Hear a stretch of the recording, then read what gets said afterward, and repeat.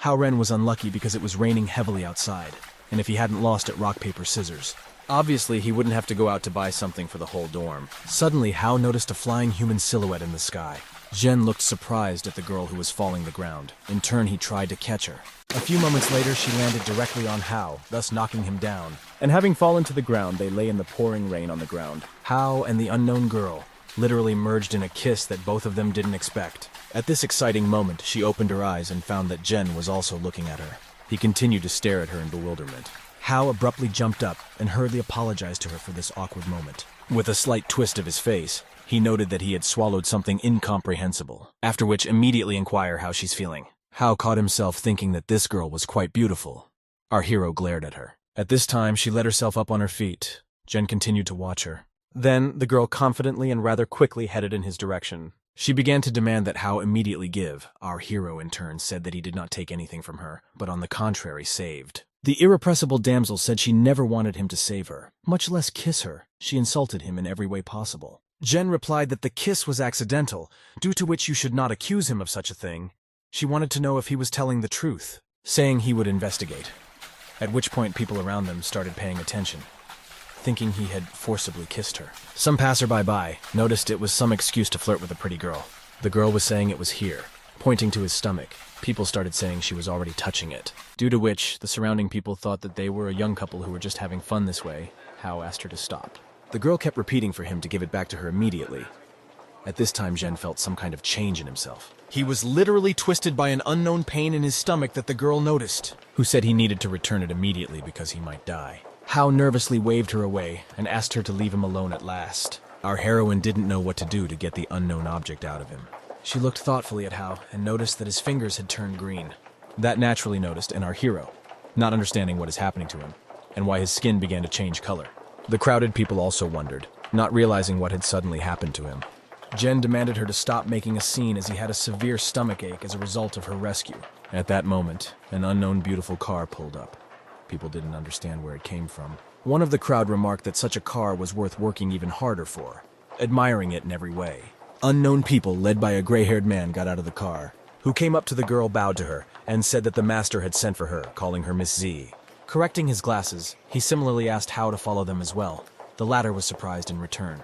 At this time, an unknown girl, savvy to their timing because Ren had stolen her item, urged them to deal with him. The guards approached Hao, who realized that nothing good was likely to happen to him. A short time later, in the high-rise building where Zhen and Zai were brought, all the bodyguards bowed to her, welcoming her home. Z in turn told them to drop these formalities. Hao asked Z if her father was Jao Guang, who was the director of Mingji Group. She smirked and said that she was his daughter. Our hero had heard that Guan was on good terms with both the underworld and the government.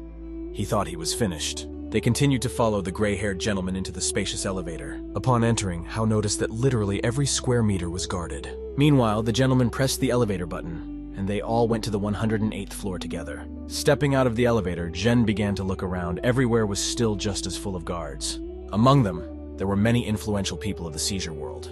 As Hao looked at each of them, he realized that things were much more serious than they seemed. They were expensively dressed, wearing rings and bracelets, some glancing haughtily in his direction. Ren hurriedly caught up with Z and the gray-haired gentleman from whom he had fallen a little behind because of his curiosity. Walking through the vast corridors, they headed towards Jao Guang's office, where our hero finally met Father Tsu, who in turn immediately approached Hao, and with an angry face, asked if he was the same Hao Ren. The main character was literally sweating with excitement, and rather modestly said that he was Hao Ren. Guan looked at him, and after a few seconds, he asked why he had eaten his daughter's inner core. Zhen surprisingly replied that he didn't know how important it was that he had accidentally swallowed it. Father Z looked at Hao and smirked. Our hero didn't know how to affect the situation. Guan leaned over to him and smiled at him, saying that he was obliged to marry his daughter. Standing to the side, Z was literally taken aback by such an ultimatum from her father, whereupon she immediately made her indignation known, saying that Guan was just bullying her. Rushing to her side, her father hurriedly calmed her down, telling her not to get so heated. Then he thoughtfully stepped aside, thus becoming his back to Hao, and wondered if the skin around his wrists had turned green, and if his whole body ached. Zhen interrogated him about how Z's father could know this, and what to do about it. Guan replied that this happened because he had swallowed the core of the dragon Z, adding that the dragon core serves as the source of the dragon tribe's power, which always helps them fly and rule this world, thus granting them power. Hao in turn couldn't believe what was happening. He thought it was some kind of newest type of hologram. Father Tu went on to say that if a person were to suddenly receive this core, he will inevitably die eventually, and there is no way to counteract that. Hao was literally shocked at the information he heard, and didn't utter a word. Meanwhile, Jao Guang asked what he thought of his daughter Zi. Jen muttered inarticulately to himself that she was a rather rude and spoiled child, which extremely angered Su, who in turn literally boiled over after a second. Asking what Hao was mumbling, she confidently and spitefully headed in his direction. Guan put out his hand to keep her out, urging her to watch her manners, saying that as a dragon, she couldn't cultivate.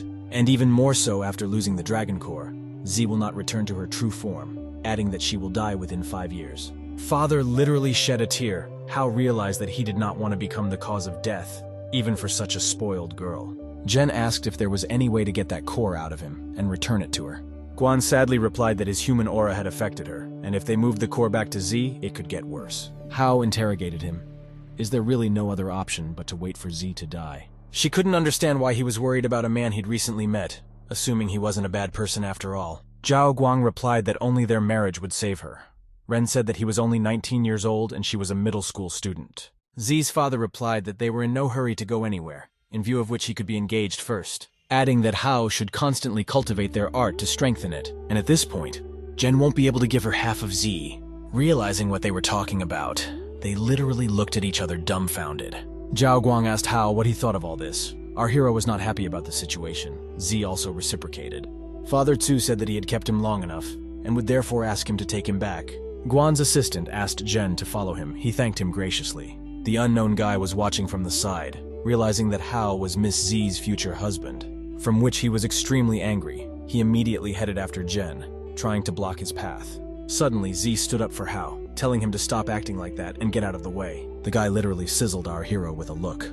Jen meanwhile recognized the old man, who persuaded Lei Rui to not be so rude to their guest. At this moment, Hao asked the old man if he was the vice principal, Mr. Lu Qing. He replied that he was. Adding that they would return to the university a little later, they walked down the stairs. After a while, they gave him a ride to the said place, and Lu Qing began to explain to him, showing a certain notebook saying that this was their art of spirit concentration, and if Jen followed the instructions, he would learn. Lei swept up that the man wouldn't understand their art.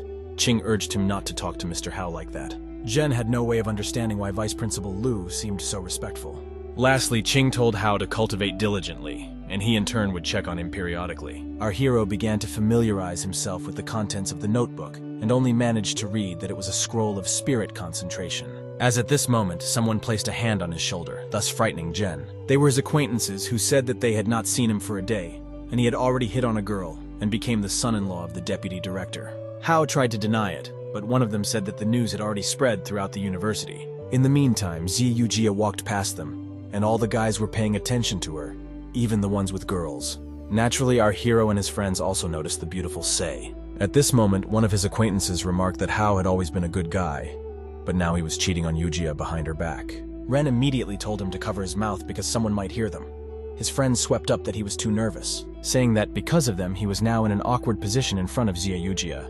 Suddenly, they met gazes. Hao was literally gazing at the beautiful Zi, blushing slightly from embarrassment. She in turn was just as slightly embarrassed and quickened her step, moving away from them.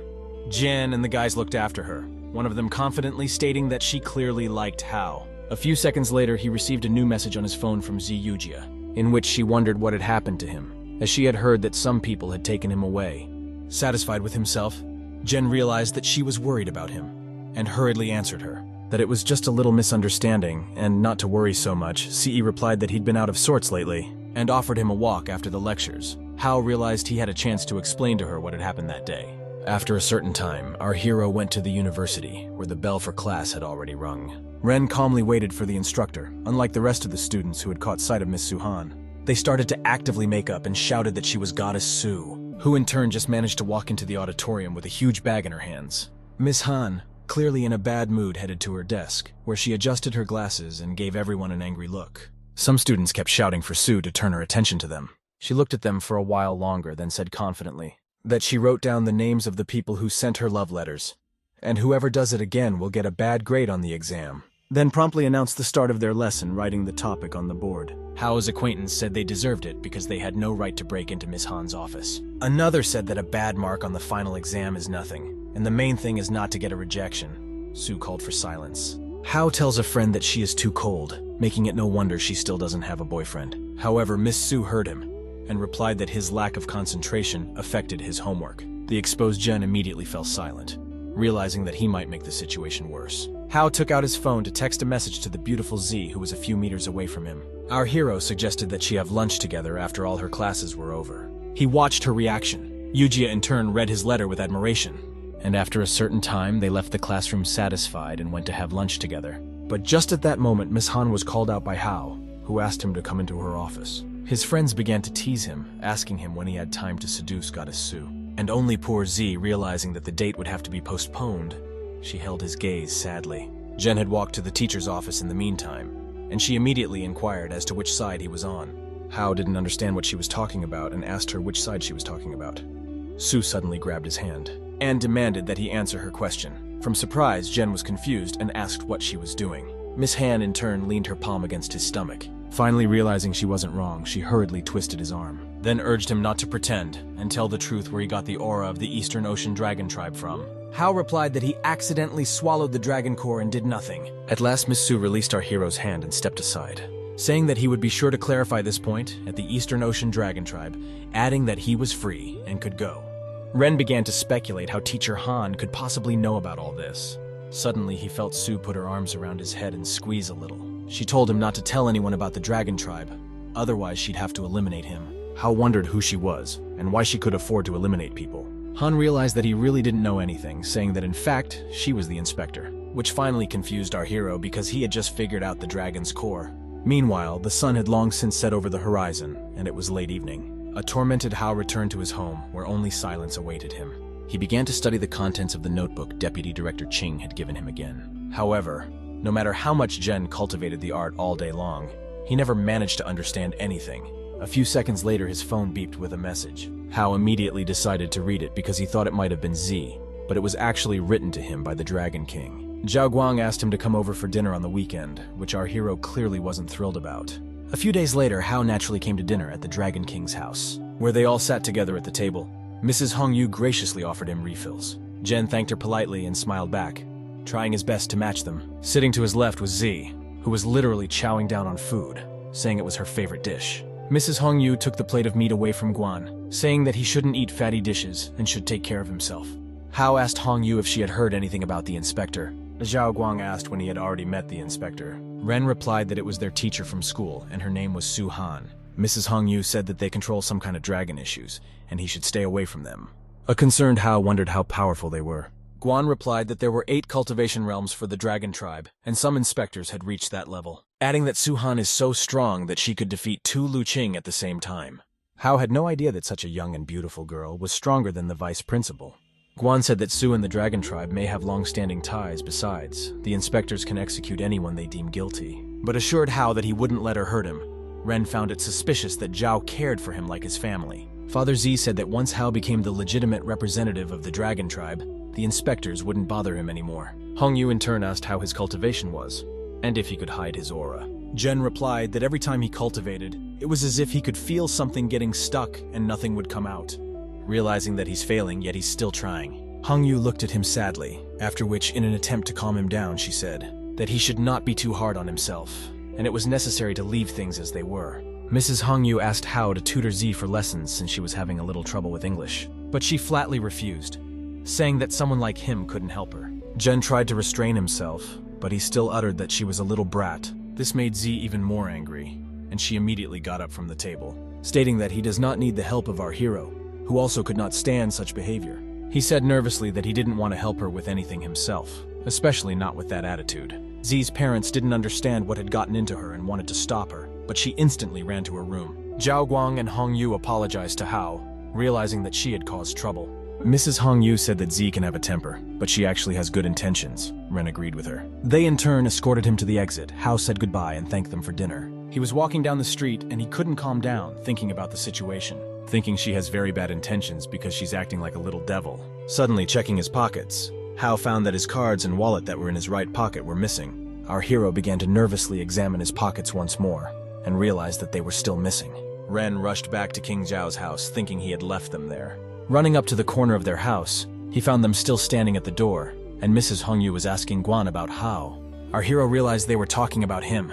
Father Tsu said it was better to listen to their daughter. Hongyu stated that it was necessary to tell Ren about the time limit on his cultivation because Z might not survive. Hao realized that he had too little time to study cultivation. Guang said that Ren is a kind man and would feel guilty if he knew that Z was willing to risk his life for him. Mrs. Hongyu replied that they could save their daughter and take away the dragon core by force, but in that case, Hao would die. Jen literally scrolled through the acquaintance and all the moments with Z, who he thought was so mean. Our hero hardly realized that Zhao Yanzi had taken on such a responsibility. Hao noticed that dragon scales were beginning to appear on his hand. He was well aware that it was because of the dragon core that was inside him. Plus, Jen had to help her with her English classes tomorrow. Z at this moment stood pensively in proud solitude on the balcony, and she looked at the moon disk hanging in the night sky, where cold stars glowed in the distance. Meanwhile at Zhao's house, Guan sadly summarized that without the core, Z wouldn't live to be 20 years old. Rui suggested cutting Hao. To extract the core, the old man agreed, saying that Miss Z's life was far more important than some person's life. Lei said he'd dump his body in the ocean and no one would suspect or find him. At that moment, an angry Z burst in, saying that she wouldn't let him do that. Chu replied that there was no other way to ensure her survival. Yanzi stated that Ren was not guilty of anything and there was no need to touch him. Besides, she can't exist normally knowing that Hao's life was taken to save her. Which, to her surprise, made her father Guan laugh, who hurried over to her. And in an attempt to calm Tsu down, he said he had an idea. She cried into her pillow and said she didn't want to kill him, but she wouldn't marry him either. After a while, Hao knocked on her room, saying he had come to help her with her lessons. Tsu opened the door a little and wondered what he was doing here. Ren replied to teach her English, and if she didn't open the door, he would tell Mrs. Hongyu. She replied that she wouldn't open up to him. Hao hurriedly went to Hongyu to tell him everything. Tzu in turn opened the doors, though, and said he could do that to her. However, as she tried to leave the room, she caught her foot on the threshold. Thus flying right into our hero, Jen was able to keep her on her feet, saying he wasn't a snitch and never had been, adding that he wouldn't have told Mrs. Hongyu anyway. Z went into her room and was about to close the door behind her, but Hao followed her and noticed that she had a large room. Z hurriedly closed the door in response, thus pushing him out of the room. But the doorknob, along with the entire lock mechanism, broke off and fell to the floor. In the aftermath, Z flew off to the side of the bed, which she hit her head on. Hao in turn smirked and asked what was wrong with going into his fiancée's room. Z painfully rose to her feet, Jen still standing in the doorway. After that, she went to her desk, where there was a computer and a textbook next to it, which she picked up and suddenly threw it at Jen, saying that he should familiarize himself with it. Hao didn't have time to dodge, and the book hit him in the face, which he clearly didn't like. But our hero held himself in check and did not show it, but a lump came out on his forehead. Yanzi was frightened for a moment herself, after which she asked Hao in surprise. Why didn't he dodge? He saw her throw the textbook at him, adding that the punch made him look dumb, and it wasn't her fault in any way. Hao walked up to Z and smilingly said that it was his fault for not dodging, and gently placed his hand on her head. She was surprised, and at the same time annoyed by this behavior of Jen. Z literally demanded of him to remove his hand immediately and not to touch her.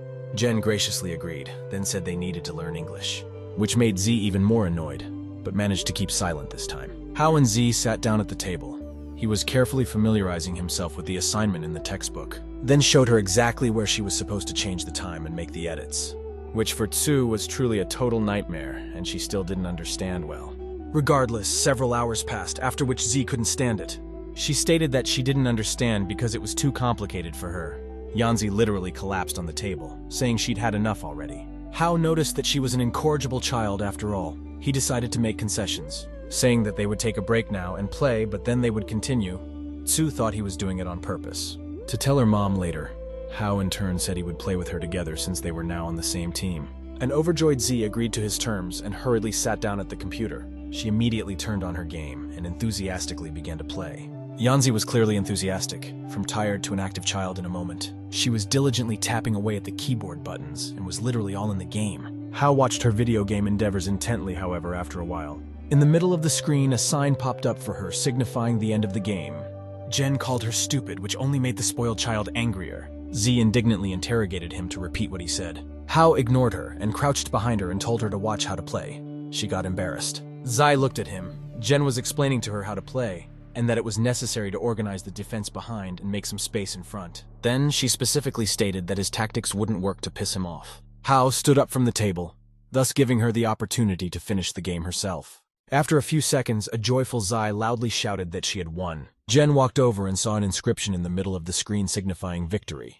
He swept up that his technique had worked after all, Yanzi claiming that she had done it all on her own. Hao gave her a characteristic look, after which she still agreed, saying that sometimes he could be useful. At this moment, Mrs. Hongyu knocked on their room with a plate of various goodies. She said she had brought them some fruit and they could take a break as they were probably tired. But Mrs. Hongyu saw the two of them together. They were very close to each other. Hao and Z in turn realized how they looked in her eyes and looked at her in surprise. Mrs. Hongyu hurriedly left, urging them to enjoy their time together. They looked at each other in silence for a while. Then, the silence became too awkward for both of them. Hao thought it would be better to sit down, which he later did, taking his English textbook with him.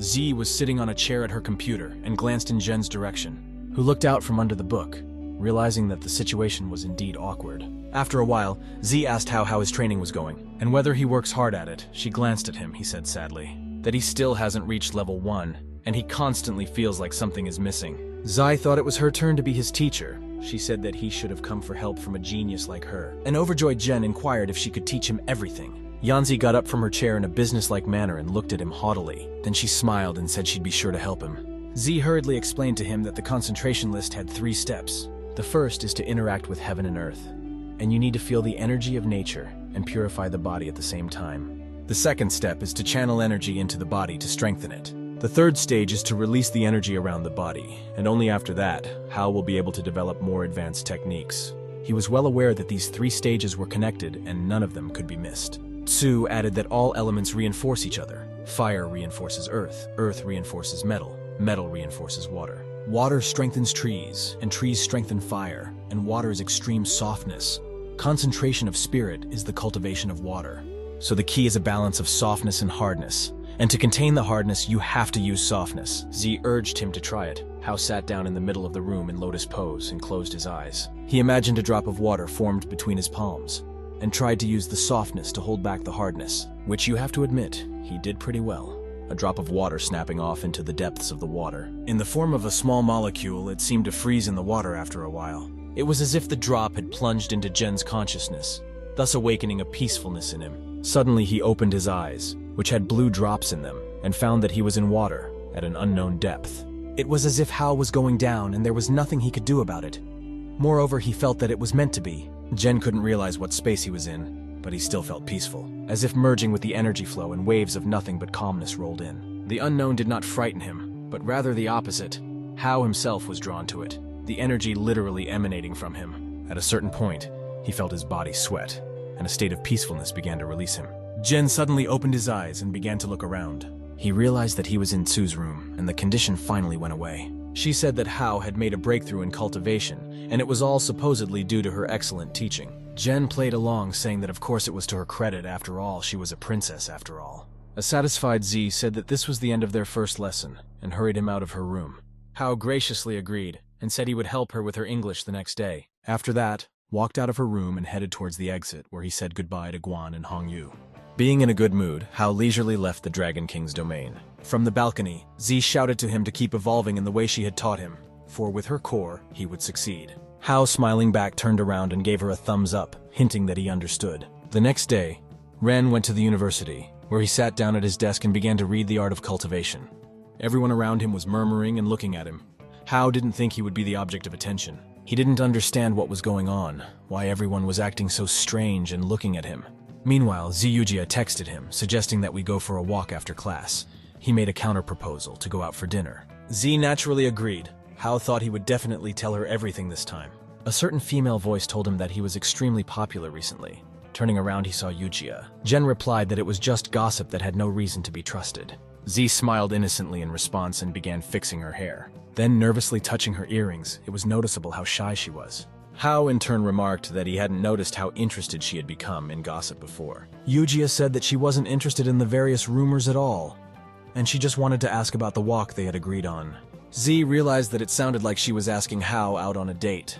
Last time, Miss Su had interrupted his plan, causing Ren to not have time to tell everything to Eugia. So he really wanted to do it fast, so he decided today was the day. Ren immediately lifted himself up from behind the desk and stood opposite Z. Hao asked her if perhaps they could go out to dinner tonight after all. Naturally, Eugia agreed. They met after school as agreed, at an establishment in town. Hao and Z sat at a table and dined, glancing at each other regularly. Eugia was as beautiful as ever. She kept thinking how to start the conversation. And after a few seconds, Z asked Jen who was coming for him in the limo. He in turn hurriedly replied, saying he had taken a part-time job as a tutor, and it was a client's limo. Eugia's hand that she was holding the chopsticks with trembled, as if something was troubling her. She then asked if the cute girl was his student who came to the college to find Hao. Jen replied that she was the one, assuring her that he was merely teaching her English. Eugia sadly remarked that she was quite cute. Obviously, Z was jealous of him for her. Hao was extremely surprised that the conversation suddenly turned to Z, and Eugia thought she was cute. Quickly changing the subject, Z asked him why Miss Su had summoned him to her office. Our hero replied that she was scolding him for misbehavior in the lecture. Yi urged Eugia not to listen to the chatter of Zhao Guang and the others. Meanwhile, it was late evening and a light breeze had picked up.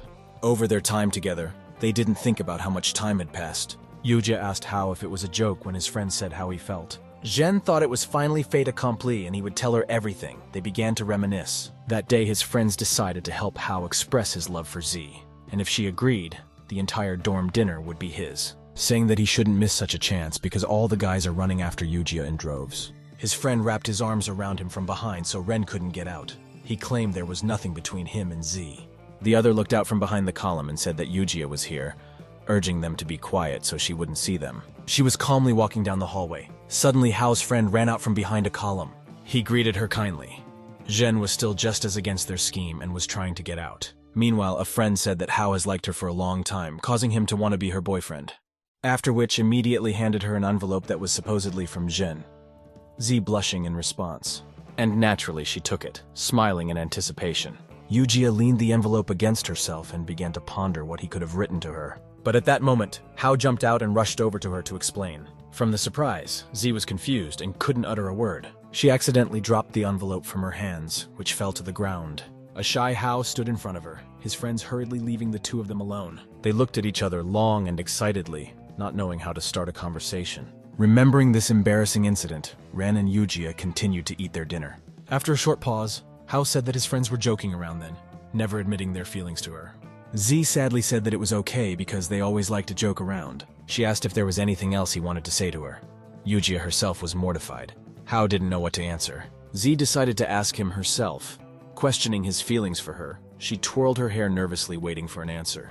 Ren was clearly nervous, and not knowing what to do, he began to look away. At this moment, Eugia laughed, saying that she had annoyed him, suggesting that because of Hao's innocence, he was being bothered by strange people. Our hero scratched his head and asked what strange people were bothering him and who she was talking about. Meanwhile, they were being followed by Lei Rui, who was literally hovering in the air, and looked down on their not-so-friendly relationship. Chewie couldn't believe his eyes and continued to watch what was happening. They were having a nice conversation. Lei, on the other hand, was getting furious, making it even more so. He couldn't understand how this brat dared to see another girl when he was already engaged to Miss Z. At this time, Hao said goodbye to Eugia and urged her to be extremely careful. Z smiled back and waved to him as she said goodbye to him. Satisfied with himself, Hao looked after her with a pleasant feeling. Ren remarked that Eugia was much nicer and cuter than that little devil. Behind Hao, Jue leisurely flew up, saying that he had no idea about such a beauty, adding that he was merely judging by his appearance. Jen was surprised by Lei's appearance, who had an attitude that was clearly negative towards Hao Ren. Rui wondered if this girl knew that Hao was engaged. Ren hurriedly explained everything to him. Saying that it wasn't at all what he might have thought, Lei replied that he would teach him a lesson for such an act. The exasperated Chewie in turn slowly sank to the ground. Hao noticed that when he landed, the asphalt beneath his feet was literally breaking. In the next second, Lei threw a lightning-fast strike, barely catching Ren, who had no time to understand anything, and just stood there in a stupor.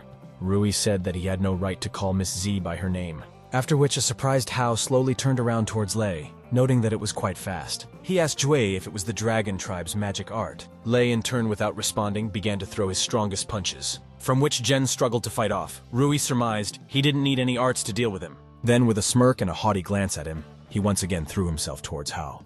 Jen didn't know how to counter Lei's strength, but he wasn't going to back down either. Meanwhile, the confident Chu was unstoppable and was quite close to our hero, who in turn tried to block Lei's powerful punches. Hao was very painful to fight because he was well aware that Rui was stronger than him. He inevitably began to miss punches from Lei, who was literally dealing with him with a smile. Chewie pounced on the weak Jen again and again. It was like entertainment for him. Hao, however, realized he couldn't handle him and contain his power. Lei felled him to the pavement with another blow, and continued to beat him up. Besides being too strong, Jue was also very fast. Hao didn't have time to dodge. Jen was lying on the ground, smiling. Lei said that he was just a weakling. That only requires combat skills to handle. Rui slowly lifted Hao, who had been beaten by him, off the ground and began to smile into his eyes. saying that humans are like insects to dragons, and they can squash them at any moment. Jen realized that if this continued, Lei would kill him, so he began to use the power that Z had taught him. He realized that this was his only chance, and it was obviously worth a try since there was no other way out. Hao gathered his strength, applying his abilities to confront him. After that, his hands shimmered with dragon magic, and he clenched his fist about to strike, which Leroy naturally noticed but didn't take it seriously, saying that his blows would only leave scratches and urging him not to fight back. However, he clearly underestimated Hao's efforts, who in turn rushed to hit him. At this moment, the surprised Lei realized that he was still able to apply the skills. The hand he was holding Hao with loosened in an instant, and he slipped out. Seconds later, Ren threw a punch, only catching him slightly as Rui managed to dodge instantly, thereby finally letting Hao out of his control. And taking a step back, Jen realized that Z's training had not been in vain. Because he had practically succeeded, Chui was puzzled. He clung to his cheek and wondered how he'd managed to break free. Hao replied that he had cultivated as Z had taught him, assuming that Lei was afraid since he might surpass him one day. But Jue urged him not to get cocky because he only had a first level, and hurriedly flew away, saying that Hao would never be able to master the art of spirit concentration. Jen immediately went home and the next day went to the Dragon King's house, where Mrs. Hongyu began to ask him what had happened to him. He replied that he had fallen and hit himself.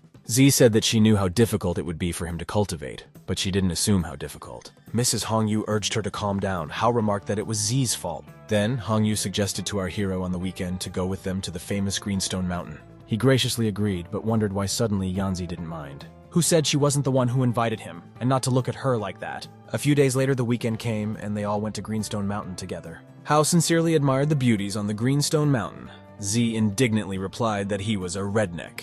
Jen said she should have stayed home since she didn't like being here. It was as if she was annoying him on purpose, urging him to shut up. Meanwhile, they were entering a high-rise building, where Hao was followed by Lei Rui, who could not calm down and accept the existence of Ren.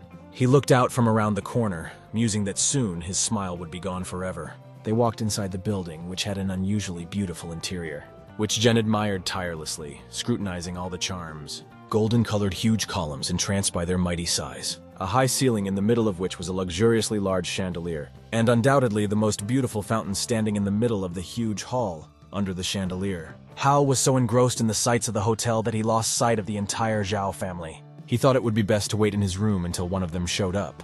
As he rode the elevator up to his floor, Jen speculated about who he was going to room with. Realizing that it would most likely be Yanzi, he consulted the map of his room. But in his head, he was already beginning to imagine Sue waiting for him in his room. Where he was going now, he was momentarily embarrassed, as he didn't really want to spend the night with her. Hao was afraid to go into the room and see her, knowing that then the vacation would turn into something terrible. He walked slowly to the door to his room, comparing the card number to the room number. Jen realized he had come to the right place, and he took a few seconds to gather his thoughts. Afterward, he opened the door with the card and saw what he thought was a woman's silhouette in front of him. Hao slowly and fearfully crossed the threshold of the room as he suddenly discovered that it was actually Jao Guang, who hurried him to take a shower and get ready quickly. Jen exhaled in relief and hurried into the bathroom. After a while, Hao was climbing up the mountain together with Yanzi. She was extremely indignant that she had gone with Jen, which she asked him about, and he said that her parents had insisted on it. Z told him to stay away from her, and Hao in turn promised Mrs. Hongyu that he would take care of her. At this moment, a small snake dangled from a tree branch, which frightened Zai. She squealed like a crazy person and backed up sharply, thus hooking herself over a rock. Z flew backwards right into the arms of Hao, who held her back, urging her to be more careful and vigilant, adding that this snake is not poisonous at all, and there are plenty of them around here, so it has nothing to fear. Z abruptly broke out of his embrace and stepped farther away from him, then confidently stated that she wasn't afraid at all. It's just that snakes are disgusting. Hao replied that he was just as afraid of snakes as she was, and that was normal. Afterwards, he asked if they could continue climbing the mountain together. Zai resentfully mumbled in response. Jen took her hand and dragged her behind him, realizing that she's just a kid who sometimes behaves erratically. After a certain amount of time, they did climb to the top of the mountain. Panting, Sue was relieved that they had finally made it, from where the scenery was unusually beautiful, which Hao and Yanzi enjoyed admiring. On the mountain itself, there were also buildings and various structures which they hurried to familiarize themselves with. Z said that this was the Temple of Heavenly Unity where Taoist Master Zhang cultivated.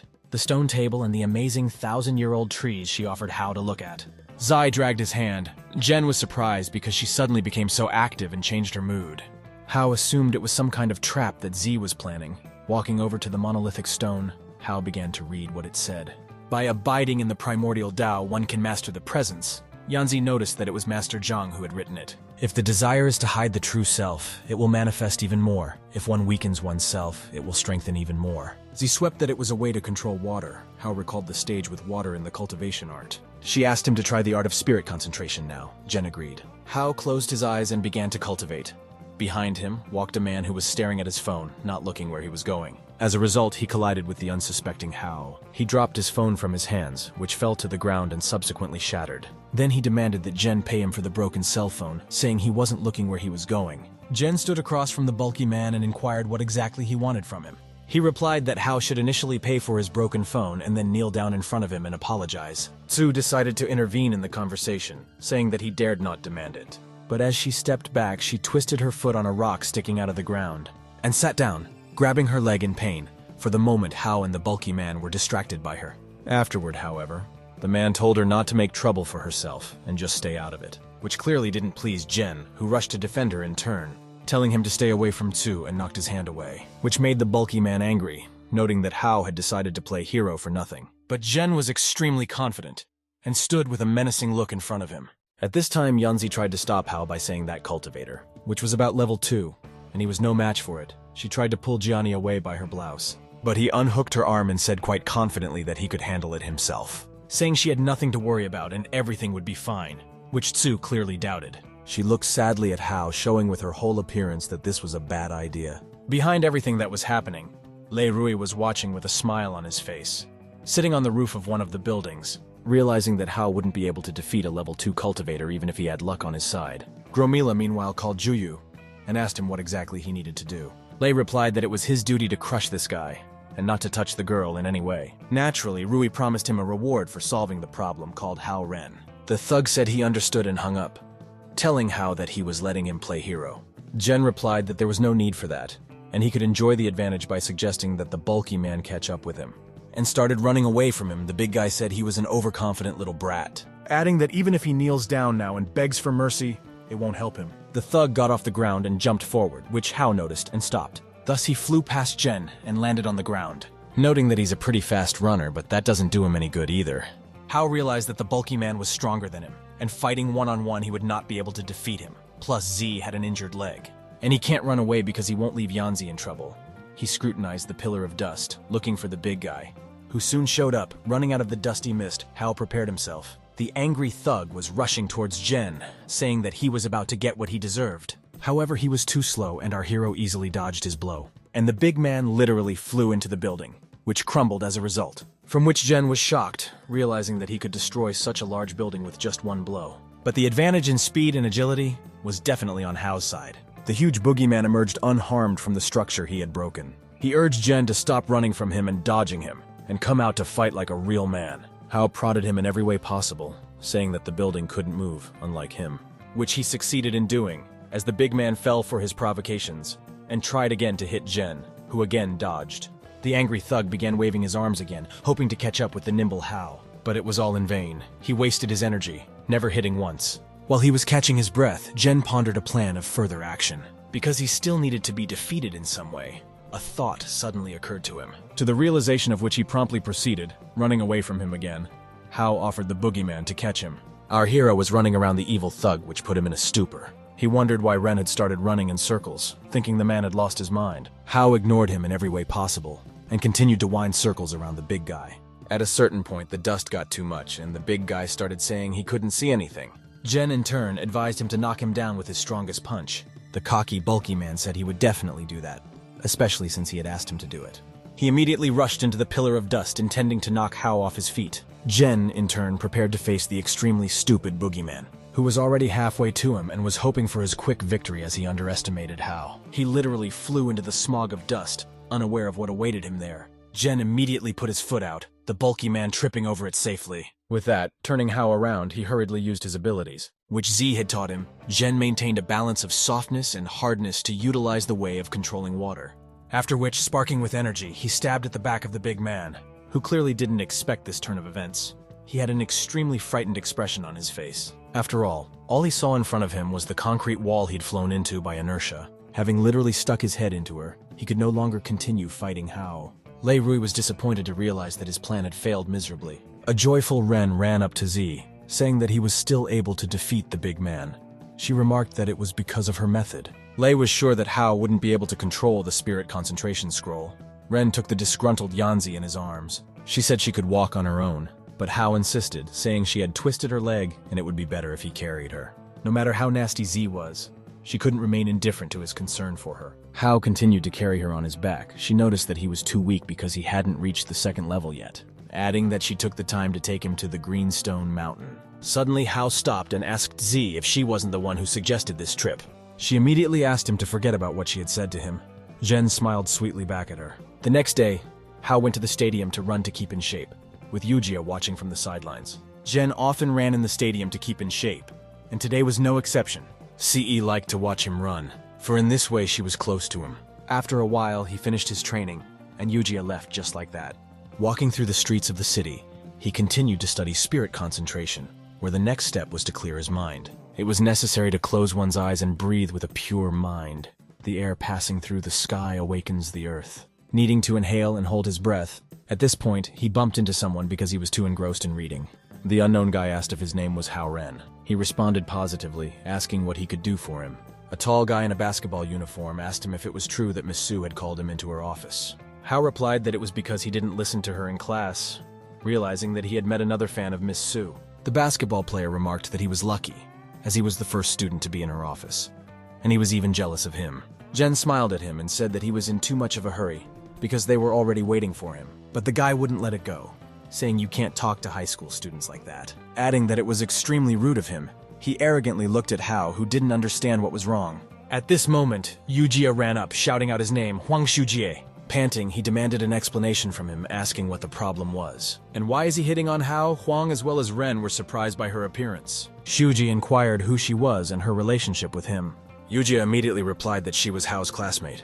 At this time, Ren suddenly grabbed her arm and took her behind her back, saying he's fine and there's no need to worry about him. Juan exclaimed enthusiastically, saying it was her, as if he knew C. Jen and Eugia didn't understand what was going on or what his reaction meant. Shujie said he saw her often at the stadium and she watches Hao run, putting her in a rather awkward position in front of Jen. Juan resented the fact that he was being chased by such a beautiful girl, and Miss Su also called him into the office. After which, he walked closer to Eugia and leaned towards her and asked, "Why is she so obsessed with this Hao, and what is it about him that someone else isn't?" Such behavior was not to Jenyu's liking, who urged him to behave decently with the girl. Then threw a punch which Shuji dodged. Hao demanded him to apologize to her. Huang smilingly interrogated him if Ren definitely wanted him to apologize. He offered him a competitive moment, and if Hao won, he would apologize to Eugia. Jen clarified exactly what it was necessary to compete with him in. Z began to realize that it was not for the good. Huang said that field day is coming up and he is participating in the 1,500-meter race, and if Hao wins, he will apologize to them in front of the entire campus, but if he loses, she'll lick his shoes in front of everyone. Jen didn't think long enough to agree to his terms, which Z was literally horrified by. Senior Shuiji hurriedly left, saying that they would meet on the field soon. Yuji asked him why he agreed to this. Hao replied that he didn't see a problem with it, asking her if he was really that strong. Z replied that this Shuji is the vice captain and ace on their school's basketball team, and it would be difficult for Ren to defeat him. Hao in turn stood his ground, saying that he should make Huang apologize to her. Z replied that she didn't care who said what about her. Zhen decided to ask her if it was true that she regularly watches him run around in the stadium. She said it was just a coincidence and she was just passing by when she saw him. Hao realized that it wasn't really true, and she was probably really watching him. Eugia decided to confess something to him. She called out to Hao. He in turn turned to her. Looking into her eyes, he looked forward to what C was going to tell him. She said shyly that she really enjoyed watching him run. After a certain time, the day of sport came, and Juan's name was shouted from the stands. Shuiji took the baton, and lightning fast, he overtook all of his opponents. The female half of the stands literally went crazy for Juan, screaming his name. In the end, Shuiji predictably won the race, arriving first at the finish line. Eugia swept up that he was indeed very fast, and he had amazing strength, which was inherent to the ace of the basketball team. Hao added that he's tall, handsome, yet rich to everything else. Z smiled and asked Ren if he was jealous of Shuji. Hao broke away from the warm-up and asked who she was going to cheer for in this race. Eugia confidently replied that of course she would cheer for him. Sama realized that Juan was a pretty good-looking and successful guy. Hao thought she was just another fan of this basketball genius, which is what he told her. Naturally, Sei pretended otherwise. She handed him the water bottle, noting that he wasn't thinking about the right thing. Afterward, hustled him off to go and get a good warm-up before an important race. He was extremely pleased that Eugia was showing concern towards him. He was about to go out on the treadmill to stretch, but at that moment a woman's voice called out to him. Hao turned around and saw that it was Z, whom he had never expected to see here, who was running to meet him.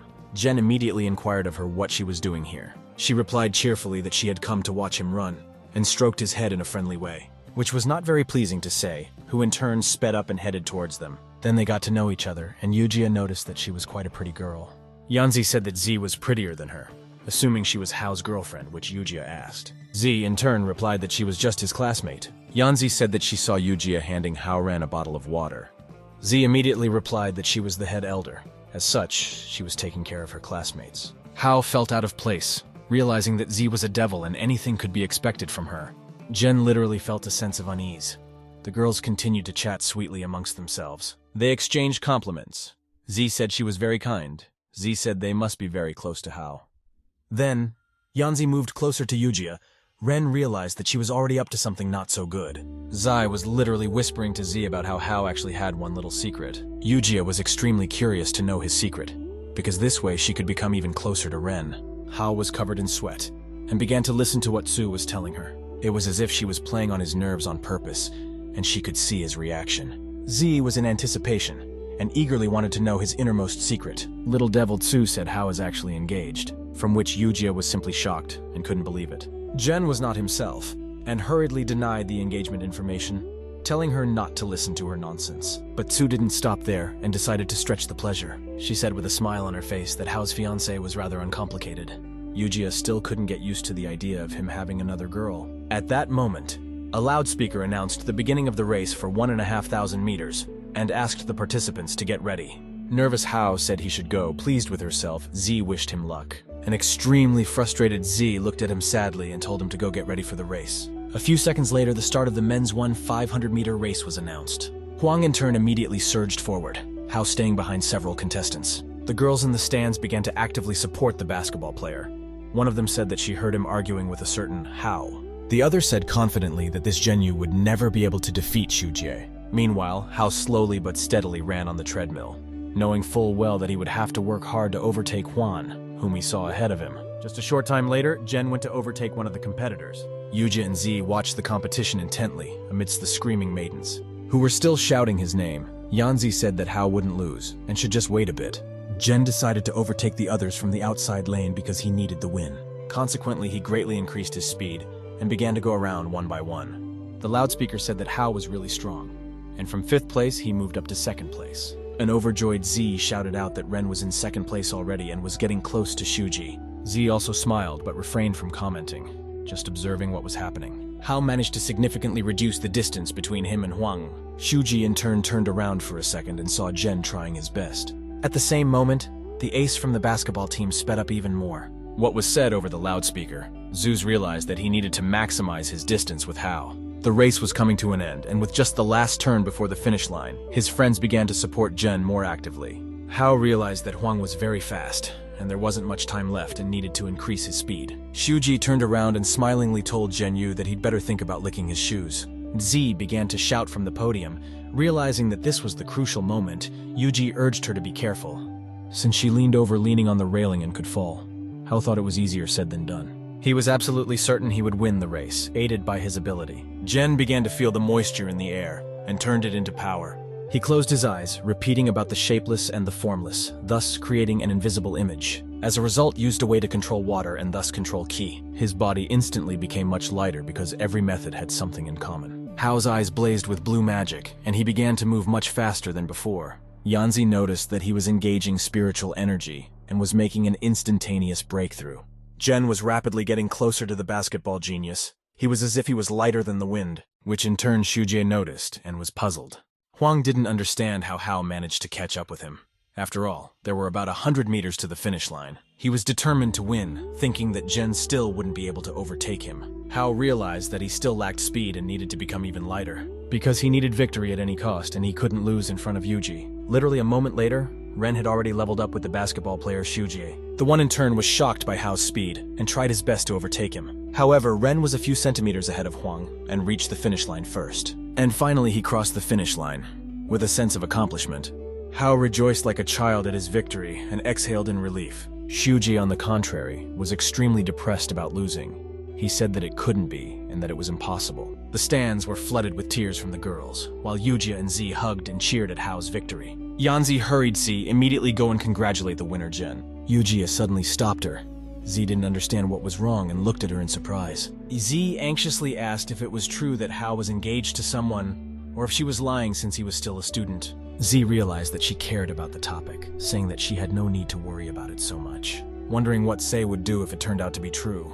Eugia lowered her sad eyes and said that she would congratulate him in that case. In response, Z laughed out loud and hurriedly reassured the distressed girl. Smiling, she advised her not to take everything so seriously, after which, hurried her to go to Hao's place, nudging her in the back and down the stairs. In fact, Z was not very pleased to hear this, and she even became jealous. Walking up to Ren, Z said that he did a good job today. Yanzi added that it wasn't bad.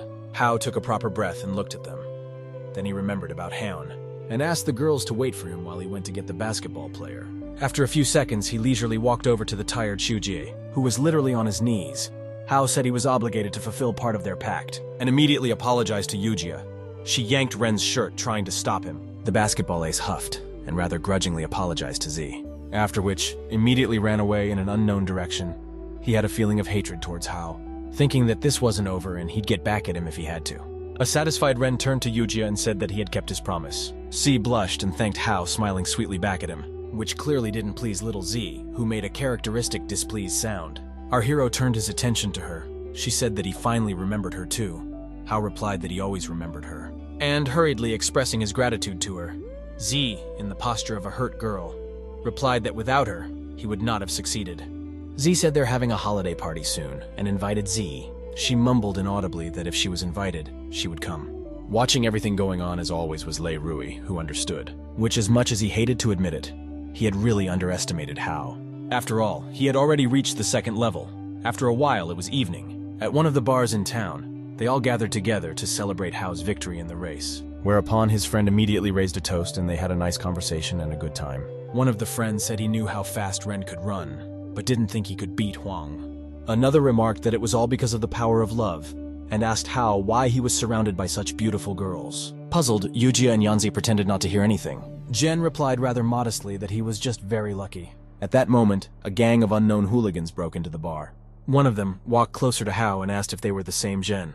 He frowned and replied that it didn't matter, and none of their business. The bully said that winning the race made him overconfident. Z interceded and said that it wasn't their house to break in uninvited. CE realized they were members of the basketball team. Hao said that their ace had just lost to him in a race, hinting that they were no match for him. The bully replied that he was unlucky this time. After a while, they all went to the basketball court together. One of the basketball players said he needed to score 1 point so that no one would say he was bullying him later. A huge basketball player came out to Hao with a ball in his hand, urging him to play with him. Jen indicated, if he wins then they will not bother him and friends again in the future. Gromila handed him a basketball. Hao's friend remarked that he absolutely could not play basketball. Meanwhile, Eugia, realizing that Ren could really lose this time, pulled out her phone and texted someone asking them to come over immediately. Boogie stood in front of Hao and prepared to keep his defenses up near the ring. Suddenly, they were announced the start of the contest. Zhen instantly rushed towards the ring, where he was naturally already waiting for the big man, who immediately realized that as a beginner, he was not bad. Hao in turn tried to get around him to put the ball in the basket. It wasn't an easy task, however, which he realized when he faced the thug. He didn't give Zhenyu the opportunity to get around him and make his way to the ring. Hao realized that normal dribbling wouldn't help here, and he had to think of something. After all, he was like a mountain that couldn't just be taken and walked around.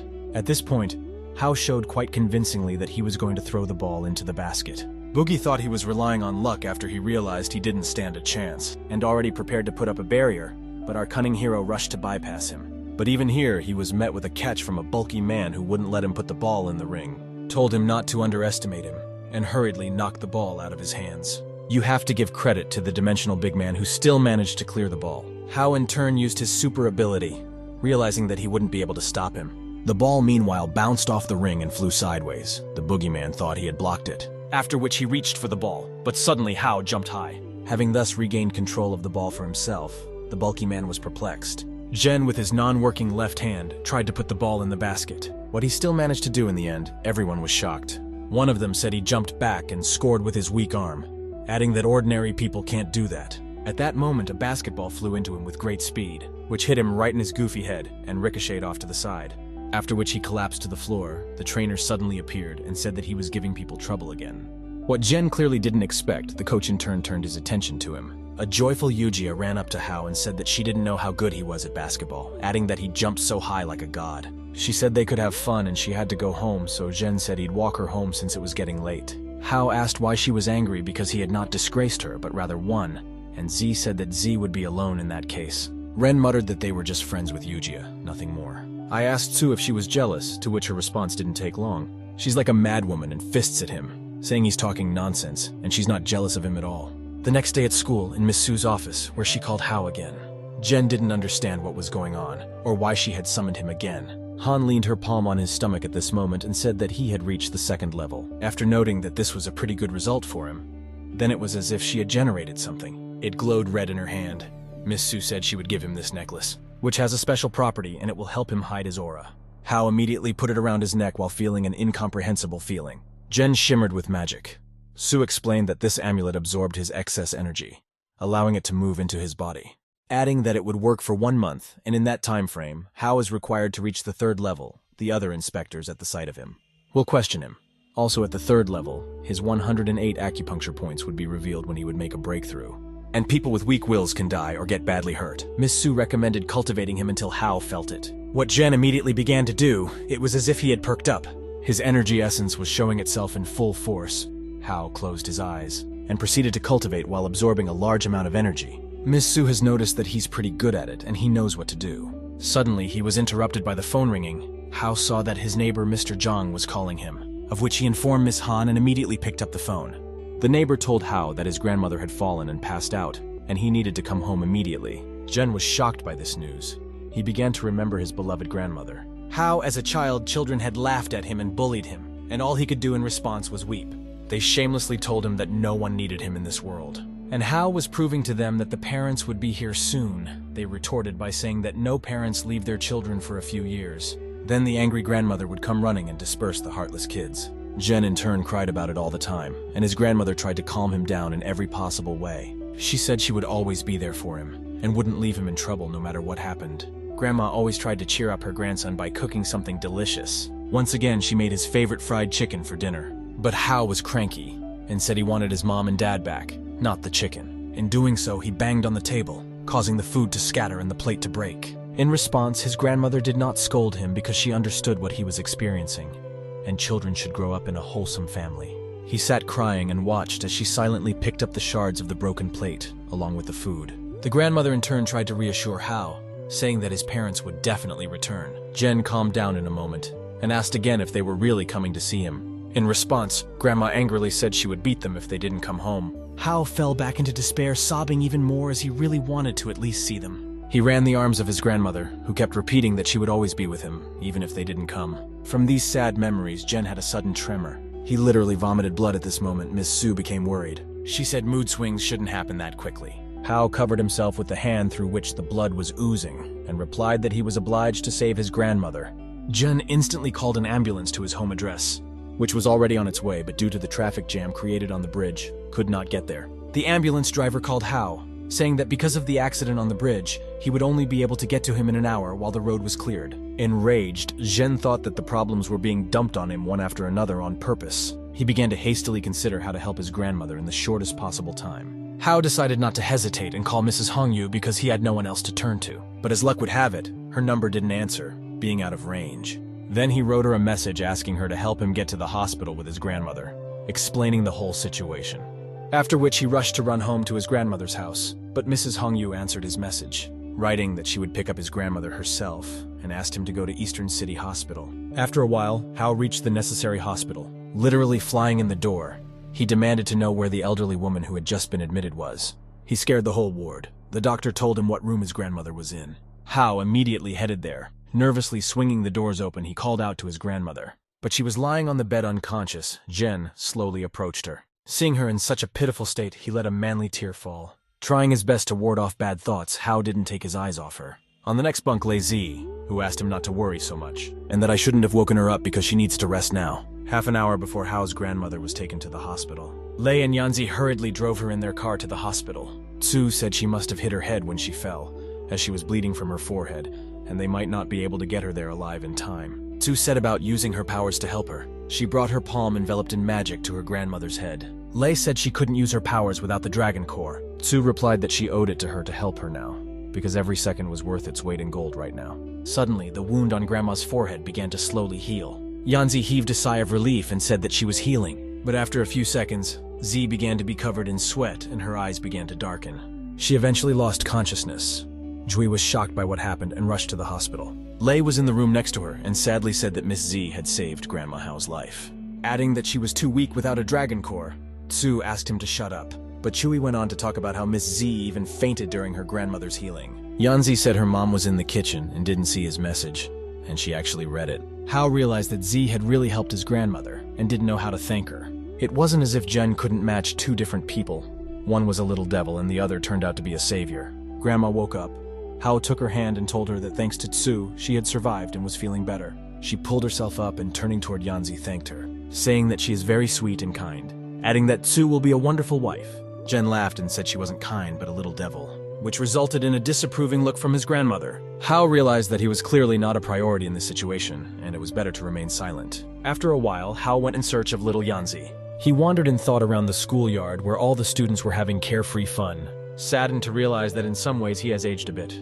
Jen walked down the hallway looking around, but Z was nowhere to be found. As he walked past the students, he heard two guys discussing her. Hao listened, one of them saying that she was rather impatient, while the other remarked that he didn't care about her temperament. And dreaming of her becoming his girlfriend, Jen realized how popular Z was. He went to the door to the classroom and knocked, saying he needed to pick up Yanzi. The teacher opened the door and said she hadn't seen him before, wondering who he was to her. Hao replied that he was her brother, and her parents asked him to take her away. The teacher said she had to be on the tennis court, and asked her to give something to Tsu, saying that Zhao Yanzi is spending too much time with one boy, due to which she has a certain problem in the form of puppy love.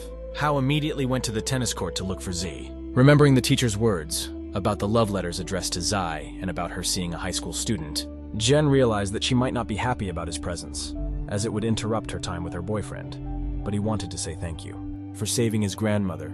As he approached the court, he heard someone calling her name. Looking closer, Hao saw Yanzi playing tennis with the guys, to whom they were so diligently writing out compliments, but she paid no attention to them. After the game was over, Z stopped to drink water. Zhenyu wondered who this lucky guy was that she was spending so much time with.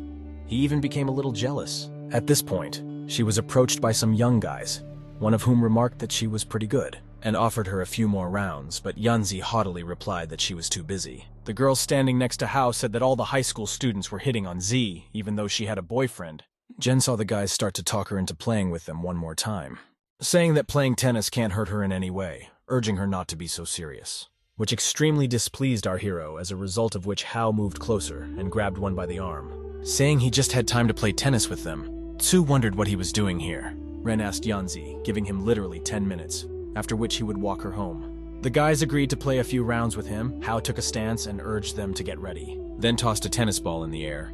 They thought they were ready to serve it. Our hero in turn struck as hard as possible, realizing that they would not be able to react to him. The ball rebounded off their zone and literally slammed into the wall, causing cracks to go down the wall.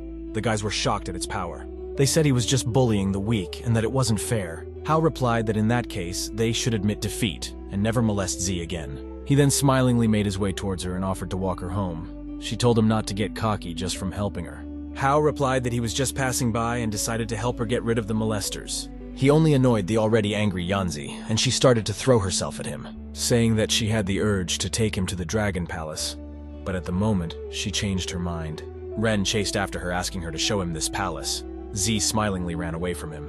After a certain amount of time, Yanzi naturally took him to the famous palace, where it was really very beautiful. She led him along a road lined with knights in golden armor. One of them greeted Z, addressing her, "Your Majesty," from which Hao was puzzled, but realized that she was still the daughter of the Dragon King. Suddenly, a large, creepy flower stood in front of him, opening its petals like a maw. Jen was naturally frightened.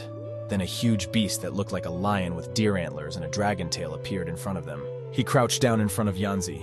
She in turn stroked him. A moment later, Hao was blinded by a spotlight that shone from the side of the palace. An old man came out and fell on his knees and greeted Her Highness in the person of Z. Hao didn't particularly like this attitude of everyone towards this little deviless. Zai asked the elder to give him a tour of the palace as she needed some sleep.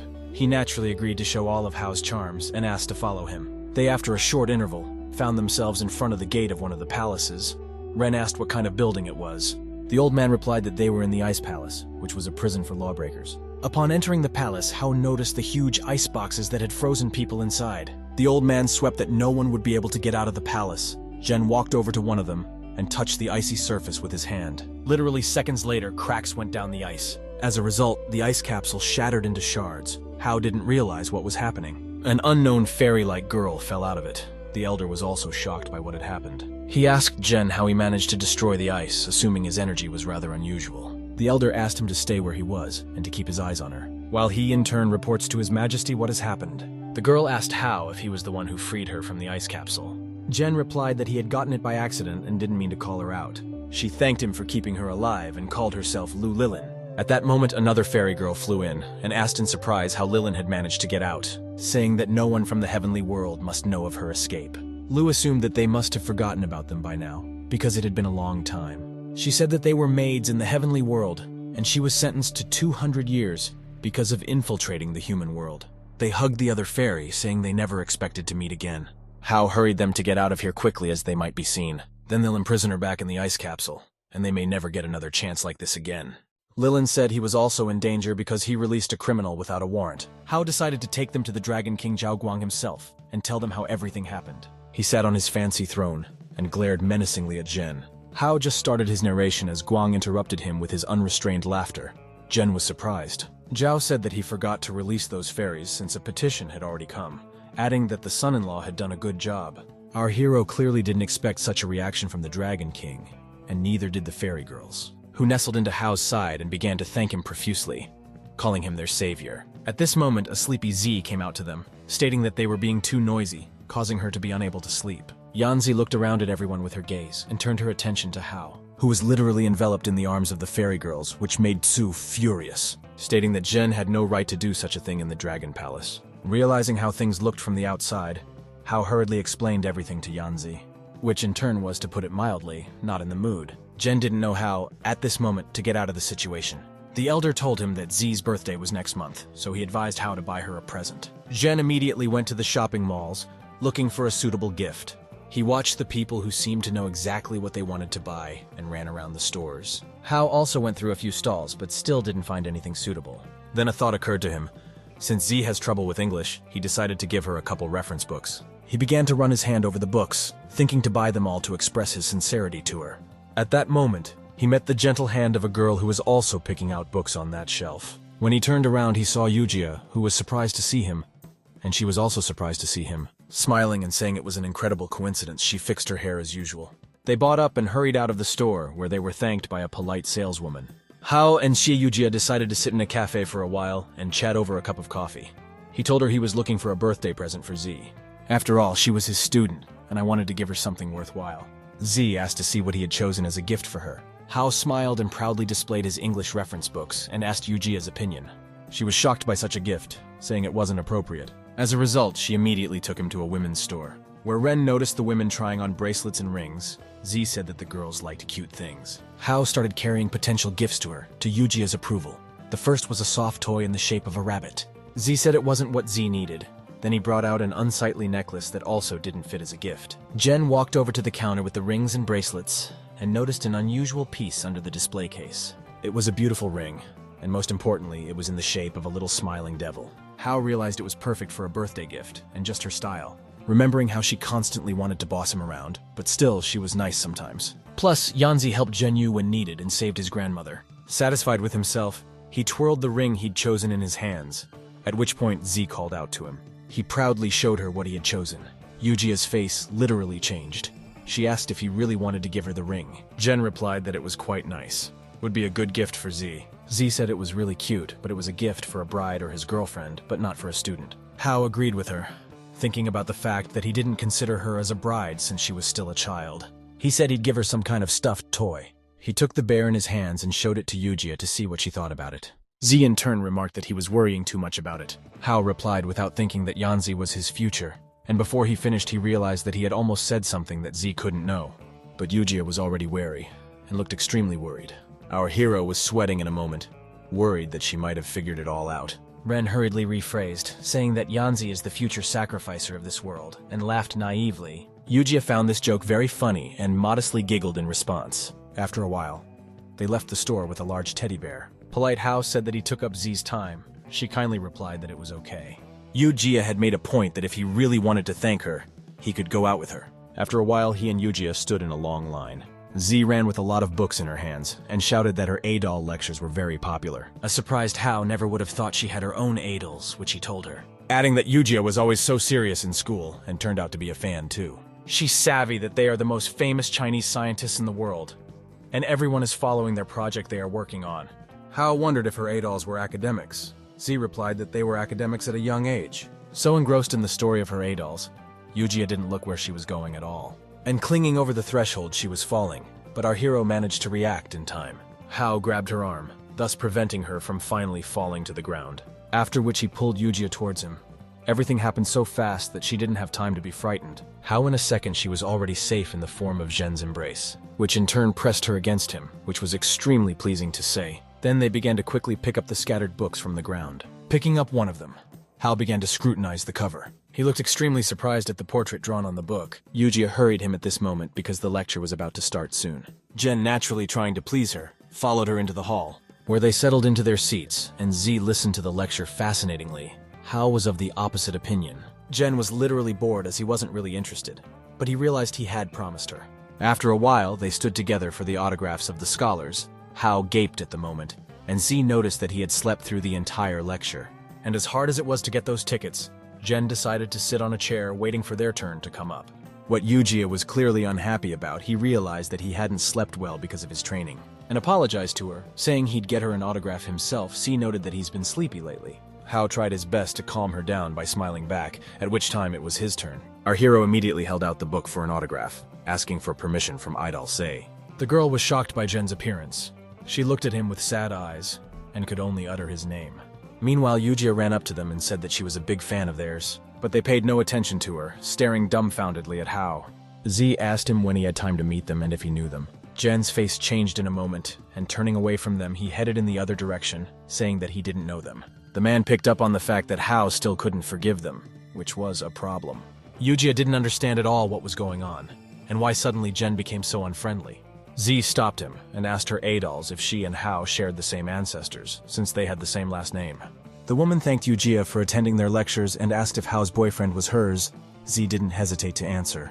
While he's not her boyfriend, the woman replied that in the future that means he'll be her boyfriend. Z said that's not what she meant. Hao in turn was puzzled at the direction the conversation had taken, and what Z had said. Eugia bowed to her Adols, and after thanking them for everything, said goodbye to them. After which she abruptly pulled Zhen, who didn't understand what was going on. The scientist looked wistfully after them and no less sadly summarized that their poor son was neglected, and they spent so much effort on research while failing to become real parents. Hao's mom added that seeing him with his friend gave her some relief after a while. They sat down on a park bench, and Eugia sadly said that she didn't even ask them a couple questions, but she saw her Adols. Hao tried to reassure her, saying it was normal, but Z replied that he had no idea how amazing they were. Eugia began to give him their books, imploring him to familiarize himself with their research. At this moment, they were called out by Hao's frightened friend, who hurried them to help Jiaying, who was fighting with the basketball players, from which Zhen was puzzled, since they had sort of worked things out with them not too long ago. The basketball team, meanwhile, beat up Zhen's friend, urging him not to say it again. Jiaying replied that even if he asked him 100 times, he would still say that Hao was better than Shujie. They continued to beat him, saying he was being so stubborn for nothing, adding that if he had just admitted defeat, it would have been better for him. Jiaying in turn tried to fight back and bit one of them on the leg. Making them even angrier, they began to strike harder. Suddenly, Hao shouted out, telling them to stop bullying his friend. The bully replied in a sarcastic manner that he didn't expect to see him here. They gang-headed toward him, saying that if he called an ambulance now, he might live. The beaten Jiaying asked Zhen to run away as soon as possible to escape them. Hao, however, was determined and reminded them that he had warned them about his friends. To keep them away from him or his loved ones, his hands blazed with magic. Hao immediately began to beat up the insolent scum. He literally went wild with anger and continued to strike the rogue hard. Zhen's eyes were bloodshot, and it seemed like he was only getting angrier by the second. After he brutally beat one of them, almost to the point of unconsciousness, Hao rather confidently headed towards the rest of his abusers. saying that they had pissed him off for nothing. The gang of basketball players stood by worriedly. He remembered Miss Su's words about his mood swings not being able to pass too quickly. As such, he needed to remain calm, with a cool head, or else he would not survive. At that moment, his heart started to pound faster than usual, and he vomited blood again. In the aftermath, Hao fell to his knees and breathed heavily, trying to regain consciousness. Eugia and his friend didn't understand what was happening to him. They shouted out his name in a frightened manner. The bandits on the basketball team have noticed that he's no longer as cool as he was a minute ago. Then, one of the hooligans kicked Hao, causing him to fall to the ground. The other also began beating the currently defenseless Jen. They, as a whole gang, mercilessly inflicted painful blows on him. The thug in turn lifted Hao above him and threw him against the ground. Eugia realized that it couldn't go on like this as they could kill him, and tried to intervene, but Jen's friends stopped her, saying that they were scumbags and she could get hurt too. Z sadly uttered that there was an urgent need to take some action. Gao Renghua took off his glasses and hurried to the aid of the battered Zheng, shouting that they were finished and urging them to stop immediately. Ruanghua ran up to one of the bandits and wrapped his arms around him from behind. The one in turn reacted instantly by elbowing him in the face, which brought Hao into action, who lifted his head to see his friend being beaten. Once again, angry, Ren began to slowly rise to his feet, his eyes sparkling with energy. Hao said they let themselves beat up his friends again. The bullies turned their attention to him. The bandit was surprised that he was able to get up, and hurriedly sent him to a horizontal position again. However, this time our hero tried to act with a cool head. The bully threw a punch at him. Hao immediately caught his arm. After which he launched a series of powerful attacks into the body of the basketball player, followed by the others, which Jen began beating them furiously, which they clearly didn't expect. Following the thug, Hao hurriedly dispatched the last bandit as well. Jumping high into the air, he kicked him in the head. He instantly assumed a horizontal position. An exhausted Jen stood in the middle of the hooligans he had scattered. As suddenly, he felt a strong weakness in his body and fell to his knees. Hao's clothes were covered in blood. He literally began to pound, and it seemed that he was about to lose consciousness. Eugia was shocked by Jen's condition and immediately ran up to him. But at that moment, Miss Han showed up and picked him up with her hands, telling him that he shouldn't be nervous. Z didn't understand where she had gotten here at this hour, and watched in surprise. Miss Su asked her to go get Vice Principal Mr. Liu, while he kept an eye on Hao. Teacher Su began to instantly heal Hao. He lay unconscious as he suddenly began to cough a little. And gradually coming to his senses, Jen slowly opened his eyes, and he saw Teacher Han in front of him, who inquired about his well-being. Hao asked where his friends were. He said they were fine, unlike him, because he almost died, adding that she asked him to try his best to avoid emotional swings. And not only did he disobey her, he beat ordinary people to a pulp. Jen stated quite confidently that he had no regrets, and no one had the right to beat up his friends. Miss Han gave him a wary glance before leaning back in her chair, saying he was a lucky man, but if it happens again, she'll punish him herself. Our hero had no choice but to agree to her terms, which he did, thanking the teacher he wanted to leave the room. But Miss Su said there's a basketball game against Tsinghua University next month, and he'll be in trouble. If he beats someone up again, Hao replied that he was responsible for his actions. Han called him naive. After all, they would still cling to his friends. Jen replied that he wouldn't let that happen. He had a temper, and she even liked it. She would never have thought she would need the identity of the princess's fiancé. Hao stood in the hallway outside the basketball team coach's door and pondered what Miss Su had told him. At that moment, a girl called out to him, saying that the coach was inside right now, asking Jen to wait for a couple minutes. Xie Wenjun was a true legend as he made the East Ocean University basketball team quite popular, saying that even the headmaster is forced to treat him with respect. Hao realized that he had to behave himself. At this time, bandaged basketball players were passing by, who called out to him and asked what he was doing here. Assuming that Hao had come to apologize to the principal, Ren tried to ignore them. The most crippled of them all declared that Hao would soon be put behind bars. Jen, in turn, tried to restrain himself in both actions and expressions. The gang did not stop, and in every possible way provoked him to rash actions, saying that he and his friends will be thrown out of school. At a certain point, Hao still couldn't stand it, and was already thinking of pouncing on them. But at this time, Coach Xie Wenjun came out to them and ordered them to shut up. After which, after looking around at everyone, he turned his attention to Zhen. The mutilated basketball player began complaining to Mr. C about Hao, saying that he was the one who beat them to such a state. Zhen apologized to the coach for beating those people, but they were bothering his classmates. Before he could say anything, Coach Se gave them a slap on the back, and they in turn said he had no right to do that to them. Afterward, he told Hao that these guys wouldn't bother him and his friends anymore. Zhen didn't expect such a turn of events, and said that he too had overreacted and shouldn't have beaten them so badly. Mr. Si Wanjun replied that he had nothing to apologize for because he had already received compensation. Meanwhile, old man Lu Qing came out and announced the decision. which the assistant hurriedly put up on the bulletin board. Everyone began to read carefully what it said and what decision they had made. It said the basketball team was being punished, and the actions of Hao and his friends were deemed self-defense, but since the match is on the line, and the team members were injured, Jen will be forced to join the basketball team, which they strongly disagreed with. Hao honestly wasn't thrilled with this news either, but at least he and his friends weren't being punished. In what was undoubtedly a plus, Coach Z looked at Jen and smilingly said that this was his compensation. The next day, Hao went to the gym where the basketball team was practicing. He stood to the side with Zi Wanjun and watched them play. After a few seconds, the coach ordered everyone to line up in front of him, announcing that Hao will now play the role of a heavy forward on their team. Xiuji pointed out that he was only a rookie, and there was no way he could be put as a forward right away. Juan, with a haughty expression on his face, twirling a basketball on his finger, the coach took the ball from him, then threw it far toward the ring, and told Jen to hammer it into the basket. Hao rushed from his seat to the ball, realizing that he couldn't embarrass himself in front of everyone. He ran to the ring pretty fast, and was as focused as possible. The basketball, in turn, hit the ring and flew back toward Jen. Hao pushed himself off the floor and jumped high into the sky for the ball, catching which he headed lightning fast towards the basket, literally hovering in the air. What the team didn't expect from the rookie after a few seconds of flight. Hao still put the ball in the basket, thus finally convincing the team of his abilities. One of the basketball players commented that he has a pretty high jump and good control of his strength. Jen realized that next time he would need to jump from his left foot so that the pose would be more stable. Everyone applauded him, saying that this is the best rookie in the world, naturally besides Xiujie, who, on the other hand, was angry at Hao and couldn't accept that he was on their team. Mr. Si Wanjun asked if anyone had any objections about Jen. In response, everyone remained silent. The coach called out the team's newest player, Hao, to follow him. He took him to the basketball court, which was outside, where to the surprise of our hero, Eugia practiced throwing the ball into the ring. Hao couldn't believe his eyes. He had never seen her in this role before. After a few seconds, Coach Z asked Eugia to come over to him. She instantly turned around and saw Jen with Mr. Si Wanjun. Eugia said hello to them. Mr. Z said it was his little sister who would be his personal trainer for today. Ren was shocked to find out that she was the coach's sister. Z hurried her brother to go to the team, saying she would take care of Hao herself. He asked her if she was really going to teach him how to play basketball. Z replied that after he beat those guys, he started underestimating others. And she's a good player, by the way.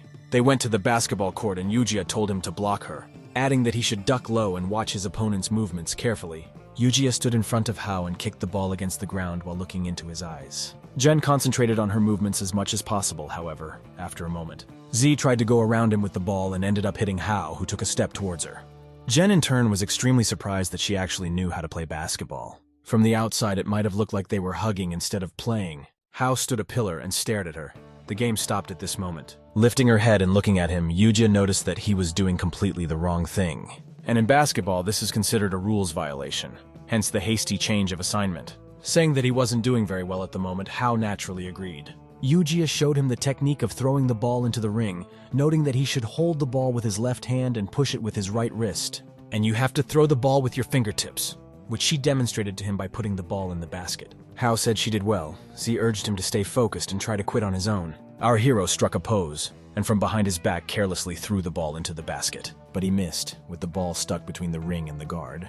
Eugia realized that it would be difficult for him. She repeated that she needed to use her wrists and fingers. After a while, there was a meeting with the Hao family at the Dragon King's house. Everyone was gathered around the table, including Jen's parents along with his grandmother. Hao's father remarked that it was extremely hard to believe that such a nice lady had saved his mother's life. Yanzi in turn became shy, and blushing she didn't utter a word. She watched as everyone chatted amiably with each other. Jen's father said that he would like such a sweet and wonderful daughter for himself like Z. Guan replied that he could have such a daughter-in-law. He wanted to drink a glass of alcohol, but Mrs. Hong Yu snatched it from Guan abruptly. Yanzi got bored after a certain amount of time listening to all these luscious favors, and unable to think of anything better to do, she decided to at least have a good meal. At that moment, Jen's mother noticed that Hao already had a girlfriend, who had recently come to their lectures. There was a sepulchral silence at the table. Everyone was shocked and started looking at each other. Yanzi broke her chopsticks out of anger, literally boiling over more and more with each passing second. Hao said that Mom doesn't know what she's talking about, and that girl is just his classmate. But Uncle Z couldn't bear to bang his fist on the table. Everyone turned their attention to him. He declared that Hao was a common catcher who was unworthy of their wonderful Yanzi. Dragon King Guan urged him to immediately calm down and behave himself, apologizing to those present and saying that it was Zhao Kuo, one of his younger brothers who was not very good at choosing words. Uncle Kuo, for his part, tried to keep himself in check, but he couldn't control his facial expression. Yanzi thanked Uncle Kuo, saying that he was very kind to her. He finally calmed down and began to smile back at Sue at least a little. She smiled at him the same way, after which she told him that she was in some kind of trouble, which concerned some high school students. Z was silent for a moment as she was uncomfortable talking about it. Then she did say she was molested by high school students. Uncle Kuo flared up again, demanding their names from her to deal with the rascals. But Z replied that Hao had already dealt with them quite successfully. Jen, in turn, tried to make as innocent a face as possible. Everyone was silent again for a while, with a stony expression on their faces. Mrs. Hongyu never understood what exactly Ren had done. Hao said that nothing much really happened. Mrs. Hongyu remarked that she had never seen Z stick up for someone like that before. Uncle Kuo said that he could also protect her from those scumbags. At this moment, Z gave him a chicken leg, assuring me that it was very tasty meat, trying once again to appease my uncle. Hao watched what was happening and somewhere even began to envy his uncle. Jen risked asking Yanzi too for a chicken leg for himself. She turned to him and, crunching the bones of her arms, peculiarly answered, while asking what he wanted. Taking her hint, Hao said that she had imagined it and he didn't want anything. After a while, the Hao family hurried home. In turn, Z and his parents accompanied them. Yanzi apologized to Mr. and Mrs. Hao, and to Grandma Hao for being rude. Grandma said she didn't have to apologize and they should thank her. Jen's father said he would like a daughter-in-law like her, but his mother was of a different opinion and preferred that gentle girl, which she kept silent about. Yanzi stared intently into Hao's eyes. He in turn looked at her the same way. For a while they glanced over as the parents said their goodbyes to each other. Zai then shyly lowered her eyes down. In her hands she held an envelope. At this moment, Mrs. Hongyu nudged her, urging Z to approach Zhenyu. She was acting like a child, and hiding her sympathy for Hao in every way possible. They stood opposite each other and were silent after an awkward pause. Yanzi handed him an invitation to her birthday party in an envelope, telling him not to forget it. Then, as befits a child embarrassed, she simply ran away. Hao looked at the beautifully designed invitation and said he would definitely come. Yanzi stood blushing to the side. Ren waved her hand in response. The next day, Hao went to Miss Han's office, presenting her with a certain bracelet, something she clearly didn't expect him to do, which she told Zhenyu while looking at the beautiful bracelet on her hand. Hao replied that she had helped him many times, and with that story about the basketball team too. Miss Su reminded him of Z's birthday next month, and wondered if Ren had prepared for it. He smiled and proudly announced that he had already bought her a nice gift. The teacher said she was asking him something else entirely, noting that Hao has absolutely no idea what the point really is. She said that the dragons of the 4 ocean clans are the most powerful, and the most powerful of all. But lately they've gotten too caught up in human affairs. In particular, the new generation was not as strong as the previous generation, adding that Yanzi's cultivation level was too low. The West Ocean Dragon Clan is currently gaining strength, and Zheng Yitao, the crown prince, is the strongest among the younger generation. They start wars and try to take the place of the East Ocean Dragon Clan, so the two clans are on terrible terms. Jen swept up that he had seen many treasures sent by the Western Ocean Clan in the Dragon Palace. Teacher Han sipped her coffee and said that Hao was too naive. Miss Su added that Zheng Yitao actually wants to marry Yanzi. Ren, at this moment, was also drinking coffee, which he soon choked on when he heard about Yitao's plans. Miss Han said that Z is the sole heiress of the East Ocean Clan, and by marrying her, he will lead their clan. Hao wondered how Mr. Zhao couldn't understand Zheng's intentions.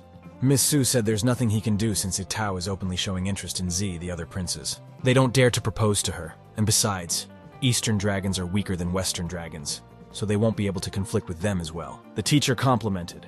Everyone was surprised that after Hao accidentally ate Z's core, he was betrothed to her. And at her birthday party, all eyes will be on Jen. But the Western dragons won't give up on their plan, and will pressure Z to marry Zheng Yitao. And that means they are sure to have the support of many elders. Hao asked the teacher if they were going to take Yanzi away forcibly. Miss Han replied that he would most likely be, since Jen's weakness would only benefit them. And if Z marries someone who doesn't know how to cultivate, none of the dragon clans will accept it. Hao said that it turns out he is putting her in danger. Su said that the only chance is to become a cultivator, otherwise they are doomed. Jen replied that he had already reached the 3rd level, and understood how spiritual concentration worked. Miss Han had noticed that even after the 3rd level, his spiritual energy remained too weak for the Kang level. Hao in turn assured Su that he would find a way to reach him, and he would not allow Z to be harmed, no matter what it cost him. A pensive Jen leisurely walked back to his home through the streets of the Night City. Suddenly his friend Chao Ronghua appeared behind him and called out to him. Saying that Hao was looking for 2 beautiful girls, Jen turned around and began to wonder who might be looking for him at this late hour of the night. Our hero naturally went to meet them. The girls turned out to be 2 fairies, whom he had previously saved in the Ice Palace. They took him under their arms and wouldn't let go for a second, Hao begging them to leave him alone. but they were very stubborn and didn't want to leave him, quite the opposite. They asked his permission, always and everywhere, to serve him. At a certain point, Jen still managed to disentangle himself from their embrace. After that, he immediately started running away from them, asking them not to chase him. After running down a few streets and wrapping up behind one of several high-rise buildings, Hao tried to catch his breath, thinking he had finally broken away from those crazy fairies. At that moment, an unknown female voice called out to him, asking if he had asked her to come here. She said the letter he wrote was too corny, and last century it was Wan Lin, the campus beauty of Eastern Ocean University, and her family was second only to Jao Guang's family in business. Wan began to pose naively, saying she knew how irresistible and popular she was, but she is unavailable to him because she is too good for Hao. Jen in turn understood nothing, and silently absorbed her silly antics. Lin added that she already likes a certain guy anyway, which was Xuan Shujie, the star player of the basketball team. He was tall, rich, and very attractive. Lin literally saw him as her fiancé already. Vanya said that only popular guys like her are worthy of her beauty. At this time, one of Lin's girlfriends looked closely and recognized Hao Ren as him, which she hastened to tell the rather arrogant Wan. She said that because of his love for her, Hao was always harassing Shujie.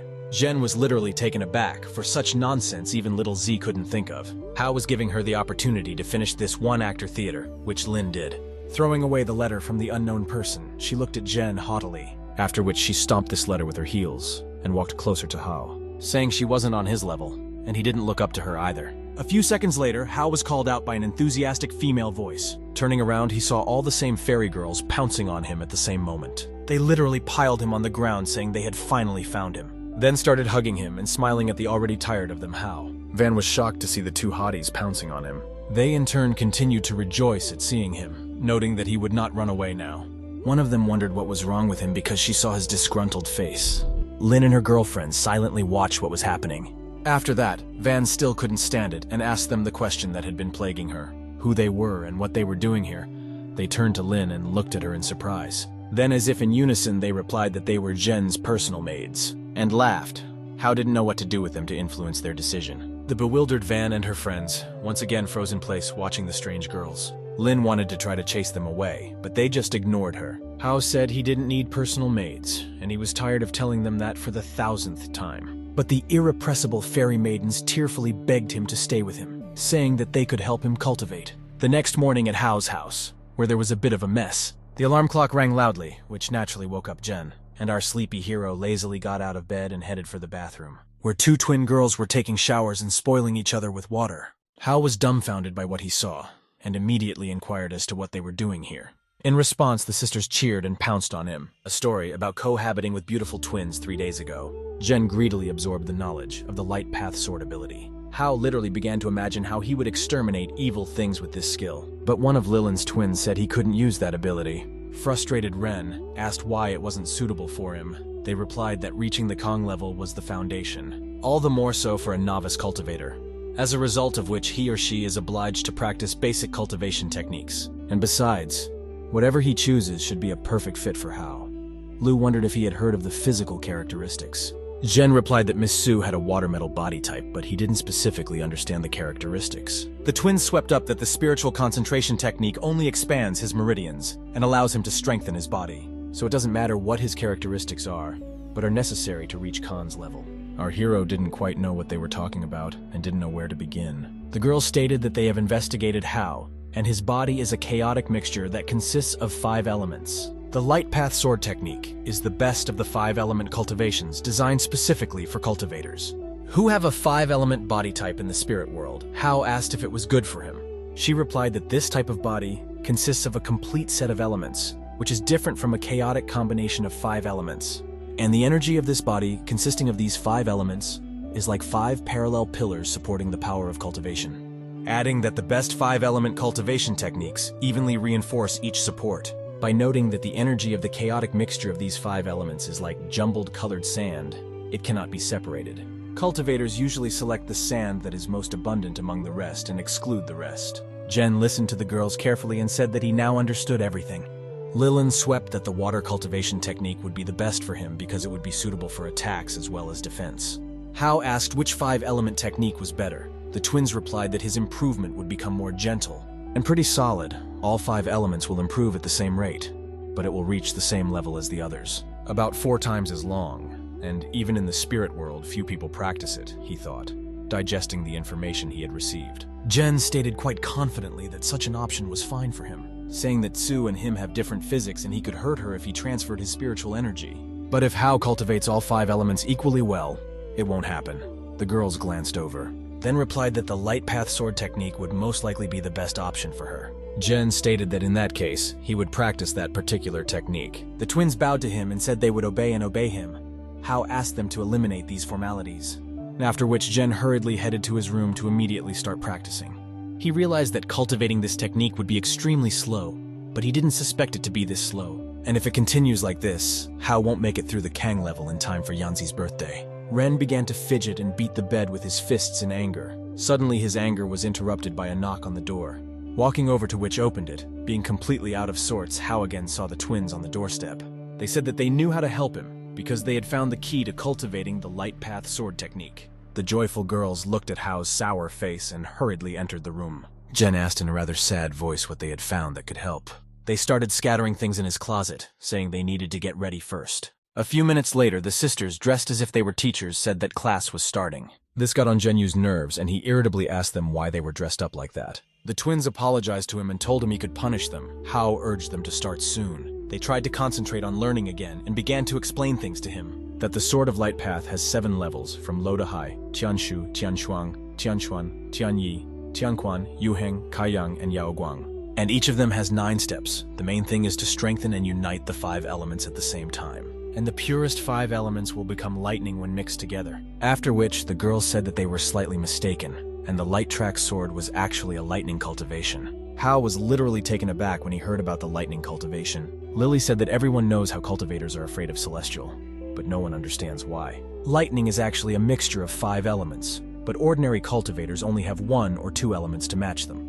And that's why they can't without misfortune. Hao began to realize that lightning cultivators are invincible. She replied that their strength is terrifying, but it is difficult for them to progress because they have to strengthen all 5 elements. And at the same time, so there are fewer of them. And to break through to the realm of Kang, Hao needs to reach the first step of Tianshuan. The girls moved closer to him, saying that it was necessary to check his body since the metal was at the 7th step of the Tianshu level.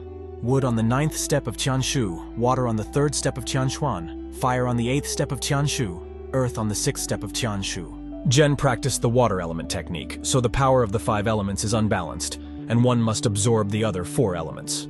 The girls literally swarmed him, saying they would definitely help him. Then they pushed him onto the bed. Uncomprehending and blushing with embarrassment, Hao asked what they were going to do. The twins climbed onto his bed and replied that they wanted to help him. Jen firmly stated that he was able to help himself and could do without them. In turn, the girls took off his shirt, saying it was necessary. After that, they began to look and touch his body, as if they were looking for certain points. Hao was extremely tense, causing Lilin to ask him to relax, saying that they should undergo such a process every day as it is beneficial to his cultivation. Jen didn't know where to place himself at this moment, and naturally couldn't loosen up. At this time, the alarm clock rang for no reason. Hao didn't realize what was going on. Suddenly his body began to sparkle with different colored energies that seemed to envelop him. After a certain amount of time, Ren was covered in sweat and opened his eyes. He saw the worried twins in front of him looking at him worriedly. Lily then shouted happily that they had finally succeeded in evolving all of his elements to Dabe's 9th level. Hao said he felt some kind of change in himself, suggesting that he had gotten closer to a breakthrough. The girl noticed that his cultivation base was still not enough to break through to the Kang realm. Our hero smiled and replied that it didn't matter, because he had found a more interesting thing. A few days later, Yanzi's birthday finally arrived. In the Royal Palace of Dragons, arranged incredibly beautiful performances of artists. The celebration was truly awesome. Jao Guang had really tried his best to surprise his daughter. He and his wife greeted the guests and thanked them for their presence at the birthday party. And they responded by saying that the party was a success. Hao also stood beside them. The guests remarked that he was a young and promising future son-in-law. But in reality, he had a hard time with these kinds of social situations. What Miss Hongyu noticed, she in turn approached Zhenyu. Yi said that he was tired of meeting the guests, so she asked him to go to Zi's house and check on the preparations. Naturally, our joyful hero agreed. Miss Hongyu smiled back at him. Ren took his gift and immediately headed towards Yanzi. He wondered if she was still mad at him. After all, it had been a while, and the last time Hao had seen her was at a family gathering. As he got closer, he noticed Z taking the gifts with a displeased look, saying that she didn't like it. Then turning around, she saw Zhen. For a few seconds, they looked at each other. He stood with his gift in his hands. Yanzi was dressed in a beautiful dress, and she had funny horns on her head. Embarrassed, she turned away from Hao and told him to stop looking at her like that. Jen, in turn, complimented her, saying that she was unusually beautiful today. Z blushingly replied that she dressed like that for her family, not for him. Hao exhaled and decided to give her his gift that he had almost forgotten to give her. He called out to her and shyly told her he had a present for her. Yanzi turned around. Jen hurriedly handed her a beautifully packaged box. She arrogantly said that she was rather hard to impress. Hao tensed up. Zai opened the box and saw a teddy bear. Jen said it wasn't really valuable. Hao said in a trembling voice that he hoped she would like such a gift, but Z replied that she was no longer a little girl, so she didn't like teddy bears. That said, however, she clung to him like he was her own, and said it was very sweet. Jen said he could return the teddy bear and buy her another gift. Yanzi replied sharply that Hao himself had given it to her, which meant it was her bear. Jen didn't understand how her mood changed so quickly, making her more unpredictable. Our hero said the twin situation made her angry last time. Jen said he didn't know why, but he still wanted to apologize to her. Yanzi asked him if that was why he gave her a teddy bear. Hao inarticulately said that technically he was still her fiancé, and that situation was out of his control, asking Z to forgive him. She replied that she didn't care at all who he became intimate with, adding at least Jen didn't forget that he was hers. She huffed at this point. Hao interjected to Z. She, still hiding her sympathy for him, got angry and said he was the stupidest man in the world. After which she grabbed his arm and dragged him behind her. Hao didn't understand what Yanzi was doing. She said they should hurry up because everyone was waiting for them. They walked down the red carpet to Guan's throne where he sat with Miss Hongyu. All the men began to discuss Z's appearance, saying that the princess was very beautiful. In turn, the women found Hao handsome, wondering if he was human. Meanwhile, they caught the eye of Itao Zhang and his siblings. Jen also turned his attention to him, realizing that the fun was just beginning. The Dragon King of the Western Ocean also arrived, bringing with him a 1,000-year-old purple coral, 10 pieces of Western Ocean ice, and 10 high and warm jade stones. The dragons of the Western Ocean were generous. People have observed that 10 pieces of ice from the Western Ocean could feed 5 or 6 7th Realm Masters. The girls gossiped that it was a dub to achieve the Princess of the Eastern Ocean. Jao Guang thanked Mr. Zheng for such generous gifts. The one in turn laughed and replied that it was okay and they should be family friends, adding that they would be inbreeding in the near future, looking at Yanzi. However, Guan did not reciprocate, but instead shifted his eyebrows and glared at him menacingly. Old Man Zheng called out to Z and walked closer to her, still cracking a smile. He started writing out compliments to her, telling her she was getting prettier and prettier each time. Afterward, asked her to become a daughter-in-law, respectively Itao's wife, what she clearly didn't want. Yanzi glanced at his sly physiognomy, then rather confidently declared that she would not become his daughter-in-law and Itao's wife. At this moment, Jao Guang told Zheng Ping not to touch his daughter. Hao also did not hesitate, and stood between Yanzi and Old Man Ping, glaring menacingly at him. He took Tsu's hand and put it behind his back, letting her know he would protect her. At this time, everyone tensed up. Hao fearlessly looked the elder in the eyes. She was extremely surprised that Jen dared to take such a responsible step. Zhang Ping didn't understand such a maneuver from such a young lad. He was discouraged. Gaining confidence, our hero continued to sizzle him with his gaze. Meanwhile, Miss Hongyu decided to act. She called out to Zheng. She apologized to him and told him their daughter was already engaged. Old Man Ping didn't understand what was going on and looked at Guan's adamant wife.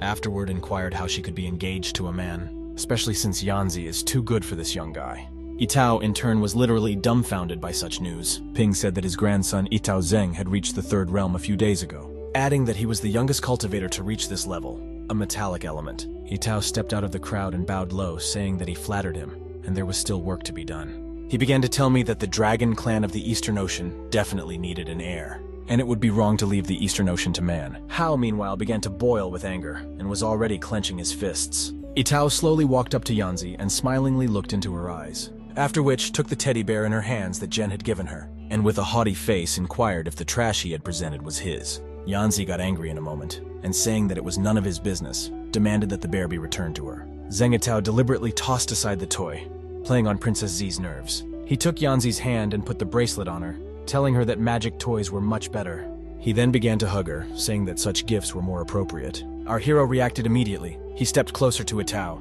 and abruptly grabbed his arm, demanding him to let go of Z immediately. After a few seconds, he repeated his demand, saying that Itao had better obey him. For a while, Jen and Zheng stared menacingly into each other's eyes, after which Hao once again repeated to him, still holding his hand the same way. Itao pushed him away, thus wrenching his hand from his grasp. Yankee remarked that even mountains of gold wouldn't replace that teddy bear for her. Zheng literally flew into a rage, and instantly blazed with magical fire. Hao stood between him and Princess Z, wondering what Itao wanted. The one in turn laughed and said that Jen had decided to play hero for nothing, After a couple of seconds, Zeng gave him a chance, fighting him in battle. And if he wins, Yitao will spontaneously refuse to marry Yanzi. Hao naturally agreed. At this time, Z tried to dissuade our hero by saying that he might die because Yitao has the 3rd level. Jen replied that he would protect her and the Eastern Ocean, trying his best to reassure her. Yitao said that he would lower his cultivation level since it would still be enough to deal with him. Yanzi angrily said that Hao hadn't even reached the 1st level. Zhang smiled and replied that it was all he could do to help in this situation. Adding that Hao was too weak, Ren in turn hurried him to demonstrate his strength. Yitao was fixing his hair and smiling at him. Hao realized that the fight wouldn't be easy. After a while, they found themselves in the arena around which everyone had gathered to watch the battle. Jen prepared to strike a fighting pose and stared embitteredly into Yitao's eyes, after which shimmered with magic and lightning swept towards him. Zeng was surprised, noting that he dared to attack first, for which he will be punished. Yitao began to use his abilities, sending magic swords into battle, which subsequently wounded Hao. He let out more of them each time, saying that Ren wasn't so brave anymore, and could only run around in circles. Hao tried to dodge his magic, realizing that even with a reduced cultivation level, his combat experience was still much more than Jen's. At a certain point, the ground beneath Hao's feet began to crack. Yitao didn't stop pelting him with magic skills. Our hero tried to counter it, realizing that he's a pretty strong opponent and contemplating the next course of action. Zeng at this time decided to attack him. Noticing that Ren couldn't move, running closer to him, Yitao once again used his magic. Thus he literally pinned him against the column. Hao began to realize that his water energy was failing as Zeng formed spiritual metal energy into swords. They were waiting for the right moment, for a surprise attack by the opponent. Jen wasn't going to give up, even though he knew he was weaker than Zeng. Hao, lightning fast released his magic ability into him. However, Yitao activated the shield, saying that his cultivation couldn't compete with his. After which, Zeng began to counterattack Hao while holding his shield. He released the metal sword again, only at a closer range. And this time, Jen didn't have time to react. The sword came across his cheek, thus injuring him. Hao clearly did not expect such speed. A smiling Yitao urged him to defend himself better and get to the action. Hao Ren immediately began to use all of his skills. He realized that it was necessary to try every possible option, but Zeng put up his shield again, saying that he wouldn't succeed since he was human. Hao unleashed a thunder sword at him, which successfully hit the target, thus shattering Yitao's shield and piercing through his shoulder. As a result, Zeng collapsed to the ground with a thunderous crash and began to gush blood. He said that spiritual water energy couldn't be that strong. Hao replied that it was thunder sword energy, not water energy. Yitao furiously uttered that Hao was talking utter nonsense and it couldn't be true. The protagonist replied that the combination of the purest 5 elements is lightning, after which, generating a lightning sparking arrow, he threw it at Yitao. Jen then hurriedly dispelled it. He believed that Zeng would lose the battle. Yitao in turn fell to his knees and began to cough up blood. Lifting his head, he looked at Hao and said that he was stronger than he had realized. Yitao got to his feet, generating a fire sword, saying that he was about to show him his true power. At this moment, he raised his hands. A fiery sphere formed above him, and a kind of whistling sound was created. After that, the flame turned into a large phoenix that spread its wings. Yitao stated that this time he would straighten out his lightning energy. Zeng was full of confidence and looked menacingly into Zhenyu's eyes. The one in turn realized that this bird, a polymer of metal spiritual energy. Hao gritted his teeth, still generating his lightning bolts the same way, and waited for the right moment. Yitao at that second pointed the firebird towards our hero. Hao instantly tried to attack, piercing the phoenix with his lightning, which by and large he succeeded. He literally cut the bird in half. Unknown golden discs flew out from the firebird, heading in different directions, and all that was left of the phoenix suddenly flew at its master.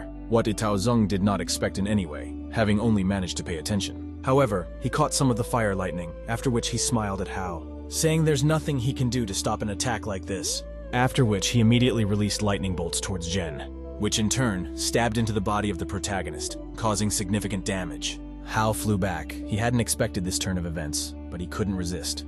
The bloody Jen realized that other than the lightning-fast cultivation technique, nothing could harm Yitao, and he dealt with all of his attacks quite easily, Hao slowly getting to his feet. He began to reminisce, pondering the balance and conversion. Wanting to use the power of the 5 elements, Yitao naively thought he could handle it. Jen seemed to lighten up, and he said that Zeng was rejoicing early because the fight wasn't over yet. The son of the Western Dragon King tensed up, realizing that this guy wasn't as simple as he seemed. Hao in turn hurriedly used his abilities. A magical wreath of wood appeared above Yitao's head.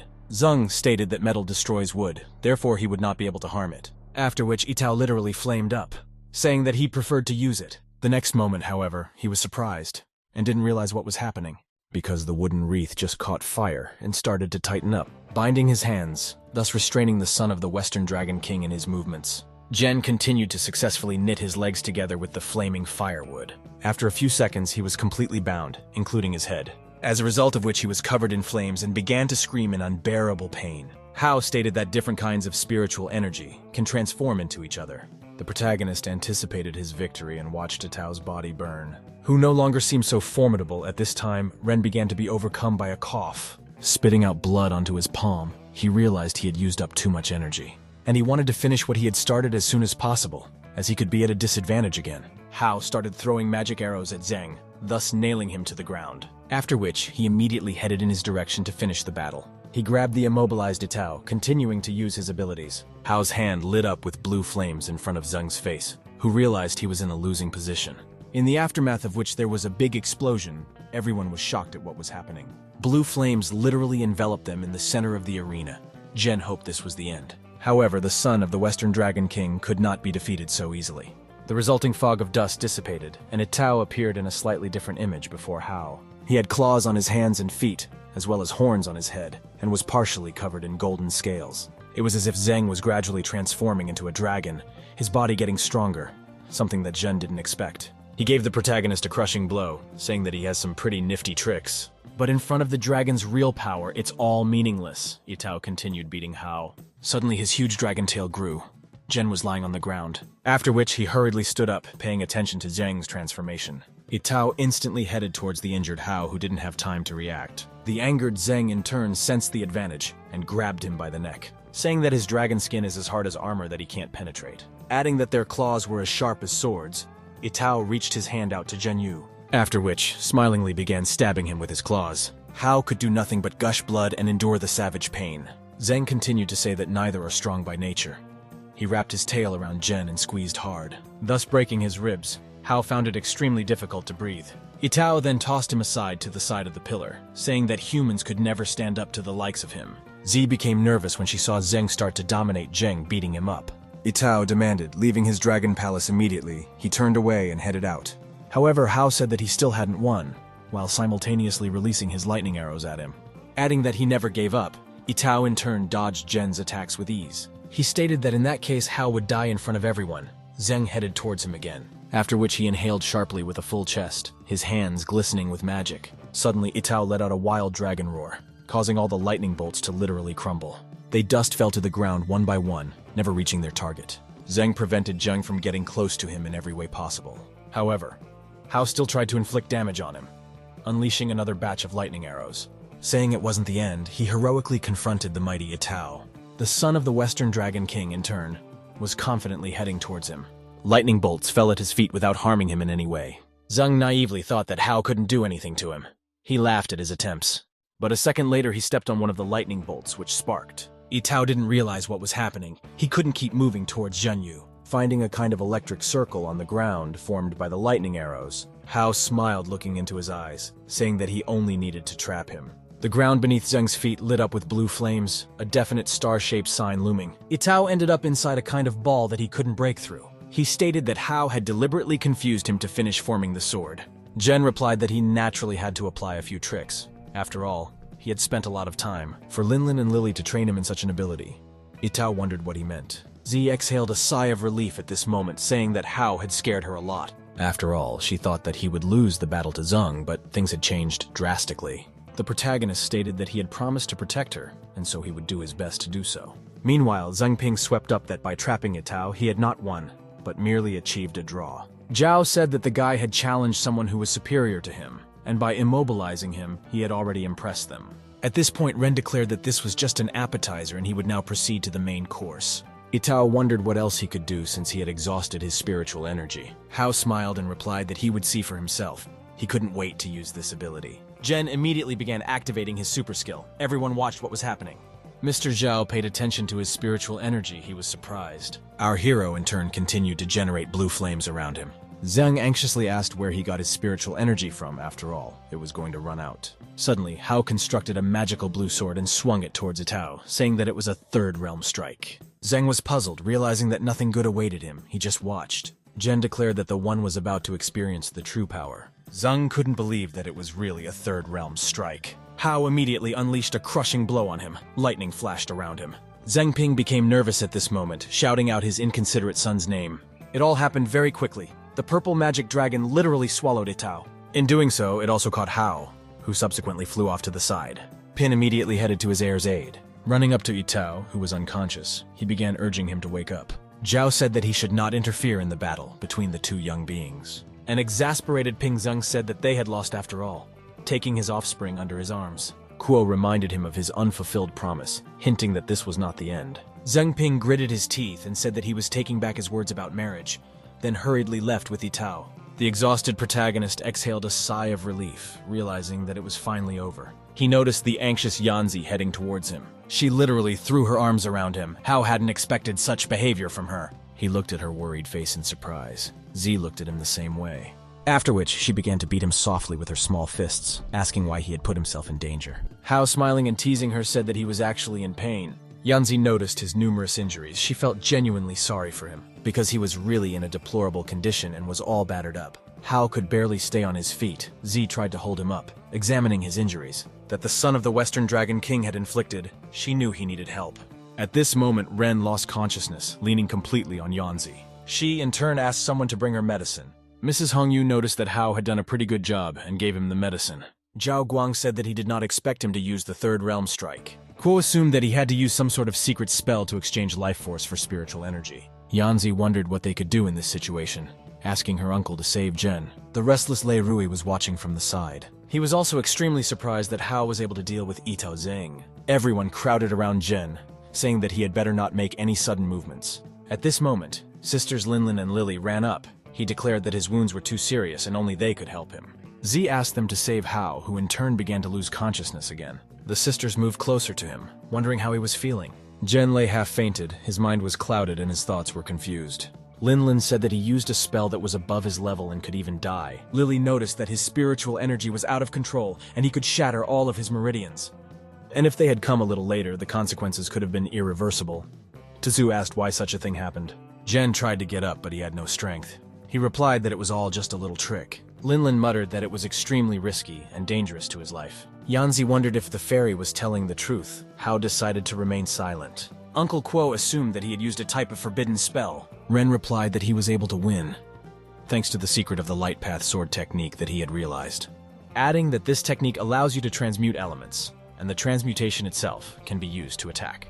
Zai asked how he was able to release so much elemental energy at one time, since all the elements are mixed in their primal state. At this time, Uncle Kuo suddenly walked over to him. He looked at Hao. As if he wanted to tell him something important, Jen was in anticipation. After which Kuo laughed, saying that this young man turned out to be quite perceptive. Only Yanzi couldn't understand anything. Hao turned to her and answered her question, saying that Mr. Kuo is a strong cultivator and elemental energy is contained in his body in its purest form, so he borrowed from him. Uncle in turn said it was no big deal because he was still able to chase Itao away, adding that he should be thanked by everyone on the contrary. At this moment, Hao called out to Rui, who stepped closer to him and suddenly kneeled down in front of him. Ren didn't realize what was going on. Crouching down, Lei apologized to him. He said he thought he was a mere mortal and not worthy of Miss Z, and even wanted to prevent their wedding, giving an incomplete version of the spiritual concentration scroll. Hao replied that he already had trouble understanding cultivation techniques. At this moment, the embittered Uncle Kuo literally lost his temper and headed towards Jui. He grabbed him and told him that he was a vile and despicable crook whom he would kill with his own hands. Kuo was about to beat up Lei already, but at that time, Hao decided to intervene. He grabbed Uncle Kuo's hand, intending to stop him and urging him to calm down. He then struck Juyu himself, who in turn fell to the ground. Everyone was shocked at what was happening as they observed this situation. Yanzi was just as worried, standing beside Fairy Linlin and Lily. Jen slowly approached Lei. Everyone realized that he got what he deserved. Hao gave him his hand, saying that they were now even, to which Rui was surprised. He helped him stand up, adding that the past should always remain in the past. Our hero asked Uncle Kuo to keep him alive. Since Lei was doing this for Z and the Eastern Ocean, Ren didn't hold a grudge against him. Kuo agreed with him. Jue got down on one knee and thanked him for sparing him, promising to serve him forever. Hao had to take a few days off to recover from the fight at Yanzi's birthday party. Linlin said he had to eat well to recover quickly. The fairy sisters decided to bring him some fruit. They tried their best to please him. Jen in turn refused, saying he wasn't hungry right now. The next day, after recovering, Hao hurriedly went to school, where he went into the classroom and lay down on a desk, waiting for everyone to gather and the lesson to begin. Suddenly, Eugia ran up to him. She asked how he was feeling. Ren replied that he was fine.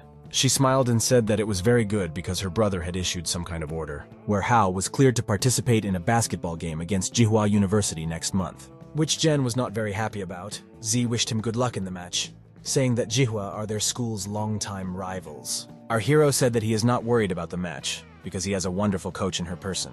Eugia in turn became embarrassed and smilingly looked at him, saying that the confidence in his voice reminded her of someone. Hao asked her in surprise who exactly he reminded her of. Z replied that she knew a cute boy when she was a child. Blushing, Eugia turned away. Jen didn't understand who they were talking about. He asked if they were close to him. Z shyly replied that she enjoyed watching him. Plus, he was always extremely polite to her. Eugia walked thoughtfully to the window, saying that she was a small and silly girl at that time. That boy in turn never complained about it, nor did he give it any importance. After a short pause, Hao still inquired if she had feelings for him. Z lowered her head and mouthed that she had some feelings, but they had long since lost touch with him. Also thanks to his influence, she is now studying and training hard. Jen sadly realized that she actually already had feelings for someone. After all the classes were over, the long-awaited bell finally rang. The sun was going behind the horizon. Hao leisurely headed towards his home. He was in no mood. Walking up to his apartment door, he hesitated. Then knocked, where he was greeted joyfully by his sisters, who began throwing themselves into his arms. Jen didn't understand why they were acting like this. Suddenly, the fairies said his parents were back. Hao was literally shocked, realizing that today was clearly not his day. Seconds later, his mom and dad were standing on the doorstep saying they were back after all. Jen, in turn, for well-known reasons, had no great love for them. He looked sad and said he was going to his room. His parents looked after him. The mother understood everything perfectly well. Her tears began to flow. At this point, his father tried to stop him, asking him to stay with them, as they hadn't seen each other for a long time. He put his arm around him, but Zhenyu didn't like it and stepped aside.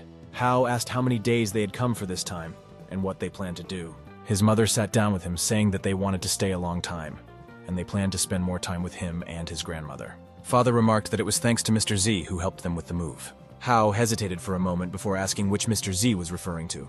Mom replied that he often visited him as a child. They also have a daughter his age who followed Jen all the time.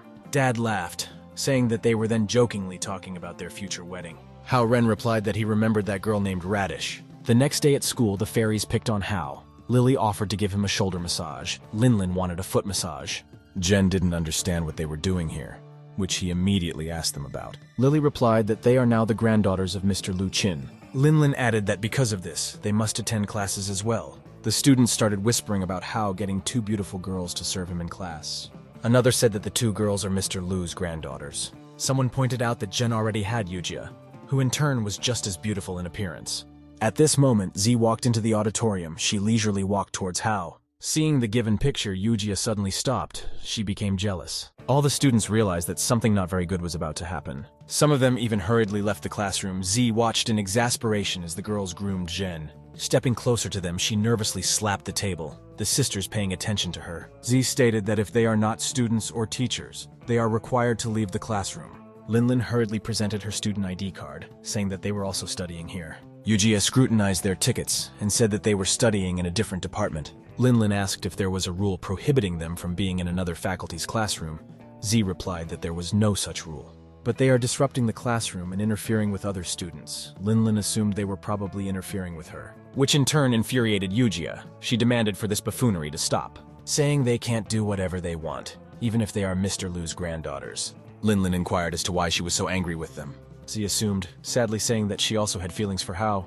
At this time, Ren couldn't stand it and loudly shouted the fairy sister's name, thus trying to end communication in such a manner. The girls looked at him sadly. Hao persuaded Lily and Linlin to leave the office and return to his classroom, which they eventually hastened to do. Moments later, they exited the auditorium.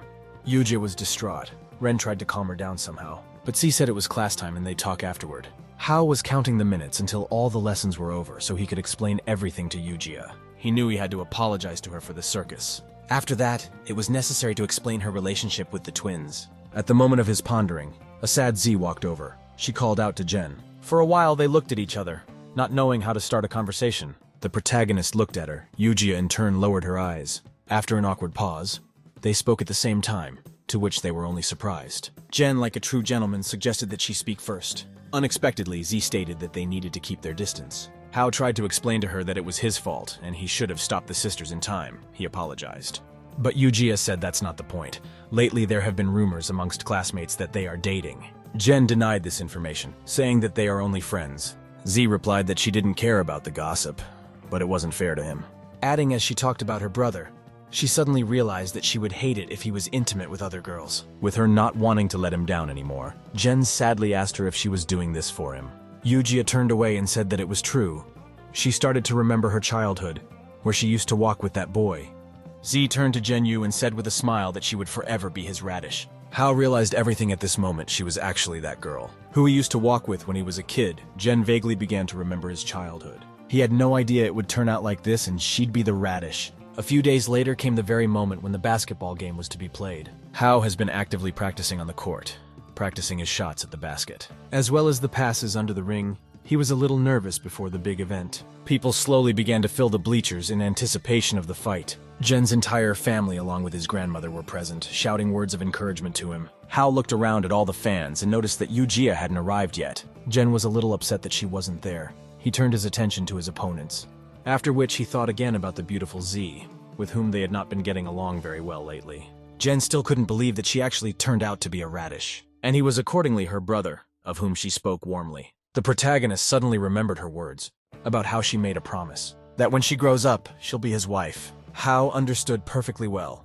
He couldn't tell her the truth about what the one she was talking about really was. It is him, because then she would think that Jen had decided to take advantage of her. The only thing they can do is keep their distance from each other. Hao couldn't help but think about Eugia, who at the moment never showed up for the match. He tried to abstract himself from these thoughts as he continued to train hard. At this time, he was handed an absorbent cloth to wipe away the sweat. Raising his head, he found Linlin in front of him. Jen wondered what she was doing here. She replied that she and Lily had come to support him and watch him play basketball. The sisters then apologized to him, saying that they were guilty before him and promised not to do it again. Hao pointed out that it was his fault too, for he hadn't trained them properly, adding that they will put this situation in the past, but it shouldn't happen again. Linlin threw herself into his arms, saying that she thought he wouldn't forgive them and wouldn't want to see them again. At this moment, Yanzi approached them, calling Hao an incorrigible womanizer. Jen realized he was in an awkward position, and again because of those twins, our hero wondered in surprise what Zhao Zi was doing here. She replied that she was invited by Mrs. Su, asking him a counter question, is it impossible for her to attend? Han's teacher said she wanted to watch him in his first basketball game. Yanzi swept up that she had only come for him, and if he dared to lose. Though he knows what the consequences will be, she began to unclench her fists and smile at him. Z looked around and didn't find Eugia anywhere. She was surprised. Afterwards, she asked Hao why C didn't come to the match today. Jen became sad in a moment. He didn't know what to say to her, because he himself was tormented by this question. Meanwhile, Eugia ran into the court in her uniform, which Jen was genuinely happy about. She ran up to them and apologized for being late. An awkward moment was created between Hao and C. They looked at each other silently. Eugia lowered her eyes without saying anything. Jen was also unable to squeeze out a single word. For a while, they just stood in silence, Hao looking at the offended Z. Yanzi, in turn, confused by the speculation, did not understand what was going on. Jen's parents noticed the pandemonium of girls near their son. Hao's father remarked that he had already met a girl in uniform somewhere recently. Mom said it was the same girl who was at the lecture with Jen. He replied that he had seen her before this lecture, starting to dig into his memory. After that, it was as if he had a flash of light, and he finally remembered this girl. Hao's father said he realized who she was. Grandmother looked at him in surprise. He immediately rushed toward the basketball court. Running in, he hurried over to them. Yue and his grandmother didn't understand why he had come up to them. Mr. Hao asked if her name was Z Eugia, she replied positively, then asked how he knew her name and what brought him here. Hao's father said that when she was a child, they lived in the neighborhood. Eugia was shocked to realize that he was the father of that very brother. At this moment, Yanzi approached them. She inquired how he knew Z. He replied that he used to work with Z's father, and Ren used to go out with Eugia a lot when he was young. And at one time even discussed their engagement, saying it was a long time ago. Zai was shocked and didn't know how to react when she heard this information. Z was just as shocked and couldn't find the words. She looked at Jen. Hao in turn remained silent, realizing the state Eugia was in right now. Z began to remember all the things she had said to Zhenyu, not knowing that he was her brother when she was a child. She was ashamed that she said such things to Hao. He tried to calm her down. Saying that he'd only recently found out himself, he stepped closer to her. Eugia asked him to forget everything she had said to him that day. Hao's father remarked that Jen had such a beautiful girl at such a young age, hinting at his good taste. Aziz suddenly cried. The main character hugged her, trying to comfort her somehow. She started reminiscing about her childhood spent with him. Eugia said she wanted to spend her whole life with him. Jen replied that in that case, she would have to be his bride. She willingly agreed to be his wife when she grew up. She wondered if Hao remembered all those moments from their childhood. At this moment, Yanzi sarcastically said that Ren must be very happy with a bride like Eugia. He smiled and replied that they were just stupid things he had said when they were kids. Z was greatly annoyed by the fact that they had known each other since they were children. Eugia realized perfectly well that Yanzi actually liked Hao. Meanwhile, they announced the start of the basketball game, urging all players to get ready. Zhen realized that now was not the time to figure things out. He headed to the playground. A joyful Eugia wished him good luck. Saying that she and Yanzi would cheer for him, Zai in turn looked depressed. A few minutes later, the long-awaited match began. The scoreboard showed the score, 12-2 points in favor of Jinghua. Eastern Ocean University had an extremely poor start to the game. Huang Shujie was driving the ball. Suddenly, a Jinghua University player got in his way. Huan, in turn, was able to push him back and move forward with the ball.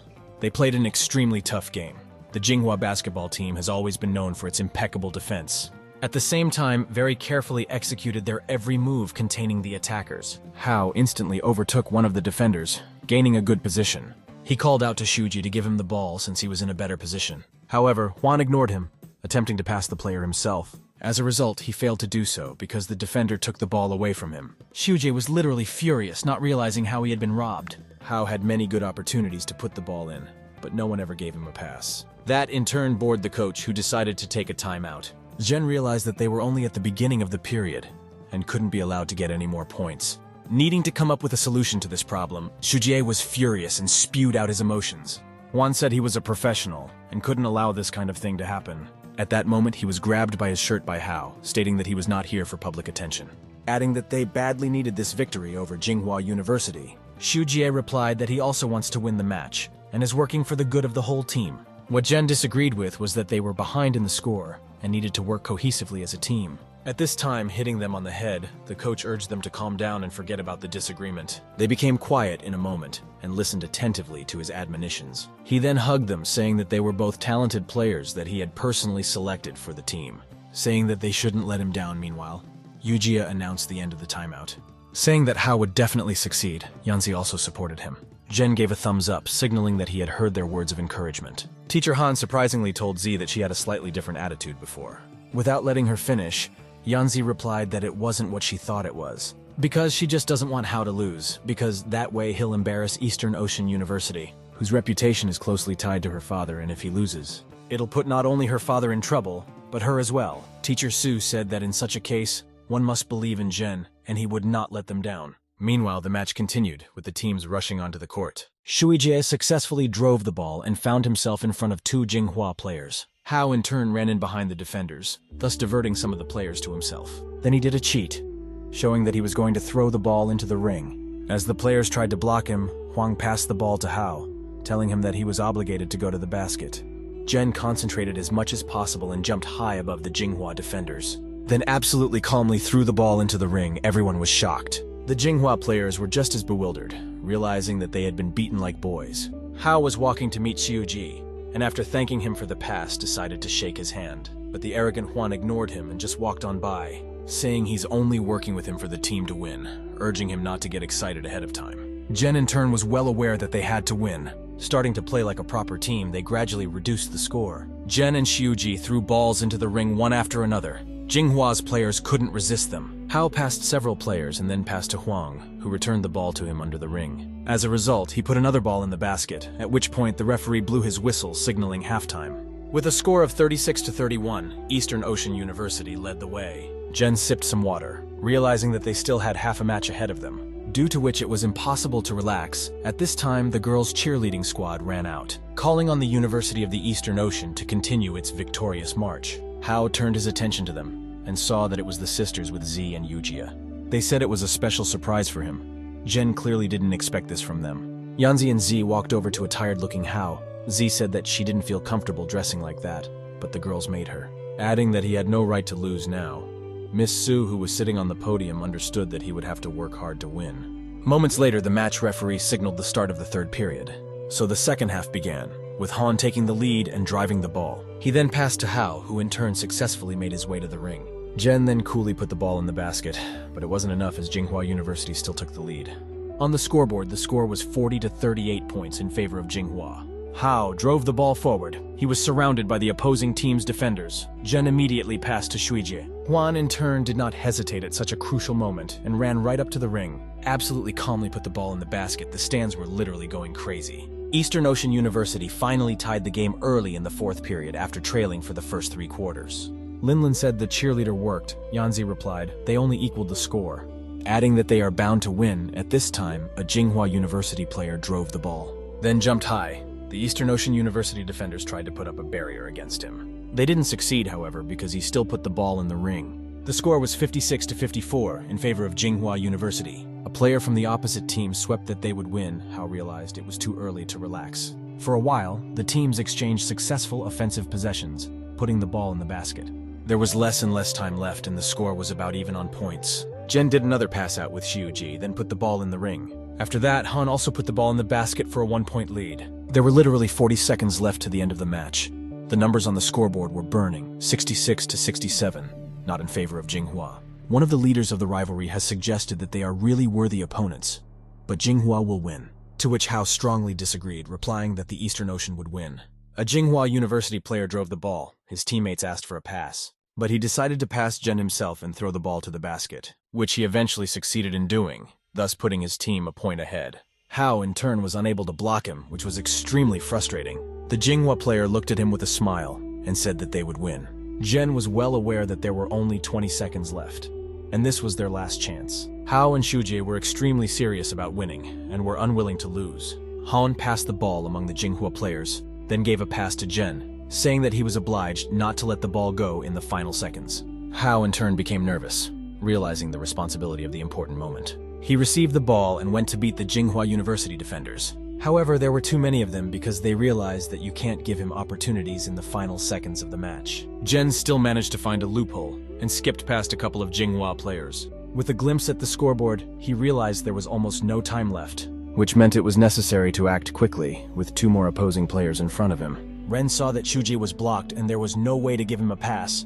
Juan urged him to act on his own, as it was his only chance of victory. The stands froze in anticipation of the end of the match, Yanzi yelling for him to put the ball in the basket. Eugia similarly joined in Jen's support, shouting out words of encouragement to him. Hao gathered his thoughts, concentrating fully on the throw, after which he soared into the heights. Everyone watched with open mouths. The opposing defenders put their hands out trying to block him. Jen exhaled and threw the ball towards the ring. It was as if time had slowed down. The entire Hao family, along with the support group, in the form of the girls and teacher Han, were worried. Meanwhile, the ball flew a few meters and still hit the basket, at which point the final buzzer sounded. The match ended with the Eastern Ocean University winning. With a score of 70-68, the team rushed to hug Hao. Yanzi, Eugia, and the sisters started jumping with happiness like this, saying that it was their merit. The stands erupted in cheers, and Jen began to throw himself up, thus congratulating him on his victory. Hao was also genuinely happy for such a successful ending to the match. Tsinghua, on the contrary, was resentful. Coach Ziwan Jun at this time was rather reserved. He pulled out his phone and sent a text message inviting him to Jen's house, giving his home address. Hao was walking down the street in the evening and couldn't believe that Coach Jun had invited him to his house for dinner. After finding the desired address, Ren hurriedly entered the entryway and headed to the Z family's front door, after which he knocked a little anxiously, calling out to Mr. Vanya. The door opened abruptly. Hao managed to take a step back and saw her in front of him. Eugia was pleasantly surprised, his unexpected visit to her home. Jen stood just as perplexed and looked at her. She wondered what had brought him. Looking into his eyes, C literally blushed, creating quite an awkward moment. The silence was interrupted by Coach Jun, who said that Hao was their guest for the day. Z asked Wan why he didn't warn her. She would have at least bought something. Ren kindly replied that he wasn't hungry. Jun put on his apron and said that they won today's match against Tsinghua University, adding that it's all thanks to Hao, whom he will make his own dinner. Mr. Wan asked them to go to Eugia's room for now and rest while the food was being prepared. Z didn't expect such an action from her brother. Seconds later, the two of them were alone. Behind the closed door to her room, they began to glance at each other in silence. There was an awkward silence. Eugia blushed in a moment. Jen was similarly embarrassed. Hao looked around, realizing that Eugia's bedroom looked pretty good. It was in soft pink colors. C noticed that she had accidentally left her underwear on the bed. Eugia abruptly grabbed her clothes off the bed. Jen pretended not to see anything.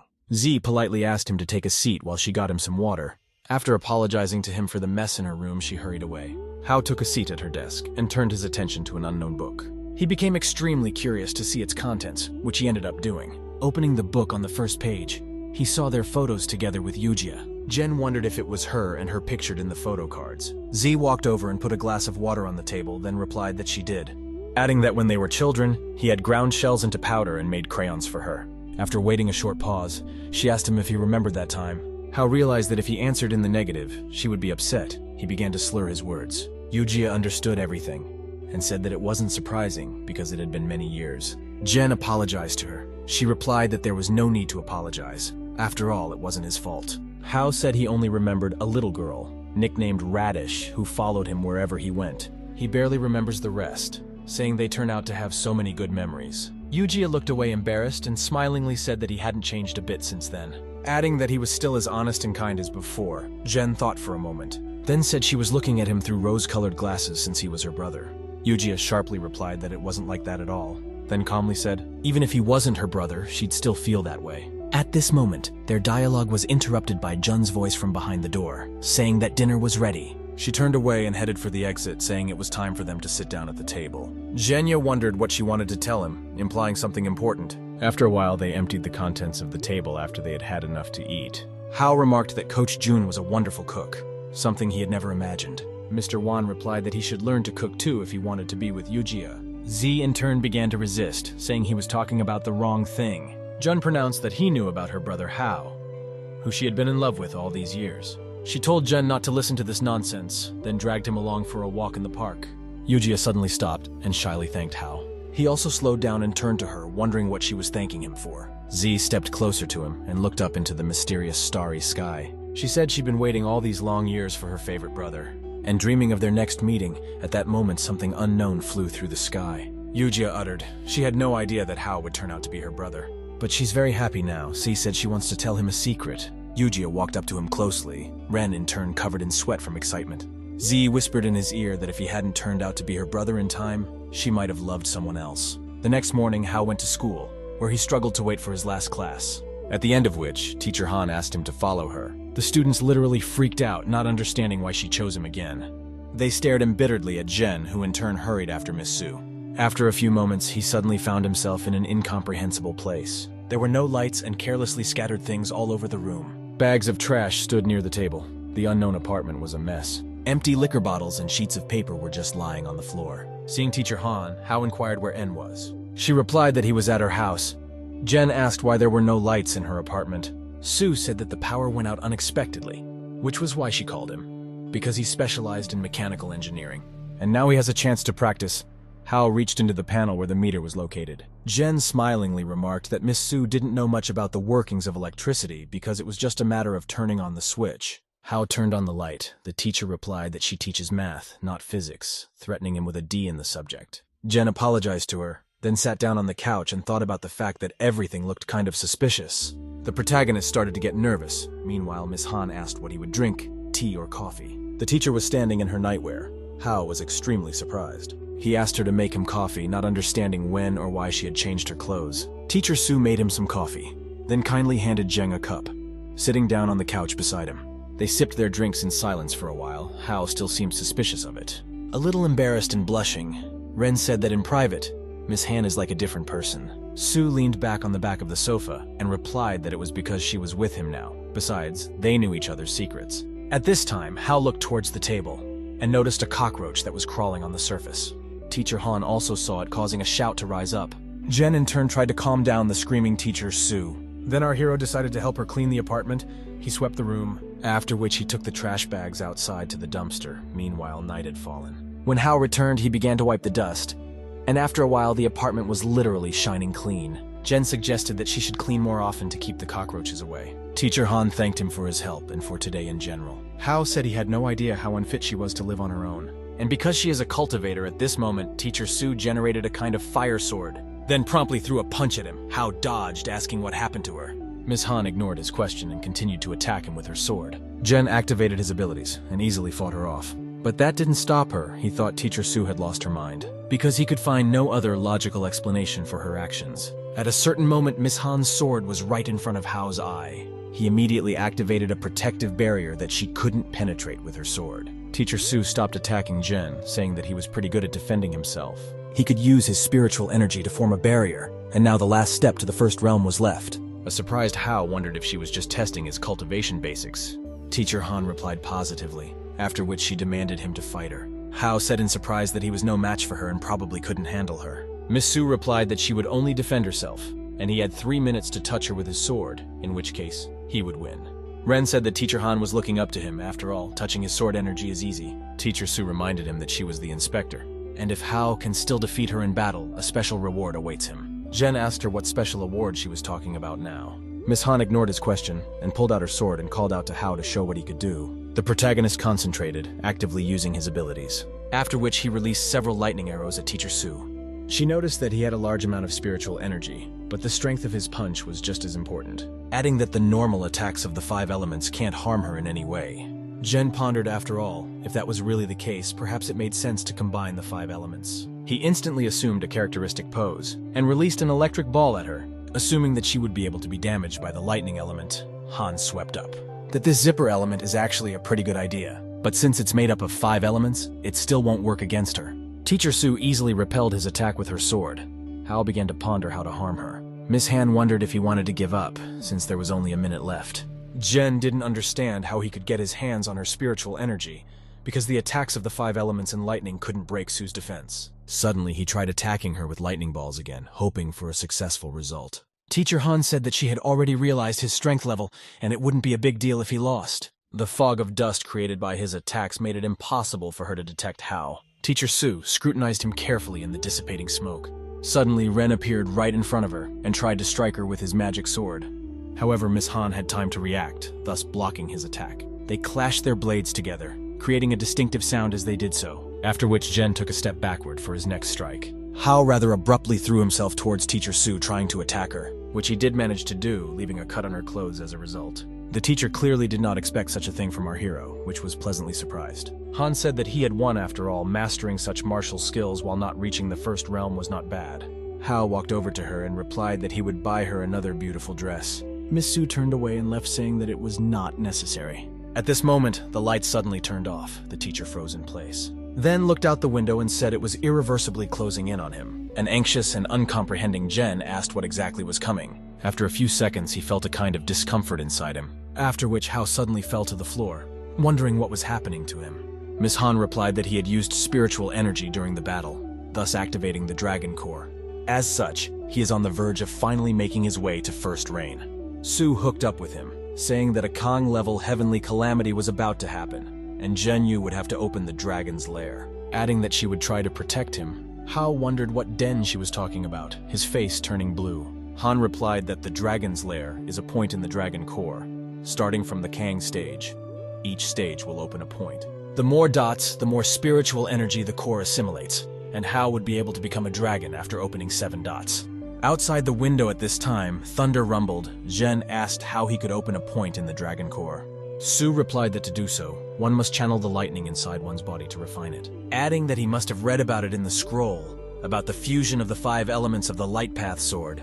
Hao questioned her. Whether or not he was correct about the need to refine his body with lightning, the thunderclaps outside the window were still rumbling the same way. Teacher Han generated a magic sword and got to her feet. Su said that he needed to start cultivating right away, which Jen subsequently did, saying to yourself that the spine corresponds to 24 Shi, the lungs 12 Chanlu, and the gut 18 Yi. Chonggong's heart, Huagai's soul, Huaqi's tongue, and Yenchun's feet. At this moment, lightning entered him. Hao thought his body was about to explode. Electric shocks seemed to pass through all his organs. Jen didn't realize how much longer this was going to go on. Lightning bolts were coming out of him. Suddenly, everything stopped. Opening his eyes, he found himself flying in an unknown space. Seeing the Dragon Core, he assumed he was inside his body. At this time, an incomprehensible roar sounded. Hao became wary and listened. An electric dragon flashed by lightning. Everything around shimmered. Zhen covered himself with his hands. After that, he thought he needed to take control of this dragon. Hao reached out with his hand towards the muzzle of the lightning sparkling dragon. Then, still grasping it, there was a distinctive crackle of electricity. Zhen literally rode him, the dragon in turn emitting a deafening roar. Hao aimed it straight at the Dragon Core. The lightning monster tried to resist. The protagonist insisted. He shouted for him to fly into the blazing energy core. After several manipulations by the dragon, they finally flew into the core. There was a rumbling sound. Once inside, the dragon shimmered even more. after which the lightning bolts once again started striking Jen's body. He cried out in wild pain. His eyes sparkled with magic, electric currents emanating from them. After a few seconds, Hao seemed to come to his senses. He was sitting on the floor. Teacher Han immediately rushed over to him, wondering if he had succeeded. At this moment, lightning appeared behind her. Jen instantly reacted, pushing Teacher Su aside and using her abilities. An electric dragon flew out from Hao's body and headed straight for the lightning bolt. In the aftermath, there was a large and loud explosion in the sky. With the glass shattering the windows, Ren covered Miss Han. To save her from injury, it was over in a few moments. They looked out the window at the sky, where there were no more rolling thunderclaps. Teacher Su sincerely thanked our hero for saving her. Hao asked how she was feeling. Han said she was fine. She was an inspector after all. Miss Su congratulated him on his breakthrough to Kang, adding that a special reward awaited him. Jen denied in every way possible. Saying that he was only her apprentice, Han hurriedly appointed him as her assistant. Hao didn't know how to react. Su said that she had never come across a suitable candidate before, and she was choosing him.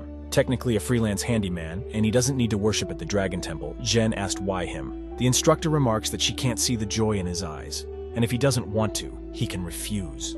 Hao replied that he was willing to be her assistant. Su demanded that she sign a contract in that case. Ren naturally agreed to sign the contract with Miss Han the next day at school. Sisters Linlin and Lily asked Hao why he became an assistant inspector, noticing the inspector's mark on his head, which is what the twins told him. Jen thought the contract imprinted on his body. He found it amusing.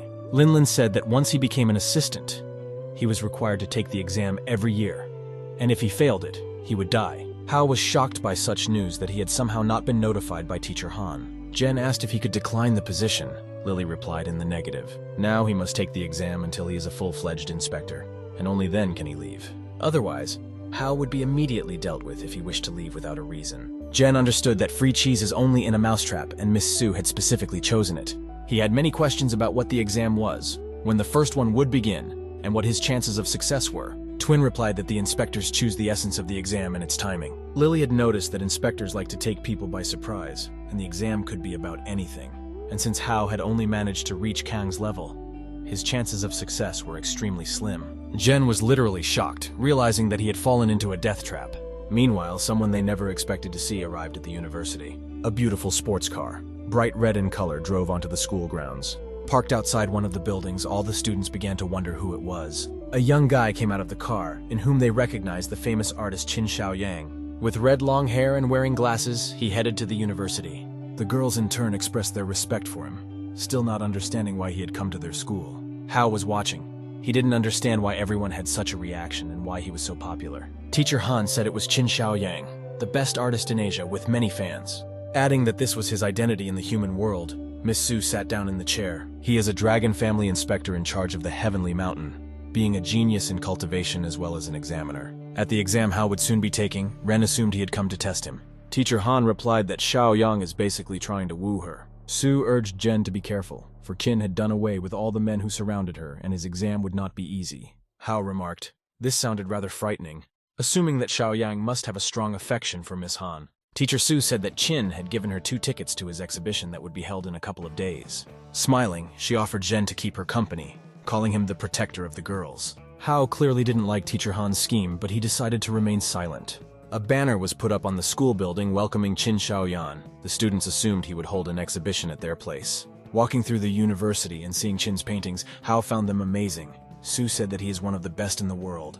He is also best known for his oil paintings, and recently one of his works was sold at auction for $1 million. Jen was literally shocked to hear such a figure, and he asked the teacher again. Shaoyan has extensive experience in ink and gouache paintings, and this exhibition will showcase his ink works, Su added. That's why it attracted the attention of the art circles, at which point Qin showed up in the company of 2 girls. He said he would give Han the painting she liked. Miss Su replied that she had come to the exhibition at the school's request. Shaoyan asked her not to be so cold to him. After all, he had organized this exhibition for her to see and appreciate his hard work. He took her hand and didn't want to let go of it, which didn't please Teacher Han. At this time, Hao intervened, saying that Miss Su didn't like this kind of treatment. Shaoyan instantly shifted his gaze to Jen, after which he uttered that he had heard about him from Han. He actually didn't like Hao's behavior, but he restrained himself, then still let go of Teacher Su's hand, turning everything into a joke. Allegedly, he was too happy to see her, so he didn't hold back and asked Han not to hold a grudge, adding that he had business to attend to and they could look around. Miss Su said that Hao got into trouble because of this incident. Jen replied that her face was displeased, due to which he couldn't stand it. Han said that Chin was too narcissistic, and he wouldn't get away from him now. Suddenly, Teacher Su stopped. Ren also slowed down. She said she was happy about this turn of events because he had pleasantly surprised her again. The host of the exhibition said how lucky they all were to see Mr. Chin's ink paintings, adding that Mr. Xiaoyan mainly works on oil paintings, and also this exhibit will be an omen. The official development of Chinese national painting, with the help of Mr. Chin. At this moment, Hao saw Z. He caught up with Yanzi and tried to stop her and put his hand on her shoulder. She inquired what he was doing here. Ren replied that he was invited by Miss Su, then asked her a similar question. Su said her father couldn't make it, so she had to come in his place. The presenter went on to say that Mr. Chin would create a masterpiece in front of everyone's eyes to show his enthusiasm in ink paintings. Xiaoyan rolled up his sleeves, after which he took a brush in his hand and began to paint. Everyone watched his smooth hand movements admiringly, looking closely at what exactly he was drawing, even though it was initially hard to understand. After a while, Xiaoyan finished working on his painting. Putting down his brush, he stepped back so everyone could enjoy his work, which was a beautiful landscape. People started shouting that they would pay him 800,000. Others offered 1.5 million for the painting. Someone asked to sell it for 3 million, but Chin rolled up the canvas. After which, ignoring all suggestions, he headed towards Teacher Han. Walking up to Su, Xiaoyan gave the painting to her, saying that he did it for her. The teacher in turn accepted the gift from him, then looked him in the eye. Suddenly ripped the painting into small pieces, which infuriated the people around her. Some wondered why she had torn up his work. Others rebuked the fact that it had cost a fortune. Miss Han replied that it was only a painting, and she would give him another as compensation. She turned to Hao and kindly asked him to draw something for her. He was shocked. Jen replied that he couldn't even draw a chicken pecking rice, hinting at his inability to do so. People started saying that they didn't believe in this guy and his abilities. Especially he couldn't compare to the great Xiaoyang. Because a layman can't do that, Chin urged everyone to calm down, saying that it's just a painting. However, there is one small point. Xiaoyan angrily looked at Jen, after which he took out a blank canvas and laid it on his desk.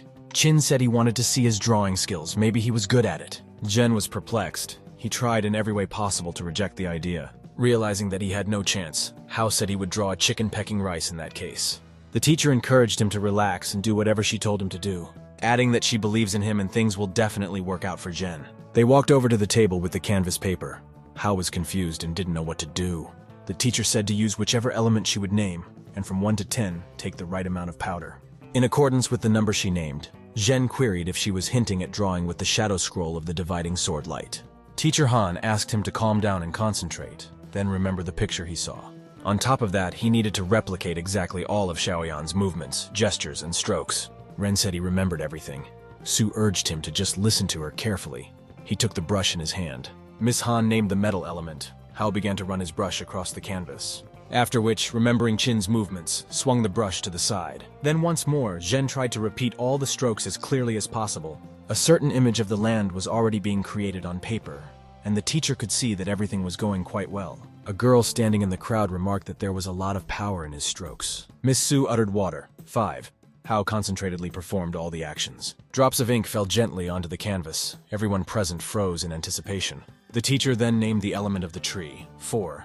Zhen leisurely drew further. Realizing that he needed to constantly transform one type of his 5-element spiritual energy into another, channeling into the brush. Hao had no idea that it was so difficult. He diligently swiped the brush. At a certain point, Ren declared that he couldn't hold on any longer.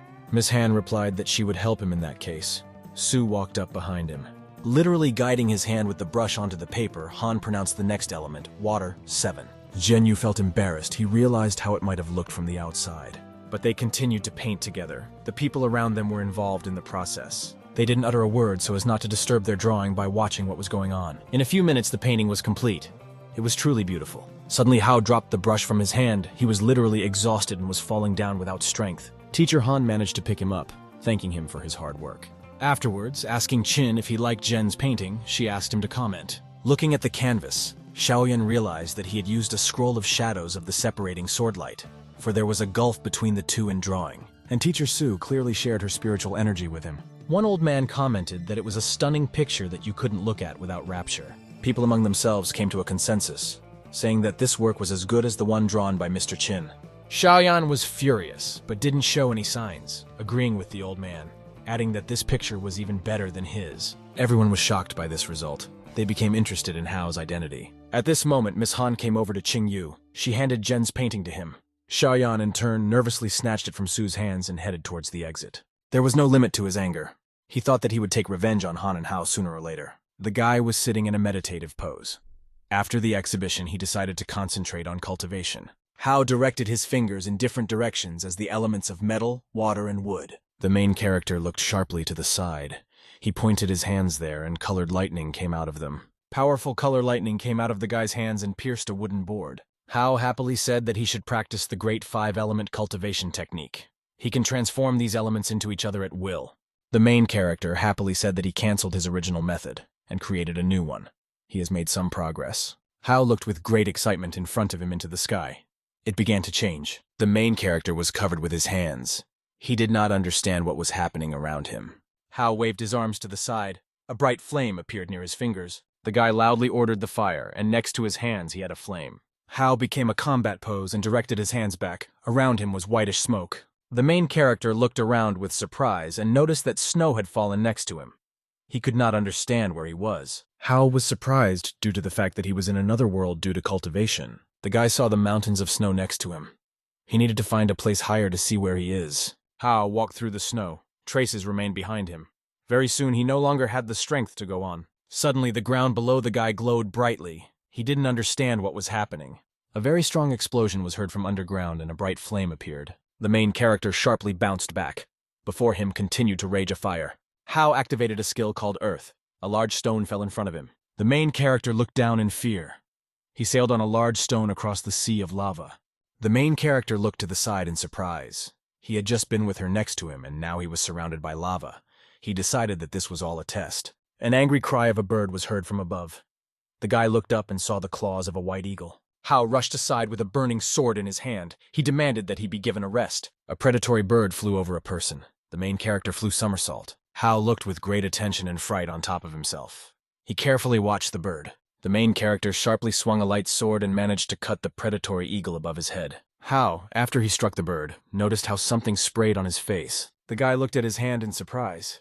He realized that ink fell on him from somewhere. The main character looked to the side and realized that he was now in the picture. The artist Chin held a brush in his hands. He looked at the guy in his picture and said that he would not stand on ceremony with him. Chin looked attentively at the canvas and held the brush in his hands. He remembered and said about the exam. The main character realized that he is now passing through the examination of the inspector's assistant. He is checked by Qin Shaoyan. The guy suddenly took off and ran up the hill. A bright flame raged next to him.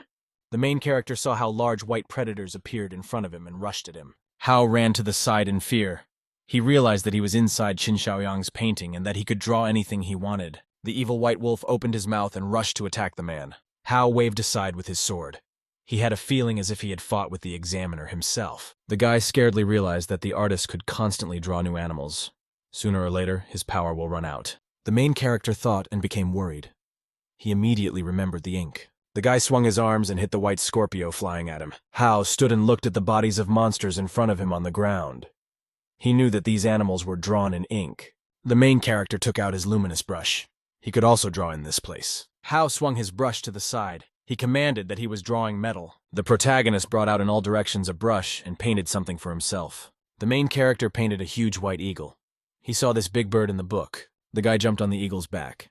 He decided that there had to be a border here. The main character flew on the back of the eagle. A bright lava stretched from below. The guy was flying on top of a bird. He decided that he could get out of this place if he found the border. Chin was unhappy. He said that the guy painted something. Hao reproached his work. The artist took a huge number of brushes into his own hands. He wanted to prevent the guy from getting out. Chin began to very quickly paint on the picture with brushes of multicolored paints. The main character saw in front of him a huge warrior in golden armor and with a large axe. He did not understand what was in front of him. Hao shouted a very dissatisfied and loud voice that all this is dishonest. The warrior swung his axe. The main character said that if the artist wants to desperately stop him, then this means that his guesses are correct. Hao was on top of the flying eagle. He thought that all his spiritual energy had gone into drawing this bird. The main character stood on his feet on the back of the eagle. He said that he wouldn't stand a chance if he started fighting now. Hao stood on the back of the bird and said that he needed to get out of here as quickly as possible. The main character raised his hand up sharply. A bright lightning hit his palm. The guy's eyes lit up. He viciously said that he could only hope for his hand. The sky was very dark and overcast. Suddenly a bright lightning appeared. Hao swung his hand very sharply to the side and launched lightning. The warrior raised his hand and tried to defend himself from the discharge. The fighter stood and held his hand near his face. Very bright lightning blinded him. The main character flew on the back of the bird. He managed to pass the huge stranger in armor. After a quick acceleration, the guy jumped out of the picture into the real world. There were ink stains all around. Chin turned around and with a smile told the main character that he had a great quick wit and skills. Hao was able to quickly get out of the picture. A girl in dress red shoes was walking through the forest. She was heading to the artist. Su, in a strict voice, asked the artist what the result was. Chin confirmed with a smile that the main character passed the exam. He promised to report the result to the sanctuary. The student asked the girl what brought her here. Su explained that she came to see how the guy would take the exam. She congratulated him. Su looked at the guy and thought that he had reached the level of Can in a couple of months. Hao shyly explained that he was just lucky. The girl looked at the guy carefully. She thought that he really was a real genius. After the birthday of Zhao Yanzi, the Western Ocean Dragon Clan began to gain the upper hand in the fight against the Eastern Ocean Dragon Clan. Elders from the Western Ocean Dragon Tribe reached the 7th Kingdom. Zhang Kuo is supported only by the Eastern Ocean Dragon Tribe. Hao became an assistant inspector. He was an effective deterrent to the Western Ocean Clan. The guy was sitting on the sofa. He told the girlfriends across from him that he had only reached level 1. A man came up behind. He told the main character that sooner or later he would become an official inspector. He added that Zen Pin would never dare to contact the inspector. The man hit joyfully with his hand and said Hao that he should choose the treasure of the generic Dharma for himself. Zai said with excitement that the treasure of the ancestral Dharma is connected to the mind and thoughts of the cultivator. The girl explained that ancestral Dharma treasures differ according to the cultivation techniques that a person practices. A girl with blue hair said that the main character is early to have a treasure of the generic Dharma. The man put his hand on the guy's shoulder and asked what he was thinking. A long pause was hanging. Hao sat silently and did not answer the interlocutor. After a small pause, the guy with excitement said that he wants to try. The man pointed to the side with his hand and told the girl to take Hao Ren to the Dragon Palace. The guy will be able to choose. There is a treasure of ancestral Dharma. Z walked along with her friend in the square. They approached the entrance to the temple. The protagonist said in surprise that the ancestral Dharma treasure should be kept in the Divine Treasure Palace. Tsu began to look around and call Great Master Chu. The guy reminded the girl that she was a princess. The master had to run and greet her himself. The girl put her hands on her friend's face. She reminded him that Chu Niu, who is the son of the legendary divine dragon, lives here. Suddenly, the doors of the temple opened and where the guy came from. He asked the guests to speak quieter. Taos Zhen was a student of the CUNIU. He told the guests a dissatisfied voice that he had only barely docs. Z bowed to Zheng with the guy and asked if the master is at home. Taos was surprised to run around the girl. He said that she is the princess of the Dragon of the Eastern Ocean. Zhen excitedly pointed his hand in front of him and said that the girl was still very small a couple of years ago. Z continued to ask about Master Chu. Zhen told the girl displeased that his master went to travel. He can come in a couple of years. Tsu was very angry. She shouted displeasedly that in a few years it will be very late. Tao sat down at the table. He said in a tired voice that his shoulders were more and more than his shoulders.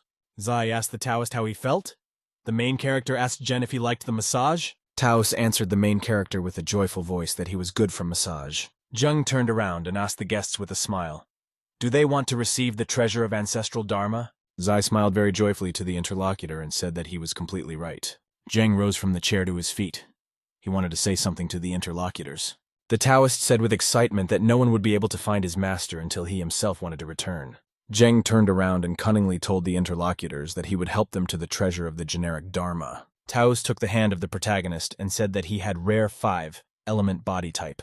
The boy looked at the main character and demanded that he show him the technique of his cultivation. Hao swung sharply and pulled his hand back. A bright glow appeared around him. The protagonist swung his hand with all his might, broke the stone table. Zhen told the guy with surprise that he was practicing the sword of the light treatise. The Taoist turned wearily to the side. He told the guests to better leave. He wanted to sleep. Zheng told the main character that he could help him to forge the treasure of the generic Dharma if he had cultivated some other technique. Z held out her hands forward and grabbed Taos by the clothes. She was very angry. The girl angrily asked the Taoist why he was playing her. She held him by the clothes. Zheng told the interlocutor that she was just a weak dragon that had lost its core. He didn't like that the girl was so rude in front of him. Taos got angry. He threw a magic blow to the girl aside. Hao rushed to help a girlfriend. The protagonist raised an unconscious girl in his arms. He viciously asked Taos, why did he dare to hit his girlfriend? Zhen explained that the girl was annoying him. Now she can sleep a little. He suggested that the main character attack him. Hao rushed forward and swung his hand. He launched colorful lightning bolts at the Taoist and called him an arrogant bastard. Glowing lightning bolts flew at the boy at full speed. Jung stood still and did not move. There was a very bright explosion. Jung defended himself with the help of a magic wall. He told the opponent that he was very naive if he thinks that he could defeat him. The main character contrived with all his might and launched multicolored swords against his opponent. Jeng told his opponent with a smile that the treasure of ancestral dharma is connected to the mind and thoughts of the cultivator. The Taoist explained to the surprised guy that he must learn to manage the ancestral treasure. Hao looked at his hand with excitement. He thought that the light of the sword was in his body and could be controlled by his mind.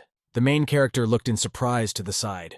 He thought that this was his treasure of the generic dharma. The guy with excitement thought that he could visualize all this. Jung said to his opponent with a smile that he very quickly learned how to create a sword array formation. The main character bowed to the Taoist and thanked him for his instructions. The boy in a tired voice explained to the guy that he just wanted to make a stretch before bedtime. The main character looked at the unconscious girlfriend. He asked Taos, why did he cut her out? Z gradually passed into her senses. She pulled her eyes with her hands. Taos explained that he gave the girl a little sleep. The Taoist raised his finger and said instructively that spiritual swords are formless, but they can kill enemies over 300 kilometers away. In the future for the protagonist, the sword formation will be perfect. Hao joyfully shouted that if he could establish 10,000 heart-piercing arrays, then he would own tens of thousands of ancestral Dharma treasures. Z was very worried when she heard about the treasures of the generic Dharma. She asked Taos, was he going to help the main character? Jung extended his hand forward. He told the main character that he could take this vault. Hao was very surprised and did not understand what vault we were talking about. He saw a little blue lightning around him. Hao looked in surprise at a little lightning in front of him. Taos demanded from the guy to give the storage to his spiritual energy. The main character folded two hands and plunged into a state of meditation. A beam of bright blue light directed towards the Hao into the portal. The Taoist told the guy that he could put his things in a portable storage and engage in cultivation. Hao must transfer part of his spiritual energy to the storage from time to time. It will remain stable. Hao said with excitement that this treasure should be one of the best. It is very valuable. Jung said in a thoughtful voice that he made this treasure by accident. The Taoist walked towards the portal. He told his interlocutors not to bother him anymore. Hao told a girlfriend that Jen is very powerful. The girl replied that Taos was just an arrogant jerk. Hao was surprised that his arrogant girlfriend called someone a brat. Zai thought about it. She thoroughly put her hand on her hairstyle. The girl told the main character that he was now indebted to her. The main character waved his hand and promised that he would pay her to pay her. The guy drove up on an expensive red car to a large building. Surprised passers-by stopped around the car and said that it was Ferrari. Passers-by looked at the protagonist and said that he was definitely some kind of rich man. The guy remembered how the man told him to take this car for himself just like that. Hao thought to himself that he didn't need to just get behind the wheel. The door opened and the main character began to get out of the car. The people around him were very surprised. Hao looked at the car and said that the car is very noticeable. Next to him were surprised passers-by. The main character took a closer look and noticed how a girl appeared next to him. The girl with blue eyes looked at the guy in surprise and called him by name. The girlfriend looked around and looked with great interest at the red car. The main character fearfully extended his hand forward. He wanted to say something to the girl, but she turned away. Hao excitedly extended his hand to the Eugia girl and shouted for her to wait for him. The guy explained to the interlocutor that the car actually belongs to the Z family. Yuzi turned away. She told the main character that he need not explain further to her. Hao was very upset. He looked fearfully after his departing girlfriend. Yuizi turned to the guy and invited him to go to visit her old school. The main character was surprised when he heard such a proposal from the girl. A friend said that her old middle school was called Lin's Hao. The girl looked joyfully at the main character and said that Tsu studies at this school. The guy stood with his girlfriend near the school building. The teacher came out and called Z Eugia. The girl joyfully greeted Miss Luo. The teacher asked the guests what brought them here. The woman told the girl that a guy she knew was standing next to her. Yuizi scaredly shook her hand and said that she was just studying with a guy at the same university. Luo slyly asked the girl if she really had no relationship with her boyfriend. The teacher told the guests that she was glad to see them. She invited them to come to her. The teacher went to school and asked the student if she finished writing work. Zai replied that she almost finished. She was occupied by scripture with a pen in the notebook. The main character was in the school office. He called the girl in surprise. Tsu was very surprised when she saw the guy. She called him by name in fear. Luo told the Strictly student that she had copied other students' homework. She deserves to be condemned. Z was very displeased and continued to write something in the notebook. The teacher showed the document to the student. She said that she coped well with an intermediate test. The teacher pointed to the side. She sternly told the girl that her older sister never bothered her. Tsu became very worried. She immediately jumped up over the table. The girl scaredly shouted to the teacher that her sister was a good student, but she was not like that. Zai turned sharply and ran to the exit from the class. The main character looked at her with surprise. Hao wanted to stop his girlfriend. She ran out of the classroom and slammed the door behind her. The main character abruptly ran to the exit from the class. He decided to see where the girl ran. Hao very quickly ran out of the building and beyond the school grounds in search of his girlfriend. The main character was surprised to notice how the girl sat herself and looked at the ground. The guy looked at the girl with excitement. He came up and didn't know what to tell her. Z sat dissatisfied and looked into the ground in front of her. She was silent. The guy reminded the girl that she was the princess of the Dragon Clan. She can't sit in a place like that and cry. The girl angrily turned around and shouted to the main character that she was not crying. Zai explained in a frightened voice that she had just gotten dust in her eyes. The main character extended his hand and put on the girl's head. She was very surprised. Z said with a smile to her girlfriend that she should not pay attention to what the teacher said. Hao held out his hand forward and laid the girl on the head of the girl. She looked at him silently. Z displeasedly told the guy that it was completely wrong that he was competing with Eugia.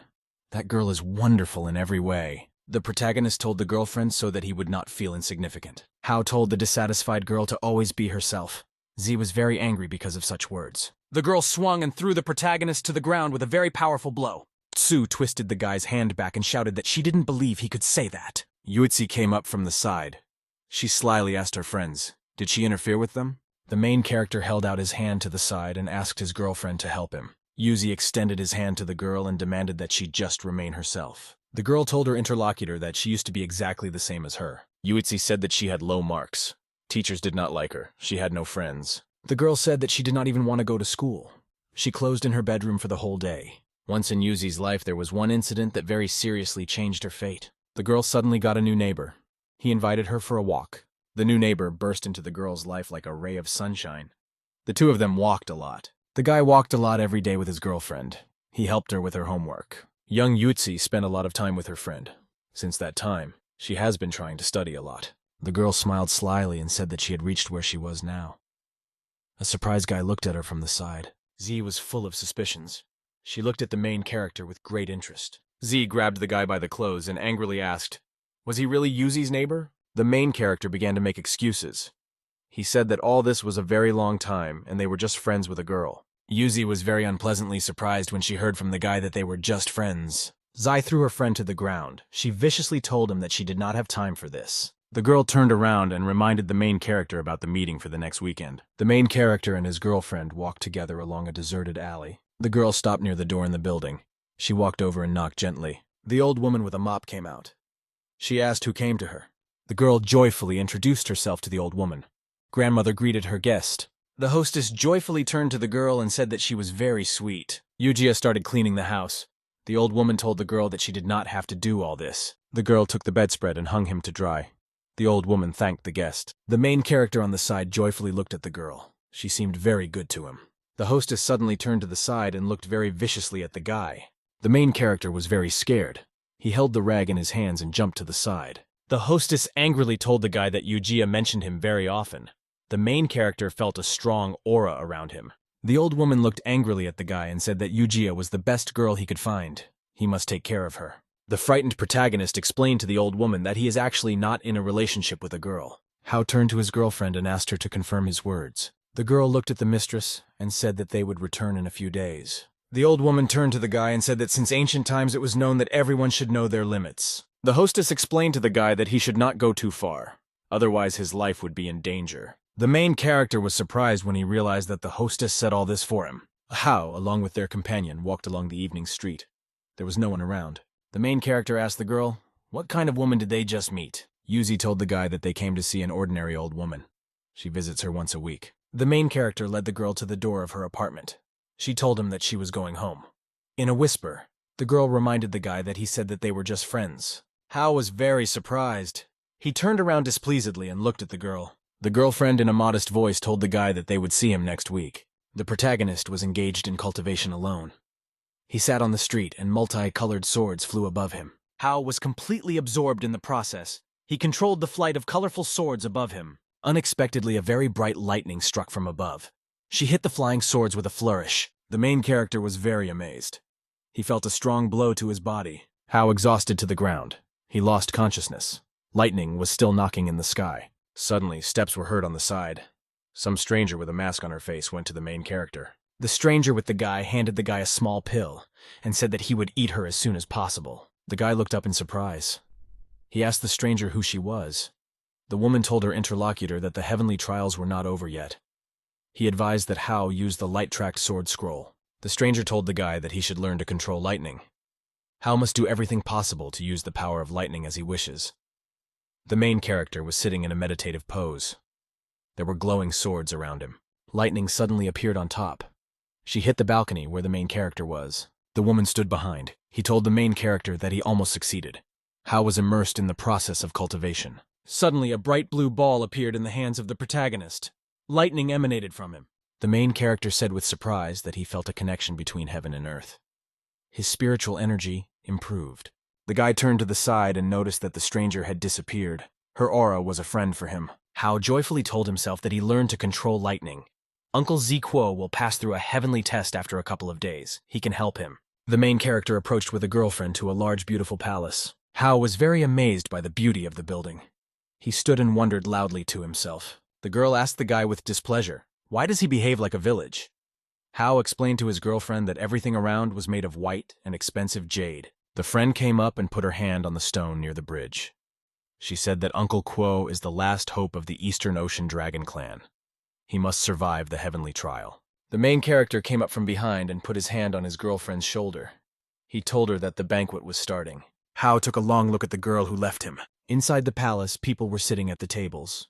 At one of the tables, the main character with a girlfriend was sitting. The man lifted the glass and said that they would drink by Quo. He was able to finish a long training. The guests happily raised toasts and drank to health. Quo raised his glass and thanked everyone for their support. He expressed gratitude to his brother. The man turned around and asked the drinking Quo, could he survive the heavenly test this time? The man got angry and put the glass on the table. He shouted in a loud voice that he would survive the heavenly test without any problems. One of the guests joyfully tapped him on the shoulder and said that he was not afraid. Quo suddenly fell silent. He looked with great attention into the bowl with a pink drink. Hao looked at the two men with great attention. They had fun drinking with each other. The main character asked the girl, could their acquaintance survive the heavenly test? Zai said with excitement that Quo is the #1 cultivator. He must definitely survive. The main character told the surprised girl that he could weaken the heavenly test. He asked if this would help a man. Hao held out his hand to the side. He said that heavenly trials are usually a test of lightning. He will be able to weaken him if he wants. Z said in a thoughtful voice that there are different types of heavenly trials. Uncle Quo himself will be able to cope if it is the simplest lightning. Z said that if the test is powerful, then the man will be in danger. Quo can reach the kingdom of heavenly dragons. In all 4 dragons, clans for more than 400 years have not been a single heavenly dragon. Hao asked his interlocutor, is it really so difficult to break into the heavenly dragon realm from the 8th realm? Tsu replied that the entire Eastern Ocean was preparing for this. Quo must definitely cope. At this time, a huge lightning appeared in the sky. She hit the roof of the building. The people inside the palace were very scared. The building was shaken by a lightning strike. The man scaredly shouted that the heavenly test began ahead of time. The warrior sat on top of the tower. There was a divine weapon next to him. It was a double tip. The man was on top of the tower. There was a high column of water around her. The soldier on the ground shouted menacingly that it was necessary to activate the formation of an array. The main character stood with his girlfriends. They were all very scared. The water around the island continued to rage. Around the tower stood pillars, and they had gold snakes. The storm was very strong. Water streams washed the island from all sides. There were lightning blows in the sky. Warriors on the island continued to stand around the tower. Suddenly, from the sky, the discharge of lightning began to attack the tower. The man shouted in fright that this was the 9th sky of 18 lightning. The girl turned around and asked her companion, will Quo be able to survive? The man said in fear that even God could not withstand the 9th heaven of 18 lightning bolts. The bright discharge of lightning fell from the sky straight to the roof of the tower. From below, the girl was very scared. Z looked up in front of her scared. She called Uncle Ku. The warrior on the roof of the tower shouted to the girl to stop crying. Quo told the people in a confident voice to see how he could survive the heavenly trial. Lightning struck the roof of the tower again. The main character said in a frightened voice that the man really is the best cultivator. Quo can even absorb the power of the heavenly test. Men said that during the test, each zipper will be twice as much as the previous one. Hao said with fear and excitement that the last lightning would be hundreds of thousands of times stronger than the first. The man on the tower grabbed a huge spear in his hand. He peered up attentively. Kuo held out the spear and lifted it up in front of him. Lightning hit his weapon. The man swung his spear and hit them with all his might into the roof of the tower. There was a very bright and powerful explosion. Lightning continued to beat the tower on top. Kuo extended his hand with his spear forward. He shouted that the heavens might continue to attack him. The warriors on the ground shouted words in support of the man. The excited main character stood nearby. The man asked the warrior how many lightning strikes he had already received. The warrior bowed to the interlocutor and said that Ku had already accepted 9 blows. At this time, bright red lightning appeared in the sky. She was moving towards the island. The man was very scared.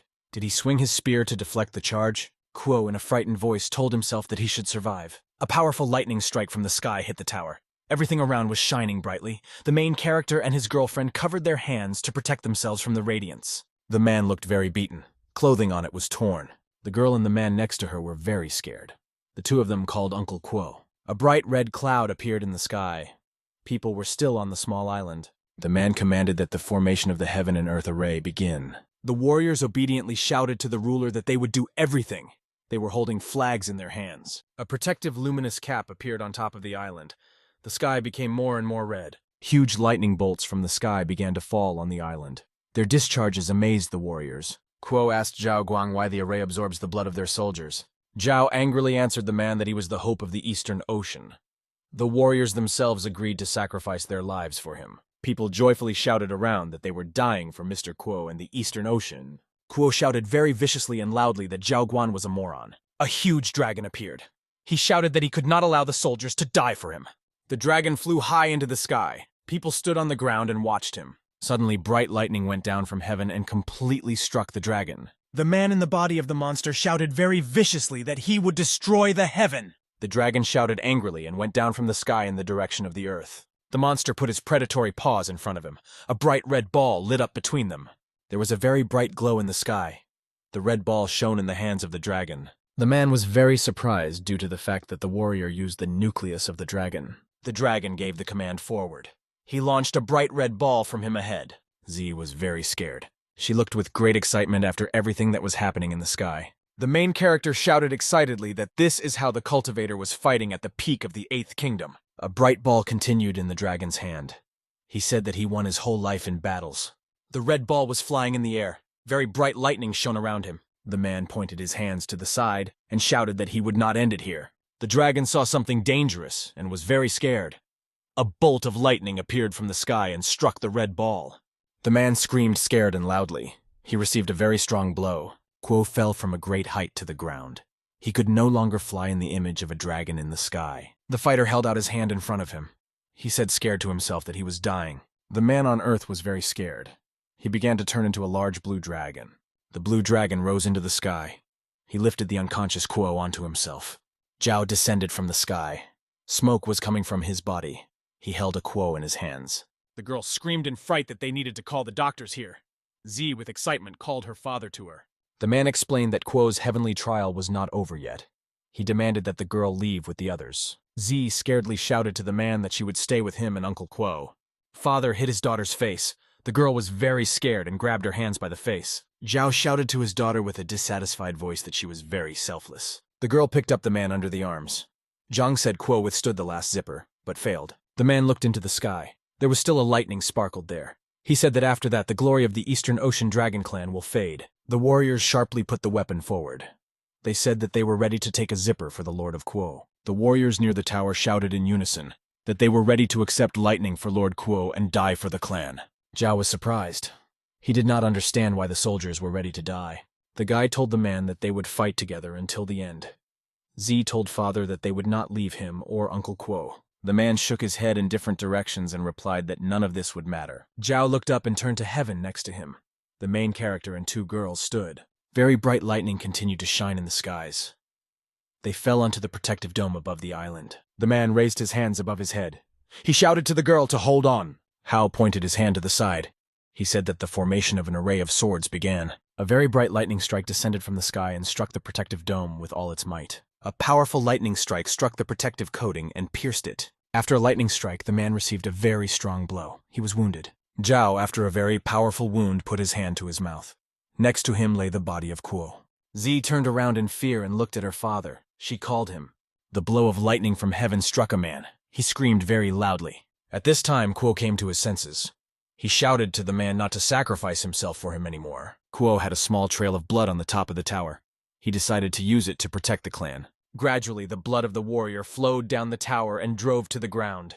Luo shouted loudly that he should protect the clan even at the cost of his life. The man held out his hand in front of him. He shouted to heaven that they could harm his clan only through his body. A very dense and red fog appeared around the tower. There was a bright glow from above. The warrior jumped high into the air. He shouted to the heavens that he himself is the master of his own destiny. Kuo continued to rise high up in the heavens. He was waiting for a retaliatory attack. The man spread his hands to the side. Around him were small lightning. Kuo held his arms outstretched in front of him. He continued to scream very loudly. A very bright red ball continued to glow in the sky. Small lightning bolts came from it. Suddenly, the dark cloud disappeared. Bright sunlight came through it. Kuo continued to fall from a great height to the ground. There was blue sky around him. The girl, along with other warriors, ran up to Uncle Kuo with fright. The girl grabbed the man by the hand. She scaredly asked him to wake up. The man looked at the girl with a weakening voice and asked that she would not behave recklessly when he was not there. Z, with suffering, fell on her chest in a warrior. She was very upset because of his words. The warrior pressed the girl to her. He said that he lived for 300 years and his time came. Z burst into tears and ran aside. The frightened main character sat near the body of a man. The man extended his hand to the guy and asked him to take care of the girl. He recalled that Hao had saved the Eastern Ocean Dragon Clan many times. The warrior had a red ball above his hand. He said his meridians were destroyed. The dragon's core is damaged. He only had 10% of his strength left. The man launched a red ball into the guy. He asked Hao to defend the Eastern Ocean in the future. The red ball hit the guy. He looked at his body in surprise. The girl ran to the side and shouted for Zheng to follow her. She pulled him along by the hand. Z, along with other people, bowed to Zheng and asked him to save Uncle Kuo. Zheng looked at the man's body. He said in fear that the warrior's meridians and dragon core were destroyed. Even the immortal could not save him. Z looked angrily in front of her and asked how this could be possible. Zheng said in a sly voice that he himself was much better than the immortals. The boy said that he needs a 7-color snowy lotus to save life. It grows on Heavenly Mountain in the northwest. Zhao fearfully promised that he would now send people to find this grass. Zhen said that lotuses are growing in the depths of karst caves. Only cultivators below the Third Kingdom can approach these flowers, the boy thought. He turned around and looked with great attention at the protagonist. Zheng looked at the guy and said that he would go and bring him a lotus. He needed 6 pieces. Hao looked at his body in surprise. He remembered that Kuo gave him 10% of his strength. Zhao reminded that Heavenly Mountain is the territory of Qin Shaoyang. A woman came up from the side and said that she would go with Hao Zhen. Su came up. She said that she also wanted to go and reminded that they, along with Qin Shaoyan, are inspectors. The main character and his companion flew on magic swords over snow-capped mountains. The woman said that they must keep Kuo's failure a secret. Su sternly looked at the guy and said that if the news reaches the Western Ocean, then the current world will be destroyed. The main character looked carefully in front of him.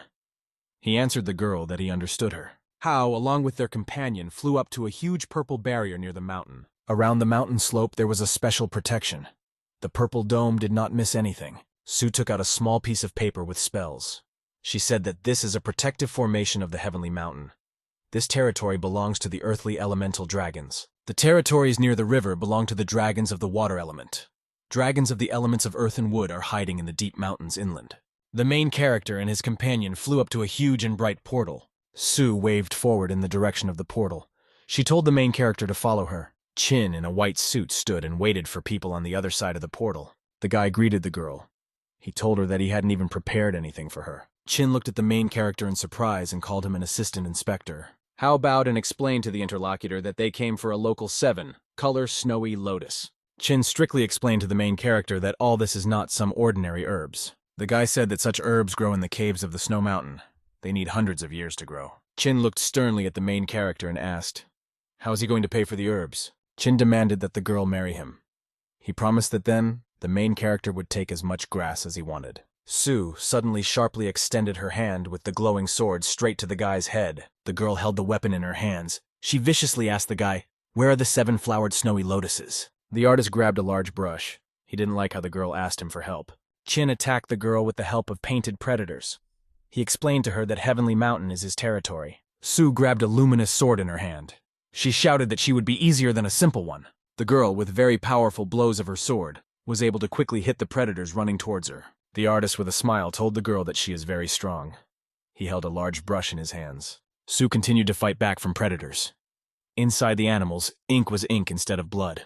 After another attack on Sue, a whole bunch of bright black ink sprayed. The artist shouted to the girl that she was very careless. He launched black needles against her. Chin continued to draw large circles with a brush. He prepared new predators. Very soon, several new dangerous predators appeared in space. Sue was holding her glowing sword in her hands. She prepared to fight further. The girl angrily rushed forward with her sword and began to chop down the painted predators. There was a very strong explosion and he hooked the girl. The clothes on her body were damaged. Sue shouted angrily so that the main character would not wait for anything and help her. Hao held out his hands forward and prepared to attack the drawn monsters. Sue jumped up and began cutting through dangerous predators with her sword. The girl landed with her weapon right opposite the artist. Chin decided to try something else to draw to attack his rival. Sue waved her sword to the side. She shouted to the artist that she would no longer fall into his trick. Sue landed on the ground. She shouted to the head hero to start attacking immediately. Chin put his hands in front of him. With their help, he defended himself from the girl's attack. The main character swung his hand. He activated the control of lightning. Sue, after the jump, landed on the ground. Above the artist was a huge blue lightning. Chin screamed very scared. Lightning fell on him from above. Sue placed the blade on the artist's shoulder. She asked angrily, where could they find 7 colored snow lotuses? The main character walked with his companion along the mountain slope. He told her that he did not think that Qin Shaoyoyan would just give a card for them. Hao pointed forward with his hand. He told the girl that snowy lotuses are growing in the cave. The main character and his girlfriend were surprised to see some white animal sleeping on the ground next to him. Hao said with excitement that in front of him was a wounded snow lion cub. Sue told the main character that they need to collect snow lotuses as soon as possible. Hao at this time rewound the wounded paw of the animal. The lion's lion was very happy. He gratefully looked at the man. Hao waved his hand and said goodbye to the animal. He prepared to move on. The animal grabbed a man with his teeth by his clothes. He did not want to let him go. The main character stroked the lion cub with his hand. He told him that his family was already waiting for him. Sue smiled very happily and told the guy that he was very kind. The predator stepped aside and rumbled. The girl shouted to the main character that it was time for them to go. Hao held a flashlight in his hand and carefully illuminated the cave with it. Next to him, Sue was shining to the side. The main character looked at the map. He told the girl that they had already arrived. At this time, a predatory wolf appeared from the side. The predator jumped sharply to the side. The main character did not understand who it was behind them. Hao saw that the flower was in the wolf's mouth. He shouted that he needed to run after the predator. The main character, accompanied by his companion, rushed forward sharply to catch up with the wolf. The predator jumped into a small island in a pond in a cave. The main character stood on the shore next to the girl. Hao looked at the wolf and told him that there were a lot of snow lotuses next to him. The predator growled angrily. Sue looked at the wolf with great suspicion and said that something was wrong here. The wolf suddenly rushed forward at the guy. The main character did not have time to dodge. The girlfriend dodged and shouted to the main character to be careful. Hao looked to the side with great excitement and saw that there were other predators there. He called the girl. Sue told the guy that it wouldn't be that easy. That is why Qin told them where the snow lotuses were in the cave. The girl sharply waved to the side with a sword and beat off the attack of a predator. She shouted that the wolves of a very high level. They are like cultivators of the 6th sphere. Hao put his hand in front of him and fought off the evil predator. The guy with the girl stood in a cave. Wolves continued to approach them. Sue shouted to her friend that she would hold off the wolves. He must find a way to get out of this place. Hao replied that he could do everything. He scaredly asked the girl, what would she do? Sue held a piece of paper in her hands. She said that the balance of the whole human world will depend on Zhao Guo. Sue put a piece of paper on the sword. She said that they need to save Guo's life. The girl shouted to the main character that they needed to move forward. She rushed at the predators. Sue sharply waved aside with her sword. In front of her stood very predatory wolves. The girl rushed forward sharply to try to finish off the predators. Sue looked up. She saw red lightning and crashed into blue lightning. The girl turned to the side. Red lightning flew behind her. The main character shouted to the girl to be more careful. At this time, the SU was a very bright explosion on the side. Hao shouted with excitement to his companion that he could not go. Without her, he stood next to the girl. At this time, there was an evil and loud scream. A white lion with her cub appeared. Hao looked as a scared to the side and saw how the white lioner appeared with large animals. The main character with great surprise asked the lioner, why did he return? The huge white lions rushed and began to fight against the predatory demonic wolves. Hao dodged aside. He noticed how several wolves were struck by bright white rays. Su waved her sword in all directions. She hit one of the attacking predators. At this time, a white lioner ran up to people from the side. Hao and the girl approached him. Su pointed her hand to the side. She suggested for the protagonist to climb onto the back of the lion. The main character and his companion jumped onto the back of the lion. They raced on it through the cave. Outside of the Hao cave, together with the girl, they got off the lioner when they were safe. Hao stroked the predator on the head and said that it was time to go home. The lioner went to the guy and captured him from behind. Hao turned around in surprise. Su told the guy that he should take the lion cub with him and make him a spiritual beast. The girl suggested to the main character that he give the lion cub a name and take it for himself. Hao looked at his new pet for a very long time. He decided that he would call her a white lump. Su stood near the palace and waited with great excitement for her friends to return. Hao and Su jumped out of the portal. The girl asked her friends if they had brought snow lotuses. The main character threw the flower in front of him. He told the girl to give the lotuses to Mr. Jina. Su told her friends that she should inform everything in the sanctuary of the dragon god. Hao thanked her with her girlfriend. A small ship sailed across the sea. The sun went beyond the horizon and illuminated the water surface. The boy threw a small yellow pill into the patient's mouth. The man was lying on the bed. Kuo lay completely unconscious with his eyes closed. His body didn't move. Jung told his friends that they arrived on time. If they had been even an hour late, no one would have cured the man. The main character and his friends bowed and thanked Jen. Jen told people that in reality they should thank the protagonist. The girl and the man bowed to the guy. She said that thanks to Hao, the Eastern Ocean was able to survive. Zai came up from the side and grabbed the main character's clothes with her hands. The girl was very constrained. She thanked the surprised guy. Hao patted his girlfriend on the head and said that he would try his best to help her. Zhao came up and told the guy with the girl that Kuo was saved, but he lost his centenary. Zai was upset. She did not understand how this could happen. At this time, the man said in an exhausted voice that the centuries' old power means nothing to him. Kuo jumped out of bed. He said in a weakening voice that he could return to the Eighth Kingdom. The girl excitedly grabbed her uncle and said that he should rest. Kuo must recover from a serious injury. The man concentrated. He confidently stood on his feet and headed forward. Hao scared him, asked what he was doing. Kuo excitedly told the guy that he would never forget how he saved his life. Zhao reminded the man that he was healed thanks to the 7-colored snow lotuses. The man was very surprised. He asked Zhao, was he really going to the cave of snowy lotuses on Heavenly Mountain? Kuo viciously told the interlocutor that something bad could happen to the main character in the cave. Hao came up and explained to the man that there was a Su next to him. So for him, everything was not so dangerous. The main character said with a smile to his friends that he got someone else in the cave. Hao pointed to the side. He called his new white pet to him. A white animal appeared in the room. Someone shouted that in front of them was a snow lion from the Heavenly Mountains. The lion cub licked his owner. The main character said that the white lump helped them in the cave. The man looked at the beast and said that snow lions are very wary of people. He asked the guy how he'd tamed the animal. Hao stroked the animal. He looked at the lion and said that this was a long story. Fragrant sticks in the censer burned in the room. Kuo told the main character that if it is well cultivated by a white lion, then he can reach the level of a... Hao turned to the side with surprise and looked at the girl. Z joyfully ran next to Leo. The girl told with a smile that a white lump belongs to the level of C. Tsu stroked the lion cub with her hands. She spoke in great detail about the different levels of beasts. Hao looked at the girl and said that a white lump has a level of C. Zai told the protagonist that lion cub reached level C when he was less than 6 months old. Kuo said in a joyful voice that the lion cub had done many good deeds in his past life. Hao joyfully hugged the lion and said that he had a very great potential. The main character came to his home and inserted the key into the lock. He opened the door. Pink and Blue girlfriend smiled at the guy and welcomed him home. The guy looked at the table. There was a variety of food there. The girl asked the main character if he wanted to eat now. A girlfriend in blue clothes asked the guy if he wants to accept the bathroom first. A girlfriend in a pink rushed to the guy and tumbled him on his back. Linlin looked at the lion guy and asked with interest if he wanted her. The main character was very dissatisfied with his girlfriend's behavior. He shouted at her to stop. Hao sat at the table and consumed food with chopsticks with great appetite. His girlfriend sat very quietly opposite him. A white animal appeared.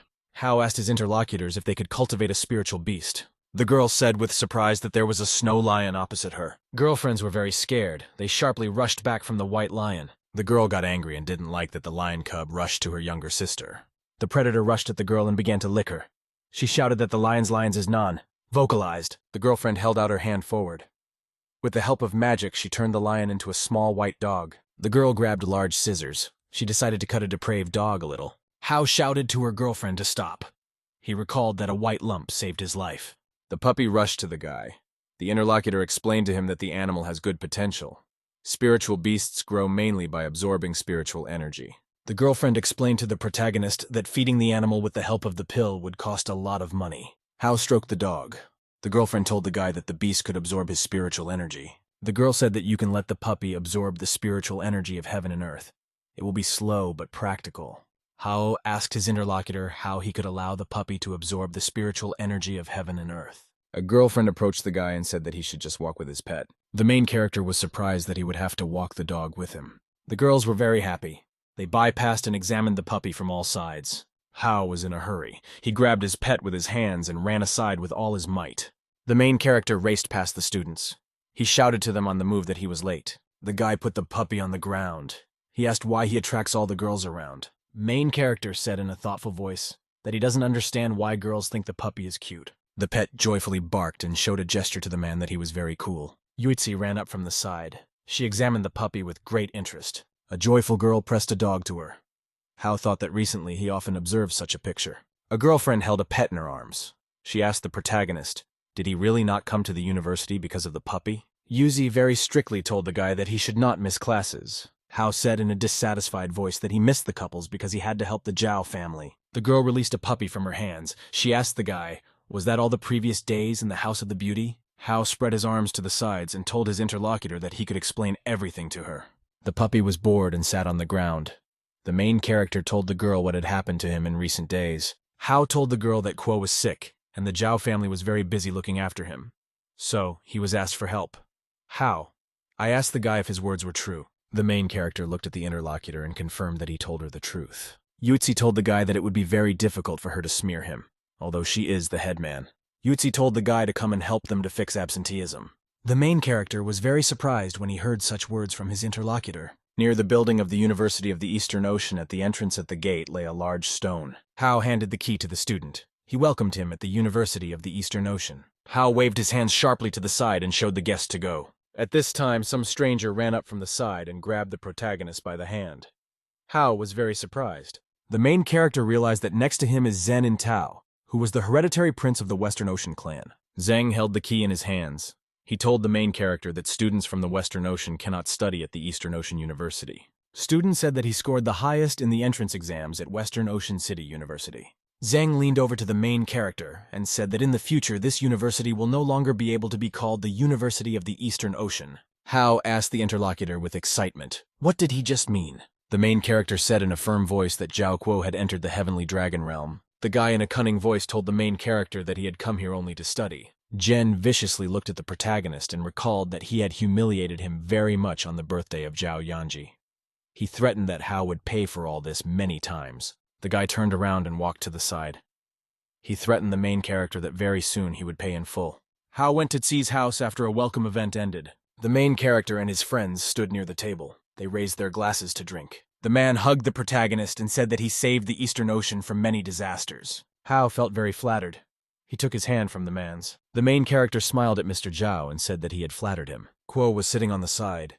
He said in a cheerful voice that the Guan embarrassed the main character. Kuo asked the main character why he chose such a cultivation technique. Hao explained that after he masters this technique, it will become several times more powerful than other techniques. Kuo said thoughtfully that none of them thought that the technique could withstand the blow of the heavenly test.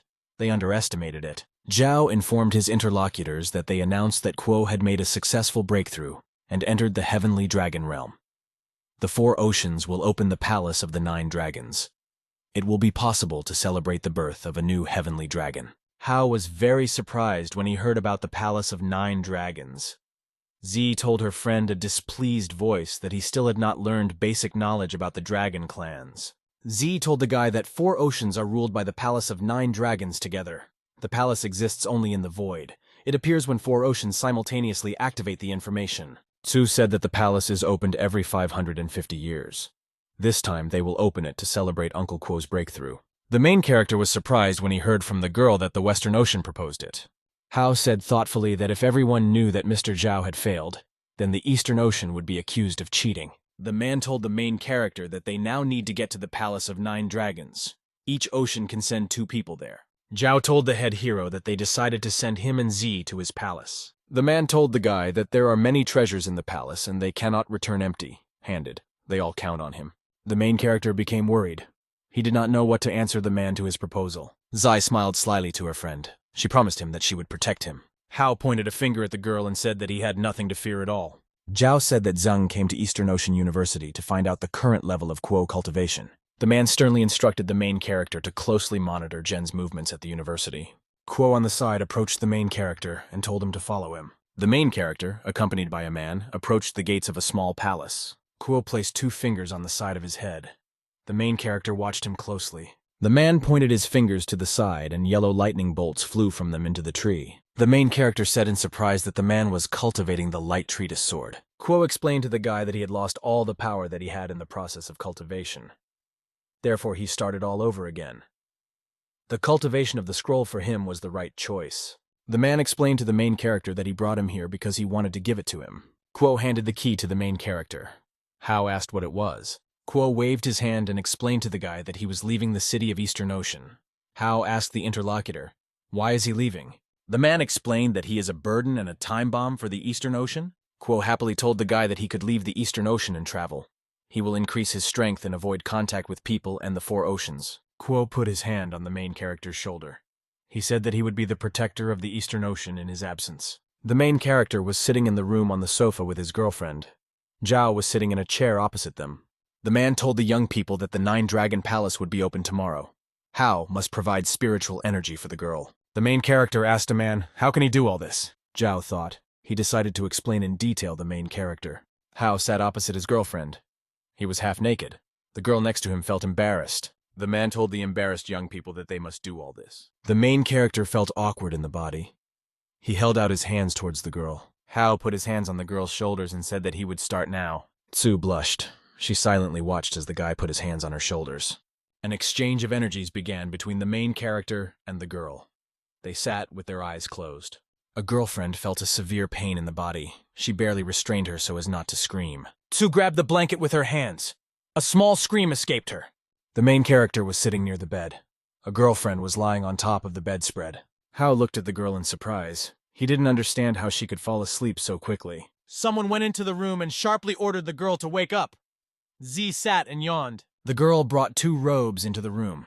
She explained that a visit to the Palace of 9 Dragons is a test. She and Zai are required to change. The main character, along with his girlfriend, went down the stairs. The girl unwound it and threw a small carpet on top. She told her friends that they would travel when they were ready. The girlfriend suddenly and carefully jumped onto the flying carpet as she walked. The woman told her companions that they were going to the 5th heaven. A picture of the Qiankun with a river and a mountain can lead them there. Tsu answered her mother that she understood everything.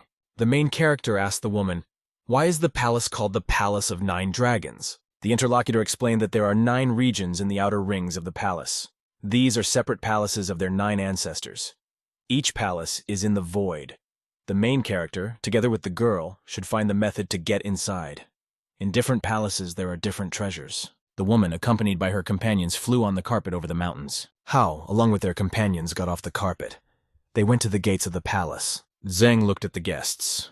He said dissatisfiedly that the Eastern Ocean sent a person to participate in ancestor worship in the 9-Dragon Palace. In his opinion, this could be a shame for the dragons. The main character was silent. Silently stood next to him a woman and his girlfriend. One of the guys said that Prince Ito is completely right. None of the strangers could get to their holy land. The woman said that the main character is her future son-in-law. He can represent the Eastern Ocean. One of the fighters laughed joyfully. He told a friend that the Eastern Ocean would soon cease to exist. The guy looked at the main character and said that he wanted to make a bet with him. Jen explained to the opponent that they would compete, which of them would get more treasures and whose treasures will be the best. Hao asked the interlocutor, "What are they arguing for?" The guy said angrily that the loser must kneel before the winner. The main character sternly answered the interlocutor that he agreed to such conditions. Bright pentagrams appeared on the ground. They glowed near the gate in various shades. Jen turned around and told the main character that they would see himself later. The woman handed the guy a map. She said that this card was passed down from generation to generation and it cannot be allowed to get into the wrong hands. Hao said that there are no traps in the Palace of 9 Dragons. First, they must find the big dragon palace and not waste too much energy. The main character and his girlfriend said goodbye to the woman. The guy and the girl flew up into the sky. The woman thought with excitement that her daughter and boyfriend should return safe and sound. The main character and his girlfriend descended from the sky in the direction of the target. The guy looked at the map with interest. He told his girlfriend that they needed to find the Great Dragon Palace. Hao told the girl that he did not know how to find the palace. They do not know the direction. The friend looked at the compass and pointed to the right with her hand. She told the main character that this is the east. The main character grabbed his girlfriend's hand with his hand. He wanted to support her. The guy looked at the map. He told the girl that they need to go there. The guy and the girl were floating in the sky. Unexpectedly, Z screamed in displeasure. The main character asked his girlfriend, "Is she really feeling bad?" Z told him that they were fine and they could move on. The main character hugged the girl to him. He told her to stay close to him. Hao led his girlfriend with him by the hand. He explained to her that during the journey, they could find several elixirs of the gods. This will help restore strength for Uncle Quo. The guy pointed his finger forward. He said that there should be a great dragon palace there. They had 4 hours left and had to hurry. Z stood near the entrance to the palace. She shouted that all this is impressive for her. The main character, along with the girl, headed to the entrance to the palace. Tsu looked around the buildings with interest. She saw many divine weapons around her. Main character walked up to one of the tables and looked at it carefully. He was silent. Hao saw a pot standing on one of the tables. He said that someone had arrived here before them. The girlfriend told the guy that he needed to bow to his ancestors. After this, they can return to the treasures. Hao held the chopsticks in his hands and looked at them carefully. The main character prepared to put the sticks in the pot and said that they came here to find the elixir pills of the gods. Zai told the guy that they did not have any clue to go to the 9 palaces in the depths of the void. Hao looked at the map. He said that it only showed the path from the entrance to the Great Dragon Palace. Hao said that legends say that the divine dragon had 9 children. Palaces in the void are named after them. The guy was surprised to notice that there were 18 stone statues around the palace. The guy saw something very unusual. He could not believe that this could be. The main character broke sharply and ran forward. He went down very quickly from the stairs. Hao flew up sharply and headed into the heavens. He needed to take a better look at his surroundings. Hao flew over a small town and carefully looked at the map in his hands. Unexpectedly, the main character said to himself in a joyful voice that he understood everything. The guy came down from a height to the ground. The girl asked him what he saw. Hao pulled his girlfriend behind him by the hand. He said that he found hidden palaces. They will need 2 hours to get there. Suddenly, the girl fell to the ground. She said for the protagonist that her spiritual energy is running out and she has no strength. Hao prepared to take a girlfriend in his arms. He said that she should help him show the way. The girl was very pleased. She hugged the guy from behind and called him by name. The main character stood near the entrance to the palace with the girl. He said that 2 rows of stone statues testify to the existence of the true and false side of the Palace of 9 Dragons. The guy said that there should have been a gate to the void here. They are as far from the great palace of the Source Dragon as the entrance to it. Z looked with excitement in front of her and asked the guy, "Do they need to enter there?" The main character held out his girlfriend's hand. He said that they could do it together. The girl fell silent. After a small pause, she ran to the guy. The main character, along with his companion, rose up. The pentagram shone with below. The main character, along with the girl, ended up on a huge stone that hung in space. Hao was very surprised. He could not understand what place he and the girl ended up in. The man banged the gong with a flourish. He told the participants that their time was up. The guy was holding a small board in his hands. He started talking about the rewards for the participants. The man asked the guy with surprise, did the Eastern Ocean really have not returned? Suddenly, a bluish light appeared near the judge. He looked down in fear. The main character ran in from the side. He shouted loudly that the Eastern Ocean has arrived. The main character explained to the man that they received nothing in the Great Dragon Palace. The guy angrily reminded Hao about their bet. Hao bowed to the guy and asked him for forgiveness for what he did to him on Tsu's birthday. Zheng angrily put his hand on the main character's head and said that he ruined the fun for him. The guy approached the girl and told her to leave the main character. Z unexpectedly sharply swung her hand and beat off the guy's hand. The girl angrily told the guy that she would knock his teeth if he would say nonsense. Jen took out a huge sword. He told the girl that he respects her, since she is the princess of the Eastern Ocean. Jen swung a sword and shouted to the girl that she was choosing a difficult path. The main character launched blue lightning and stopped the sword near the girl's head. He shouted to the guy to stop. Zheng was very unhappy. He turned around and saw that the main character had interfered with him. The guy angrily pointed his hand to the side. He recalled that Hao humiliated him at Zhao's birthday party. Zheng took out a huge spear and pointed it at his opponent. He reminded him that Hao won only thanks to luck. The guy swung his spear and tried to hit his opponent. He threatened that he would kill him. Hao, with very sharp and fast movements, dodged attacks with weapons against him. Jen waved a spear in all directions. He decided that he would win his opponent easier. The guy suddenly jumped up and rushed forward with an outstretched spear against Hao. The main character dodged to the side. The spear flew past his head. One of the fighters shouted to Jessen so that he thought about the general perspective and did not focus on personal grievances. Zung turned around and shouted at his friend to shut up. He threatened to kill him. The guy looked angrily at the protagonist and said that he would finish him today. The fighter swung his spear. The main character defended himself from the strike with the help of a small lightning bolt. Hao jumped back very sharply. The spear caught him a little on the body. The main character could not stand on his feet. He put his hand forward to defend himself. Zhang launched fire against his opponent. He shouted that Hao would see what a cultivator of the third realm was capable of. The fighters fearfully reminded their boss that it was forbidden to kill 9 dragons in the palace. Jen launched a fiery bird against the protagonist. He shouted that he would die. Z scaredly shouted to her friend to be careful. After a powerful blow, the main character flew to the side and there was a strong explosion. Jen viciously told the opponent that this happens when someone goes against him. Suddenly, a very bright fire appeared above the ground. There were large circles of fire around him. The main character stood on his feet.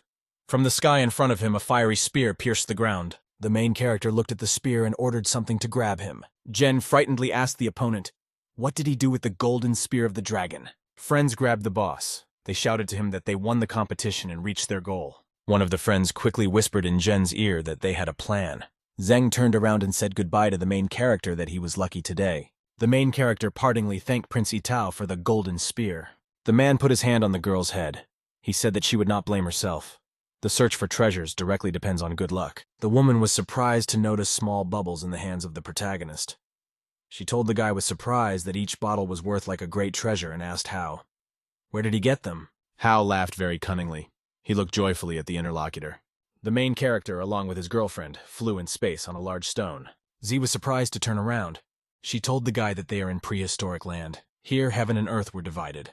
Hao pointed his finger to the side and said that there was the palace of 9 dragons. The girl stood on the edge of the stone. She asked the guy how they would get into the palace if they cannot use magic. The main character released his lion. A white animal jumped on a stone in front of him. The white predator developed wings.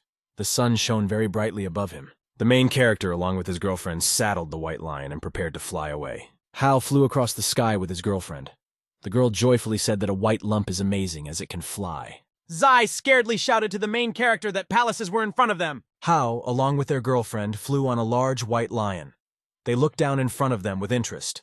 The girl turned to the side and pointed her finger at the palace of the little Taoist. Hao answered with a smile to his friend that she thought Jen was small. The main character, along with his girlfriend, flew over the palace at his pet. Hao, along with the girl, flew up to a large wall. On the shelves lay large black pills. Zai happily told her friend that there were many first-class pills around them. The main character waved his hands to the side. He told his girlfriend that they didn't have much time. The pills flew out of the shelves and began to fly around in space.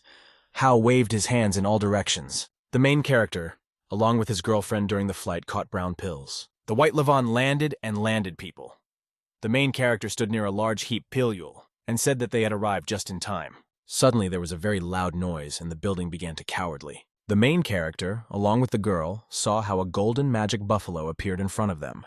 Hao jumped on a lion with a girlfriend. He shouted to the pet that he would reward him if he helped to pull them out. The lion's eyes lightly lit up.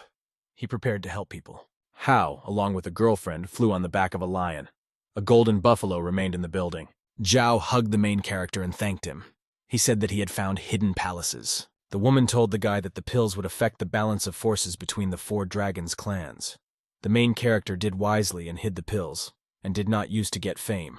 The main character happily said that Mr. Zhao would take pills to restore his strength. The man looked displeased at the protagonist said that he looked at him high. Zhao reassured the interlocutor and said that Hao had good intentions. Kuo said angrily that he had lost his power, but he would rather die than improve his cultivation base like this. Kuo prepared to sit on a chair near the table. He said that cultivators should improve themselves through cultivation, not through pills. Kuo angrily told the main character that no pills would help people develop. The main character looked at the man and said that he would keep in mind his instructions. Zhao told the guy that they could not be careless of the ancient pills of the elixir of God. He himself will decide what to do with pills after he finds a safe method to take them along with the elders. The guy handed the package to the woman and said that he had added additional information to the map of the Palace of the 9 Dragons. The woman immediately took the card in her hands and thanked the main character. The hostess looked at the guy carefully. She realized that he had found out the location of the hidden teleportation site. Hao, at this time, was happily drinking with the men at the table. The woman thought that the guy brought a lot of secret treasures but was silent so as not to talk about it. It impressed her very much. The hostess suggested that the main character should stay at their house for the night. Hao answered her that he needed to go to the university tomorrow morning. He hadn't been there for a long time. The main character left the house and waved goodbye to the girl. Zhao and his wife watched him from the balcony. The woman asked her husband what did he think about Hao. The man was silent. Zhao said that the guy is an excellent fighter. He brought a lot of divine elixir pills. There are many super powerful people around the main character. The hostess said thoughtfully that the Tsu girl was not good enough for the main character. The main character came to the university building. He met the teacher in the cafeteria. Hao sat at the table opposite the woman and was silent. Students were looking at them around them. Tsu looked at the guy sternly and said that his cultivation base had improved again. She asked what happened to him in the Palace of 9 Dragons.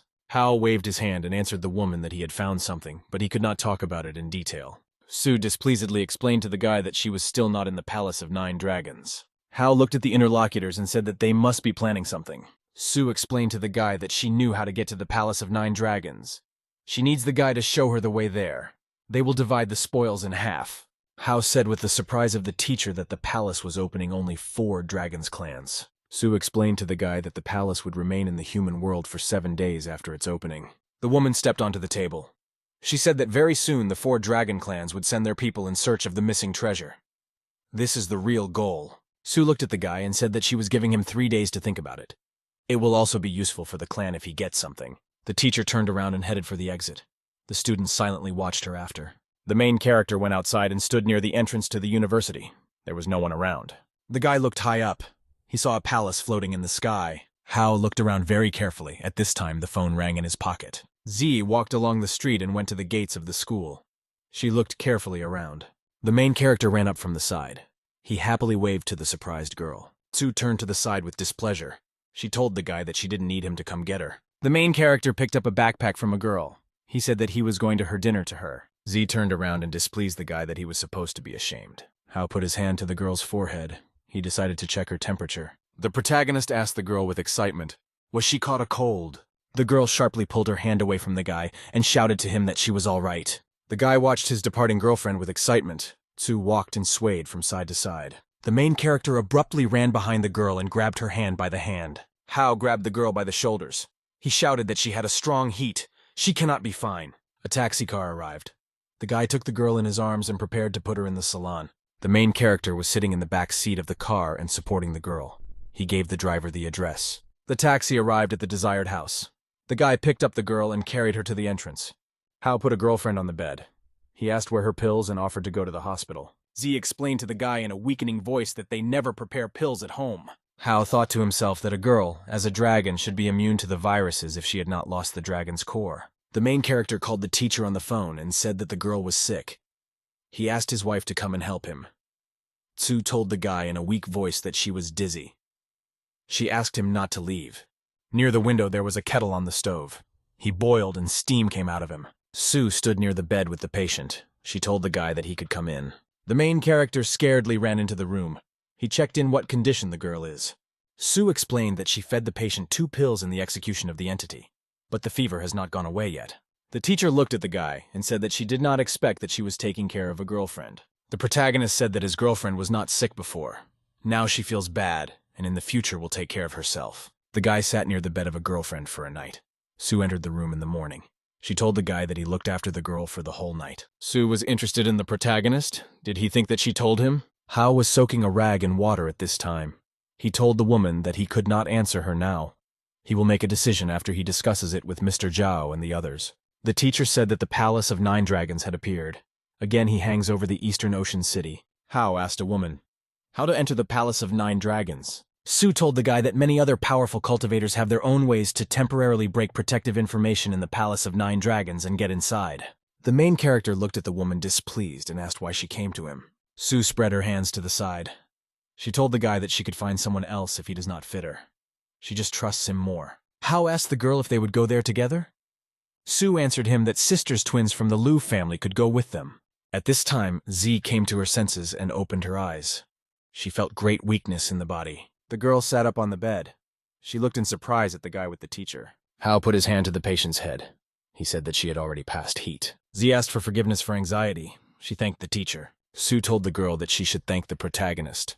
The guy took care of her all night. Sue turned around and looked at her friend with interest. Hao stood and silently looked to the side. Sue stood in the doorway. She looked joyfully at young people and said that she would no longer bother them. Hao, along with her girlfriend, looked after the departing teacher. They were silent together. The main character looked at the girl silently. She silently looked at him in response. Sue looked at the guy and thanked him. Hao noted to himself that his girlfriend's face was red, but her fever had subsided. Zhao sat at the head of the table with food. Girls and a guy were sitting next to him. The man thanked the guy for taking care of his daughter. Hao answered the interlocutor that this is the smallest that he could do for him. Zhao explained to the main character that they had already found out the action of the pill, which were found in the Palace of 9 Dragons. The woman took a small green bottle in her hand. She gave details about all the pills she found. The man told the guy that he had marked all the pills and put them in 5 small boxes. Hao can take such medicines when he goes to the Palace of 9 Dragons, just in case. Zhao put his hand on the main character's shoulder. He told the guy to go with Miss Sue. They will feel safer if he goes with the teacher. The woman told the interlocutors that she would make sure that the main character would be security. Late in the evening, the main character returned to his home and went up to the apartment. The girlfriends rushed at the guy and knocked him off his feet. They greeted him. Hao looked at the girls in dismay. He shouted to them that they would strangle him now. The main character sat and calmly drank coffee from a cup. The girlfriends looked at him silently. Hao told the sisters that they should go with him in 5 days to the Palace of 9 Dragons. The girl in blue bowed to the guy and said that she would do everything like that. A girlfriend with excitement told the guy that she would do everything to fulfill his order. The girlfriend told the guy that he should prepare before going to the palace next weekend. There will be a fair. A guy can go there to buy spiritual medicine. They are made for spirit beasts. The girlfriend explained to the guy that cultivators will participate in the fair. He cannot advertise her. The girlfriend explained to the main character that the dragon cultivators could not visit the fair. A girlfriend hugged a guy and said that at the fair it would be difficult to determine that he belongs to the dragon clan. The girl hugged the guy and told him with a smile that he could go there with them. Hao walked past the building himself. He remembered that he had been to the palace before, and now he had to go to the fair. Things haven't been very peaceful for him lately. A girlfriend ran up to the main character from behind and put her hand on his shoulder. Yuichi asked the guy, why does he look so alarmed? She decided that he did something bad. Hao turned to the side and said that he didn't do anything wrong. The girl looked at him suspiciously. A girlfriend handed the guy a book. She said that she was asked to convey Mrs. Feng. The main character carefully looked at the book. It was a 5 elemental art of a sword. Hao reminded the interlocutor that Madame Feng could not see. He asked how a woman could give her a book. Yuzi told the main character that the woman simply indicated the place where to get the book. She has a really good memory. The girlfriend looked at the guy and said that he could come on an excursion with their group this weekend. The main character sat calmly on the balcony and was immersed in deep meditation. The guy heard very strong explosions on the street. Someone launched fireworks. Hao picked up a book. He remembered that 5-element art is very strong. He did not understand who Madame Feng was. The main character stood near the entrance to the bus. Girls entered the transport. Z held the phone in his hands. He asked why Eugia still had not come. Schoolchildren inside the bus rushed to the glasses. They shouted joyfully that the girl was very beautiful and could be a star. The student was sitting with a bag of food. He said to himself with admiration that Eugia turned out to be stunning. The main character took a girlfriend by the hand and helped her go on the bus. The schoolboy in glasses looked at the student with admiration. People on the bus were unhappy. They did not like that Yuichi was sitting next to the main character. The bus with the students was traveling along a country road. They were heading to another city. The bus stopped near a large building. The doors opened and schoolchildren began to leave. Hao shouted joyfully that in the morning they would visit the Buddha temple. The girl shouted to students that in the evening, everyone could look at the night bazaar. The hotel allocated rooms in advance for guests, so they all could approach the registration stands to get the key. A schoolboy with red hair ran up to the main character and grabbed him by the neck. He said that the Hao will have a separate room. Hao replied dissatisfiedly that he was very bored living alone. A friend cunningly suggested that the main character keep him company at night. Hao answered his interlocutor in a dissatisfied voice that he would rather live alone. The main character went to his door and prepared it. He grabbed the handle to open it. Hao noticed that his girlfriend would live next to him. He asked who her roommate would be. The girl told the main character that Malin was supposed to live with her, but her aunt will live instead of her. A schoolboy with red hair watched with interest how the main character communicated with a girlfriend. The student crept very slowly and carefully along the corridor. He approached the main character. The student hugged the protagonist and said in a cunning voice that he would refuse to live with him and convey this chance for Eugia. A friend smiled slyly to the main character and said that he really liked it for the Yujazi. The main character told a girlfriend that they would see later. Yuichi said goodbye to him. Students looked at the protagonist and his girlfriend. They went into the open doors of the temple. Yuzi turned around and shouted to her friends so that they would not lag behind her. In front of her stood a statue of the Golden Buddha. Hao walked behind his girlfriend through the temple with great excitement. He looked around with interest. The student bowed and folded her hands prayer. The guy from behind with excitement looked at her. The main character asked the girl what she wished for. Yuzi replied that she was praying for love in this place. A boy ran up with a small box. He told the girl that she could draw one fortune stick. The boy showed his hand to the side. He explained to the girl that his master would predict everything for her. Yuichi went to the master with a leisurely step, who was sitting in a meditative pose. He held out his hand to the girl and asked what she wanted to know about. Yuzi excitedly explained to the Buddhist that she would like to learn about love. Behind her, other schoolchildren were very surprised. The master turned around and looked in surprise at the schoolgirl. The main character studied him carefully. Hao looked with surprise in front of him and saw that the old master had a cultivation base. The master noticed that in front of him stands a cultivator of the highest level. The Buddhist told the girl that her birth chart was very unusual. He cannot fully examine her, but he can give her advice. The man advised the girl to simply follow the desires of her heart. Her loved one is next to her. Yuichi bowed low and thanked with respect the master. Buddhist looked after the departing couple for a long time. He said that the girl has an unusual birth diagram. The boy came up and told the teacher that he should think about how to break through the level of cleansing of ki. The master hit the boy on the head. He explained that he could even immediately go to the level of a nascent soul tomorrow. The student held the tray in his hands. He answered the teacher that he had already heard it many times. The master looked at school children and said that the power of young people is very terrifying. Yuichi stood on the roof of the building and looked from the height of the balcony into the street. Friends shoved the main character from behind and said he would go to his girlfriend. Hao ran up to the girl with a smile. She turned and looked at him with displeasure. The main character joyfully told his girlfriend that the landscape around was very beautiful. Yuzi did not answer the guy and looked at him with a smile. Friends were watching the main character from around the corner and wanted him to give his best. The girlfriend told the guy in a sad voice that she would soon leave to study abroad. The girl reported that she received an invitation from a foreign university.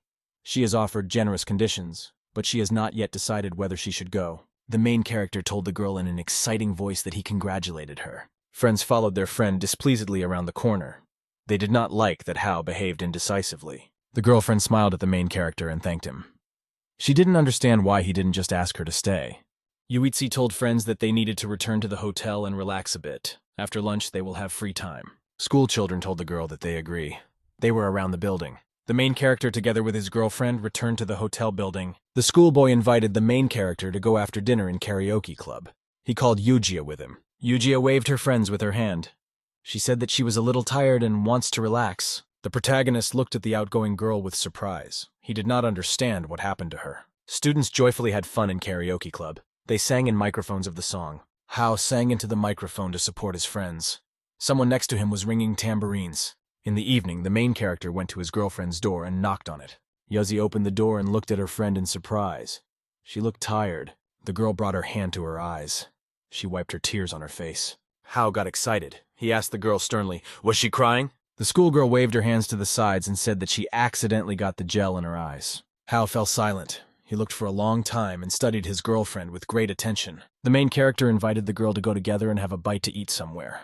The girlfriend agreed. Hao and his companion went into the city. There were a lot of people around, and they were heading to the cafe. The main character was sitting at a table with a girl and eating food with chopsticks. Yuzi thought about it. She remembered that she and the guy had already had a snack together in the evening. The main character told his girlfriend that he would now go and pay for the food. The student told him that he should not do this. Suddenly, some strangers approached the table with the girl. They looked at her carefully. The stranger viciously looked at the girl and asked, "Was she alone here?" Yuichi answered him that this place was occupied. The stranger conveniently demanded that the girl fit and drink with him. Yuichi swung a sharp movement and hit the student with her hand over her face. An unfamiliar guy angrily shouted to the girl that he could do this in a bad way. His friend stood behind him. The student viciously told the girl to go with him if she does not want to suffer. The stranger told the schoolgirl that she could get a lot of pleasure. The main character ran up from the side. He displeasedly asked the stranger what he was doing. Yuzi was very happy when she saw that the main character had come to her aid. The bully angrily asked the guy, does he really want to help the girl? The girl scaredly told her friend that the hooligans have weapons and there is no need to fight with them. Hao told his girlfriend that strangers could not harm him. The stranger angrily shouted to the main character that he was looking down on them. He waved his hand. Hao very quickly put his hand in front of him and grabbed her hand of a bully. The main character swung very sharply and threw the stranger with his back to the ground. The hooligans were very surprised. They did not understand what kind of guy was standing in front of them. The fighter angrily shouted to his friends to beat the protagonist to half to death. Hooligans with weapons rushed forward to attack the protagonist from behind. Hao very quickly neutralized all hooligans and tied them. They sat beaten on the ground. The girlfriend, scared, asked the main character, when did he start fighting so well? Hao said in a shy voice that Uncle Quo had recently been teaching him martial arts. The main character told his girlfriend that they needed to return home. Eugia agreed with him. The girl looked at her friend from behind. It seemed to her that he was moving away from her. The main character went into his home and fell on his bed. He told himself that he was tired after a whole day of walking. Hao closed his eyes and lay on the bed. At this time, girls approached him from the side. The girlfriend grabbed the guy's head with her hands. She said she would help him relax. Two girls sat next to the guy and looked at him with great interest. Hao rushed to the side sharply.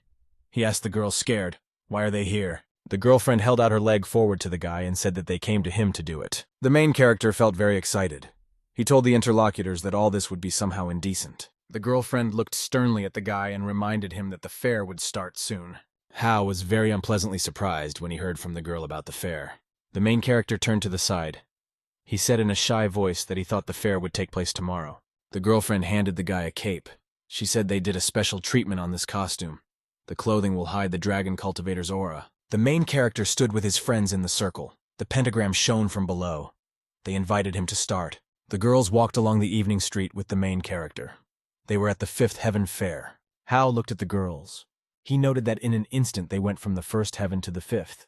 They had great power. The main character walked around the fair and looked at the various exhibits with great surprise. Hao joyfully said that there are such treasures around that he had never seen. One of the girls told the guy that there are a lot of dishonest traders around. Another friend advised Hao to stay close to them. The main character answered his companions. He remembered to himself about dishonest merchants. At this time, the old woman appeared on the street, accompanied by a tall girl. The main character looked away. He asked the girl why the lamps were burning on the street. The girlfriend explained to the guy that inside the lamp, spiritual stones glow under the lamps. The main character was very puzzled when he heard from the girls about spiritual stones. A friend said that the spiritual stone is a currency that is traded by cultivator sects. Such a stone is also a resource. The main character said that spiritual stones cannot be put just here. Someone can take them. The girlfriend explained to the guy that the lighting stones were of a low level. They don't cost much and don't help improve cultivation speed. No one will take them. Hao said thoughtfully that Lu and Zhao did not tell him anything about spiritual stones. The girlfriend explained to the guy that dragons never needed spiritual stones for cultivation. They only used them to activate certain formations. A cultivator's dragon core is itself the most valuable treasure. The girl said that an ordinary cultivator will need to spend a lot of spiritual stones in order to reach the level of forming a nucleus. The dragon cultivator can easily reach the sphere of Gen with his dragon nucleus. The girlfriend told the guy that after the appearance of the Nine-Dragon Palace, the cultivators gathered in the city only because of the spiritual stones. The girl said excitedly that the Dragon Palace was rich in spiritual stones. Every line under the palace is a mine of spiritual stones. Hao thought that dragons want to learn treasures, and people want to get spiritual stones. Both sides will gather in the palace. This time it will not just get there. A customer approached one of the salesmen and said that he was using counterfeit pills and deserved to die.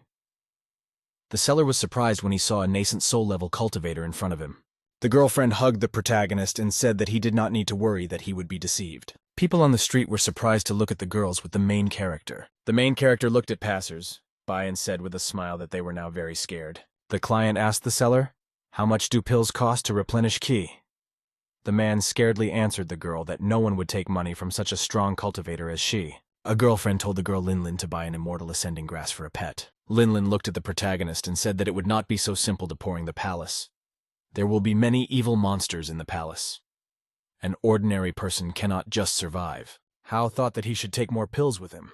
He asked his girlfriends to help him find one of the Heavenly Mountain sect. The girl pointed her hand to the side. She said that the sect of the Heavenly Mountain is a very large sect of cultivators. They belong to the sixth sky. Their students will put a stand in the center of the trade fair. Linlin explained that the sects of cultivators are also of different sizes. They are in various heaven. Linlin said with the excitement that a supercircular sect called Shenxiao is in the 8th heaven, and the 8th sky is closest to the 9th. The seller at the table shouted to the girls that they had pills for a revival with a discount of 50%. The main character and his companion stopped dissatisfied on the street. Linlin threw a bag of stones on the table. She told the seller that she needed an immortal ascending grass. The man was very surprised when he saw in front of him the highest level spiritual stones. The seller was surprised due to the fact that 2 cultivators laid out a lot of money for a simple guy.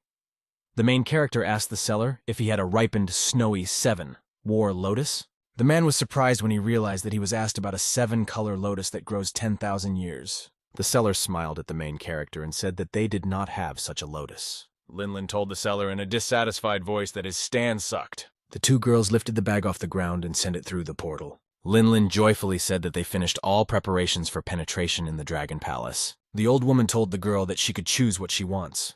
Eugia stood near the counter. The girl took a small green bracelet. She told Mrs. Feng that she should not pay for her and she will do it herself. The old woman swung her hand and threw a green stone on the table. She told the girl that in this place you can't buy anything for money. The girl thanked the old woman and said that the bracelet was very beautiful. Hao turned to the side in surprise. He didn't understand what Eugia was doing here. A girl from the crowd looked sideways at the guy with great interest. Hao looked at his girlfriend in surprise. The girl called out to the main character with excitement. The girl walked very slowly through the crowd towards the guy. The main character asked his girlfriend, "Why is she here?" Eugia calmly approached the surprised guy and quietly called him an idiot. Eugia ran in front of her frightened friend and hugged him. The girlfriend displeasedly reminded the head hero that he was a big idiot. Hao looked at the girl and asked with excitement what happened to her. The girlfriend told the guy that she had been waiting for him for a long time. But he still didn't understand anything. People around with interest looked at the protagonist and girl. They discussed him. Eugia pulled herself up and hugged the guy even more. She asked him, "Why is everything so?" The girl said that she loved her childhood friend. But gradually, Hao took a place in her heart. The girlfriend told the main character that she was very grateful to fate when she found out that her childhood friend and Hao Ren were one and the same person. Eugia told her friend that she felt that he was moving away from her. This all happened after he met Zhao Yanzi. The girlfriend with tears in her eyes told the main character that she met him first and fell in love with him first. The main character recalled his meetings with girls. It happened that he left Eugia and went to his new acquaintance Z. The girlfriend leaned against her friend and asked angrily why he didn't notice her at all. The main character was worried. He decided to try to explain with his girlfriend. Eugia suddenly grabbed her friend and kissed her. Hao was very shocked. Eugia joyfully looked at the protagonist and thanked him for everything. The girlfriend turned around and told the guy that they need to say goodbye.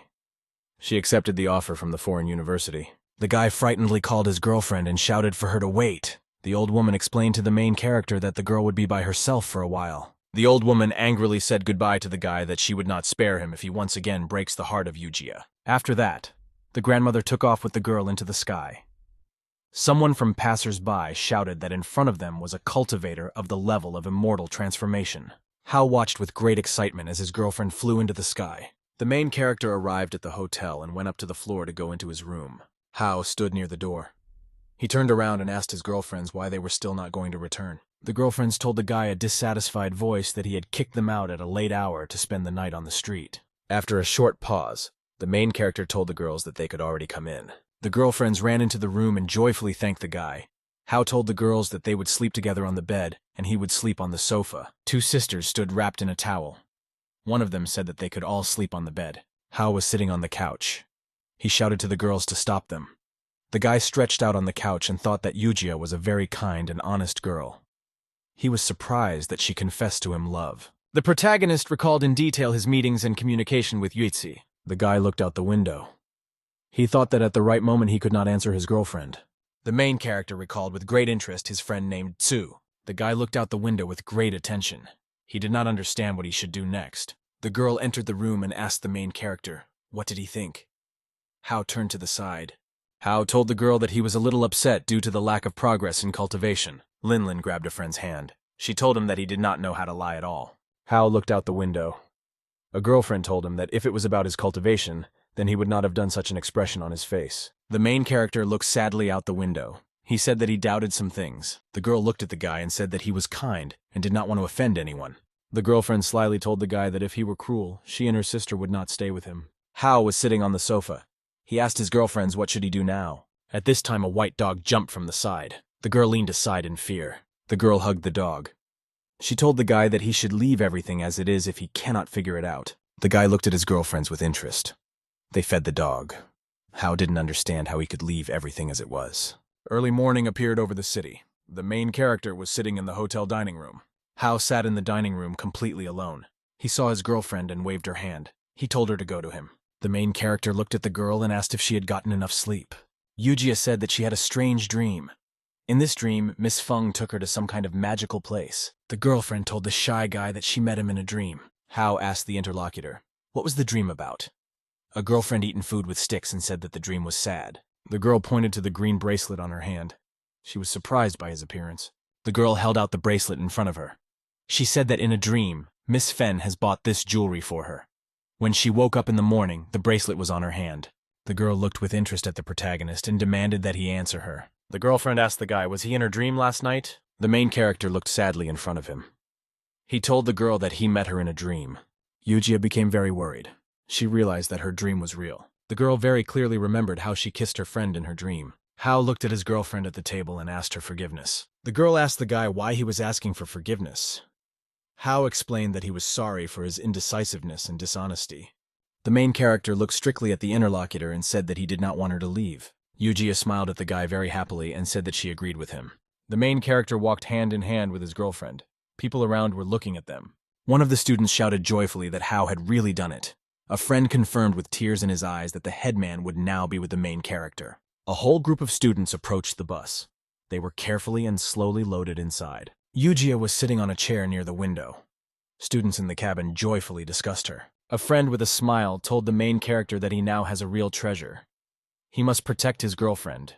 The guy in glasses with excitement told Hao that he broke the dreams of other students. The main character explained in a thoughtful voice that all this is normal, since Eugia is a school beauty. The friend grabbed the main character by the face. He said that he was lucky, but pretends to be indifferent. Friends pushed the guy away from them and said that he should sit next to the girl. Eugia turned around in surprise and looked at how the main character approached her. Hao was sitting on a chair next to his girlfriend. She felt very shy. The main character turned to the girl and said with a smile that his friends love to joke. Eugia laid her head on the shoulder of the protagonist. She said that it would be even better. A girlfriend asked the guy if it was a dream or reality. The main character told the girl that they could visit Madame Feng after returning. The girlfriend agreed. The bus arrived at the destination. Hao supported the girl and helped her get out of the bus. The girl knocked on the door with her hand. She called Mrs. Fen and said that she had arrived. Eugia widened with excitement to the guy. She said that the old woman felt badly recently. The main character invited his girlfriend to open the door and go inside. The schoolgirl looked at her friend and said with excitement that the door was always closed. The main character sprinkled on the door with his hand and went inside the apartment with the girl. The girlfriend was very surprised due to the fact that the door was opened in front of them. She decided that the guy used some kind of trick. Eugia looked around in the apartment on the sides. She decided that the hostess went out somewhere. The main character carefully looked around in the house. He noticed that there was some dangerous aura. Hao told himself with the surprise that the aura was like the aura of his storage. Eugia looked at her friend with interest and asked where he was looking. The main character approached the wall. He placed his hands on a small table. The door suddenly opened and the staircase appeared in front of the guests. The main character realized that he saw in front of him a mysterious small space of the formation. Hao began to climb up the stairs. He told the girl that they should go and have a look. The main character, along with a girlfriend, rose and saw in the room furniture and bookcases. The guy looked around with surprise. He did not understand why there are many books and jewelry around. Hao looked at interesting exhibits on the sides. He said that around him the top-level treasures. The main character and his girlfriend looked to the side and realized that someone was coming towards them. An old woman appeared. She was unhappy due to the fact that guests came to her. Yutzi waved her hands to her grandmother and said that they had nothing from her. The old woman placed a small basket next to her. She explained to the guests that she wanted to say a few words to them. Feng demanded that the main character marry Eugia as soon as possible. The main character was very surprised when he heard the old woman's words. He couldn't believe that he had to marry Eugia. The hairdryer turned and went aside. She told the guy that this is what she wanted to tell him. The old woman demanded that the girl come into the room. She wanted to discuss something with Hao. The main character turned to Mrs. Fen with excitement. The old woman did not answer him. The hostess suddenly put her hand in front of her. There was a bright aura around her. The guy did not expect a sharp and invisible attack, and he flew to the side. Hao received a very strong blow with a yellow ball and flew to the side. Fen told the guy that she helped him discover some of the capabilities of the Dragon Core to protect Eugia. The old woman told the guy that if he and the girl did not correct the situation with him, then she would do it herself. Hao suddenly fell onto the school desk. Friends at the table were very surprised when they saw that the main character had come in front of them from somewhere. Students sat from appetite consumed food. They looked in surprise at Hao. The protagonist thought displeasedly that Madame Feng tore the space with the help of a hand. Then she transferred him to this place. Hao scaredly thought that the old woman is stronger than the cultivators of the Eighth Kingdom. She was at the level of immortal transformation. Friends looked at the main character in surprise. The student with glasses said that Hao seemed to appear suddenly. The main character smiled cheerfully at his friends and said that he had just arrived. The student told the interlocutor that recently there were many astronomical phenomena in the Eastern Ocean. This predicts that something important can happen. Hao began to wave his hands to the side and told a friend that there was nothing to fuss. A friend hugged the main character and said that the twins could turn the city of the Eastern Ocean upside down. The student looked at the protagonist and asked if he could help them. The guy cheerfully asked Hao to introduce them to the twins. Friends cheerfully told the main character that they were lonely and he should help them. Hao slyly looked at his friends and thought that they could not cope with the twins. The teacher said through the speakerphone in the cafeteria that Hao Ren from the second year should come to her office. Sue stood in the office in combat clothes. She explained to the guy that this time the palace is more significant than before. The sects of the Sixth Sky will participate. The main character carefully examined magic books. Around him, these were various benefits. The main character looked through the window at the palace. He asked the teacher, "Do I need to call the Lu sisters now?" The woman explained to the guy that this time they would not need many people. Sursa went to the main character and grabbed her face by his face. Hao looked at the teacher with great surprise. She silently opened her mouth in front of him. Sue approached the guy's forehead and touched him. The main character was surprised. The woman went out the window. She told the guy that she had placed barriers on them so that mortals would not see them. The main character looked out the window. He saw a white lion with wings flying there. The teacher flew forward. She stood on a large sword. The main character was flying behind her on a white lion cub. A huge number of soldiers stood near the entrance to the Dragon Palace. At this time, someone appeared on the side and shouted so that everyone moved away from the road. Qin Shaoyang flew up on a huge blade. He was an inspector. Crown Prince Zheng of the Dragon Clan also flew to the Western Ocean. The guy told the teacher that she did not adhere to the post and arrived to get into the palace. Sue was interested in Qing. Why is he here and not controls his mountain? Qin looked happily at the teacher and said that she really liked the guy. He always follows her. Jen viciously demanded from the protagonist to return the gold spear to him. Xiao looked at his interlocutor and said that he could try to take the spear from him. Jen was very angry. He shouted to the guy that he himself asked. Qin stuck his hand forward and told the prince to calm down. They will still have plenty of time to settle their scores. Qin looked aside and said that now there are more important things. Cultivators rose to the sky. They were heading to the top of the palace. People were still on Earth. Hao looked at the warriors.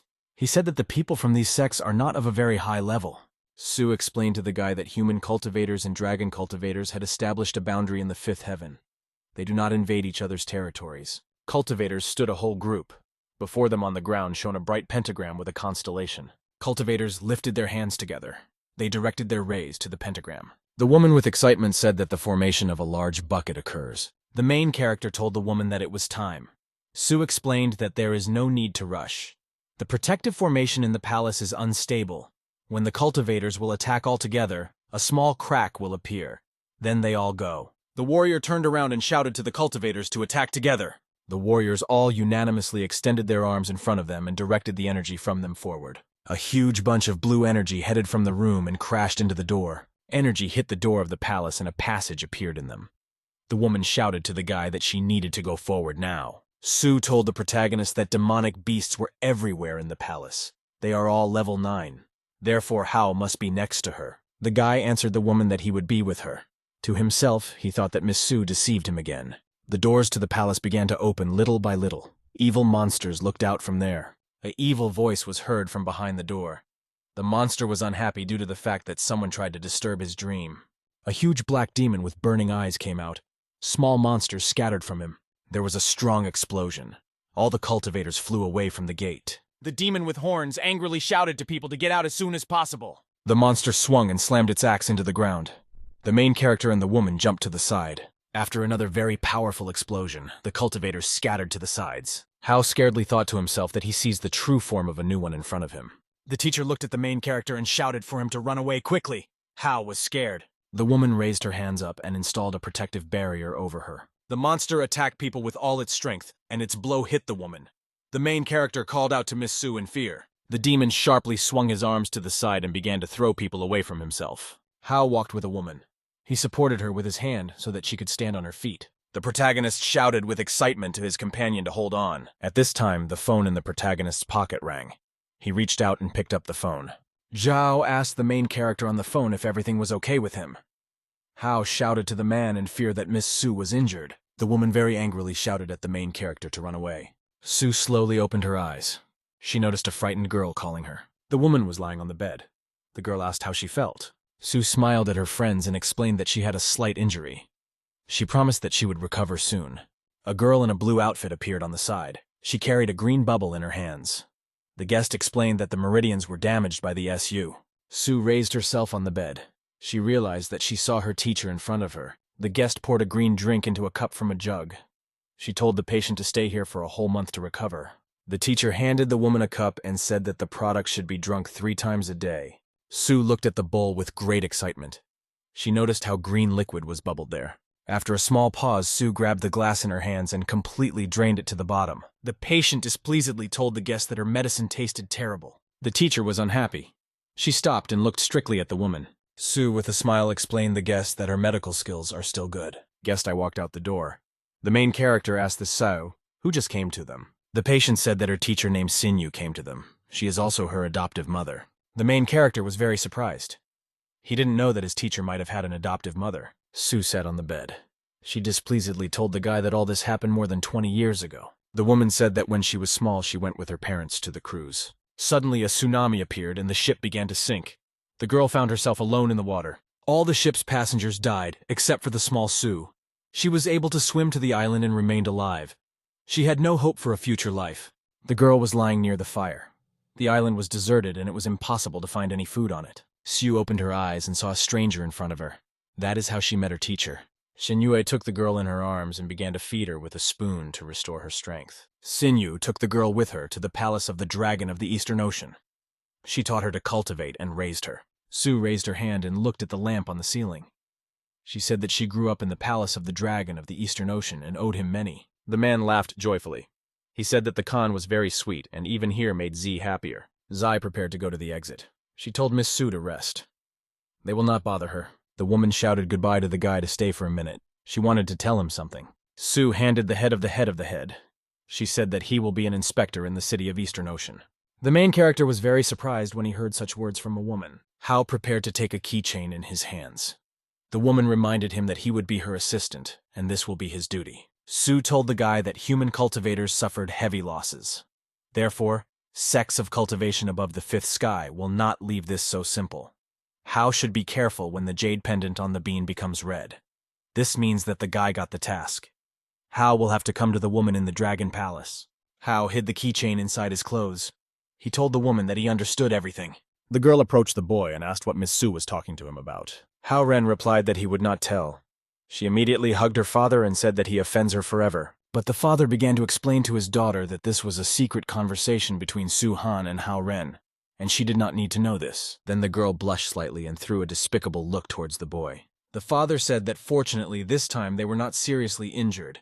It's still rough on land, so it's best for him to stay here overnight for safety. The boy looked into the man's eyes and replied that of course he was going to do so. He asked to send more people to check the 9-Dragon Palace, especially the condition of the Western Ocean. The little old man listened to his majesty. The man immediately called Mr. Sia to him. He immediately appeared as soon as possible to his boss. He asked to take Hao, Johnny, and Z to the back hall and then convene key elders so that they gathered in the main hall at the meeting. Mr. Sia immediately agreed and called His Highness Mr. Hao Jane to follow him. And so the boy and the girl followed Mr. Sia, who led them along a beautiful blue path. Mr. Sia asked whether he needed 1 bed or 2. Tsu got very nervous and turned to the man and exclaimed that of course there were 2. Mr. Sia scratched the back of his head with his hand and asked again whether they needed 2 rooms or 1. The girl turned to the side and already more calmly answered the man that of course there were 2. Mr. Sia asked His Majesty to rest in this room. He called Mr. Hao to follow him. Z suddenly turned to the boy and asked him to come back immediately. Hao Jen, along with Mr. X, immediately turned towards the girl and wondered. Zai explained that she was a little afraid to sleep alone and let him sleep in her room. But she asked, of course, to put 2 beds separately in this room. When they were already in the room, the girl asked if he would help her again in her studies. Hao Ren asked if she still wanted him to help her. The girl took the book in her hands. She answered the boy that she had accumulated a lot of topics that she did not understand. Hao Jen approached Z and leaning toward her asked to see her records. The girl immediately opened the notebook and the boy came up looking into the contents. The boy thought and looked at the girl how she stared at the notebook. She was very excited and gambling about this. Hao Jen thought about what she means really obsessed with her studies. He owes a great debt to the Eastern Ocean and he cannot offend Z. He explained to the girl that a lot of time had passed. He offered to take a break and take a walk outside. Z replied that it was good, and when Uncle Quo passed through the heavenly test, a new market was built in the palace. She suggested that the boy go there. They approached one gentleman and the girl asked how much the thing cost. But the man answered His Highness that since he wanted it so much, it would be free for him. Z told the seller that she could not take it for free and asked where her money was. The girl asked Hao Johnny to pay for her and he immediately pulled the money out of his pocket. The boy handed the girl this sweetness on a stick and she was very pleased. Z went to Hao Johnny and asked him to try. She said that it was very tasty. But suddenly the ground seemed to shake and some kind of rumble was heard around. Hao Jen immediately looked towards the tall building and asked what was happening. Meanwhile, Mr. Zhao dealt with armed people. Hao Jen ran to him and asked what happened. The man explained that someone had attacked the Dragon Palace, but they didn't suffer much loss thanks to the array's defense. The boy asked who dared to do this. He was very excited and moving his eyebrows to his nose, looked into the man's eyes. Mr. Zhao answered the guy that he sent someone to deal with it. From today, it is necessary to double the patrol and kill everyone who wants to invade the palace. The guys in uniform immediately obeyed His Majesty. Mr. Zhao asked Hao Johnny and the girl to go to rest and no longer walk around the territory. The boy asked Z to go to bed as it was already too late. The girl immediately agreed to rub her eyes. And now they were already in the room and C flopped onto the bed immediately, falling asleep. Hao Ren sat next to the bed thinking about something. His thoughts were probably about the girl. He stretched his hand towards her, looking at how sweetly she was sleeping and wanted to touch her. Hao Jen was already very close and his hand almost touched his nose. But Sue instantly woke up and blushing with the guy what he was doing. Hao Jen explained to the girl that she had something on her face, so he wanted to remove. Z became very angry and asked him not to touch her anymore. The boy asked the girl to relax. He thought about himself that now a very troubled situation, and he must improve in order to protect them. Meanwhile, the night was already turning smoothly into a sunny, bright morning. The sun was rising over the high-rise buildings. The car was already racing along the smooth, wide highway at full speed to the right place. Z was completely ready and got out of the car in front of the school building where they were heading. Hao Ren remained sitting in the car and the girl waved goodbye to him. The boy too said goodbye to Chi in response. He began to turn to Mr. Liu in alarm, looking at him. He asked Mr. Liu if he found out something about the attack last night. The old man replied that they assumed that this was a preliminary attack from the Western Ocean. They don't have enough evidence, but they are sure that the Western Ocean sent a powerful man to the Eastern Ocean city. Hao Ren asked who it was. The old man began to explain that they only know that his code name is Black Wolf, and he is a master in the 8th Kingdom. Moreover, he is #1 and invincible among those in this realm. The Black Wolf came here to protect Zheng Yitao on the surface, but in fact, he is also a master of assassination and intelligence. Hao Jen asked Li Zi.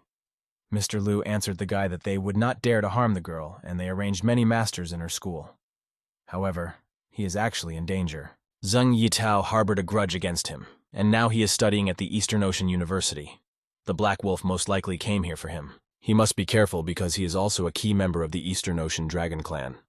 Hao Ren answered the old man that he understood him. While the boy was thinking about this, the phone rang in his pocket and it was his grandmother calling. She explained that she was leaving town and returning today. Hao Ren asked if she would return alone and if he needed him to pick her up. Grandmother replied that there was no need, because he needed to study and remember to come for dinner today. The boy promised to come to his grandmother to come for dinner today. Grandmother asked to take Chi and Eugia with her. She bought something for them.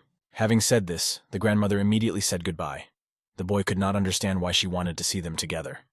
He had some vague sensations. When Hao Ren entered the class, the guys asked why he missed the whole day yesterday and where he was. The guys said that yesterday an important event happened in their group. The boy asked which one it was. The classmate replied that Eugia was no longer an elder. Hao Jen asked who was then the new headman. The classmate replied that he was standing next to him. According to the results of an honest vote, he is now the head of the group. The boy thought to himself that this was very bad news. The friend asked why he wasn't even happy for him. Hao Jen could not understand why Eugia did not want to be the headman. He was very surprised by this outcome. Hao Jen went outside and asked the girl Free whether she was free today. He explained that his grandmother would return today and wants to see her. Eugia replied that of course she would come. A lot of time has passed since she saw her for the last time. The boy said that she had heard that her brother had left for the USA yesterday. He asked if she was terrible to live alone. Eugia replied that it was true, and he had been planning to leave for a long time, but he was always worried about her. Now he does not need to worry about her so much, because he is here next to her. The boy carefully looked at the girl, saying aloud her name. They walked along the road, heading for the stop at which there were still people. Hao Ren, looking at the girl, asked why she no longer wanted to be the headman. Eugia, straightening her hair, replied that firstly, she was too tired, and secondly, she had more important things to do. The boy, looking at the girl, asked what business she had. She immediately waved her hand as if stopping him. Her gaze was very attentive. Putting her hand forward, the girl explained that it was her superior expectations. The guy became very interesting what she has in mind, and he asked what it was. He felt strong spiritual energy emanating from her. Eugia explained that after he left Lady Feng's house, she told her many strange things and asked if she would like to train with her. At first, the girl thought that perhaps she was so old that she had insanity. But later, she taught him the formula of the spell, and she practiced it all day. The boy was very surprised and asked, really, she is now also a cultivator. Eugia looked at him with a frustrated look and said that he was hiding a lot of things from her. Hao Ren was sitting next to the girl at the bus stop and explained that he wanted to talk to her about it. Meanwhile, cars rushed along the road, and the boy began to tell her about it. When he told everything, Eugia said that now she understood him. Hao Ren asked what it was as he looked at her hand, glowing with a gentle blue light. The girl explained that this is a 5-element note of the life of death. Mrs. Feng said she was talented because she mastered her in a day, but she did not know if she said. The girl thought that she wanted to be closer to him. At least she should be at the same level with Zhao Yangxi. Eugia went to the guy and said that she wants to live in the same world with him. Hao Ren was very surprised, and the guy who also came to the bus stop asked if she was flirting with him right after class. He asked if the boy was dating 2 women. Isn't he the groom of the Princess of the Eastern Ocean? How can he still have a mistress at the university? He considered that it was very enviable. Eugia looked at Hao Johnny and asked what was happening. The guy came up to him and said that he couldn't have them both at the same time. He asked Hao about giving this girl to him. Hao Ren pulled back his opponent's hand and told Jiang Yitao that this is the territory of the Eastern Ocean. You need to watch your words. Jiang Yitao looked at the boy sarcastically and replied that all this was temporary. Zhao Kuru should have spent a lot of energy passing through a heavenly test. He claimed that he broke into the kingdom of the heavenly dragon. But after that, he never appeared in public. He was originally arrogant and did not even participate in the infiltration of the 9 Dragons' palace. The guy asked if he was strange. Hao Ren got angry and asked what he wanted to say. Jiang Yitao asked whether the heavenly test of Zhao Kur was failed. Hao Ren replied that he was traveling around the world. Why should they bother him with such a trifle as the penetration of 9 dragons into the palace? To himself, he thought that, as expected, the Western Ocean realized this fact. Jiang Yitao exclaimed that this was wonderful. He knows the boy won't admit it. This is just his guess. The guy went to the girl and asked why she still trusts him if he hides so much from her.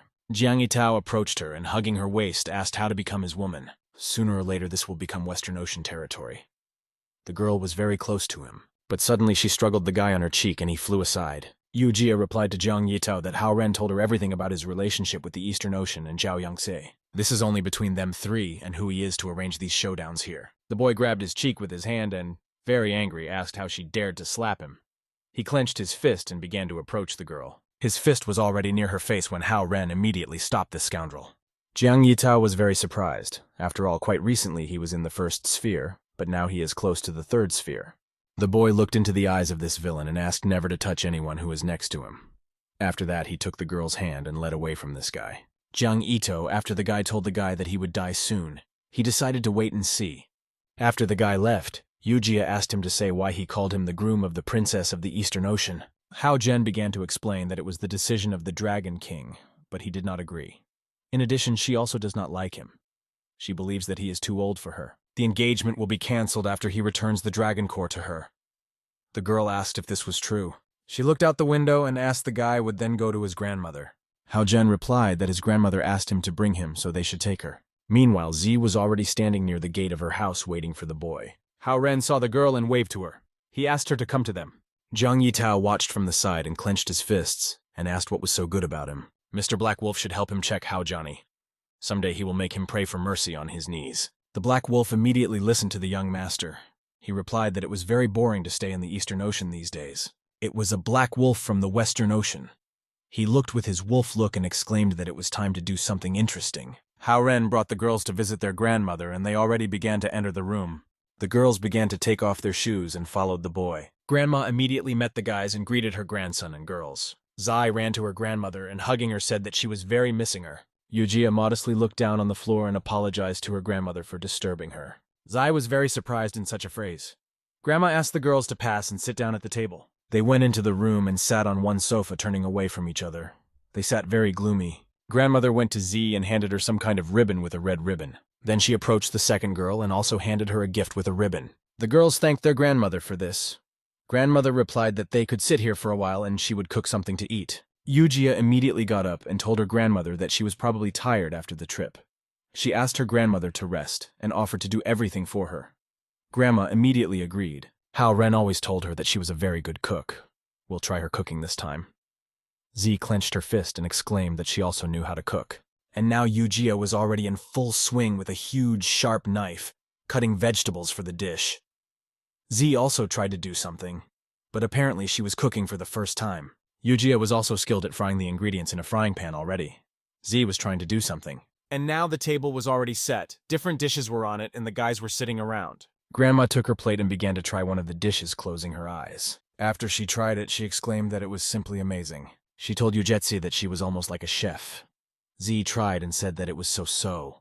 Hao Ren clamped his sticks in his hand and looked at the girl. He thought about her behavior. Grandma began to try the dish of the second girl. She was already reaching with sticks to the plate.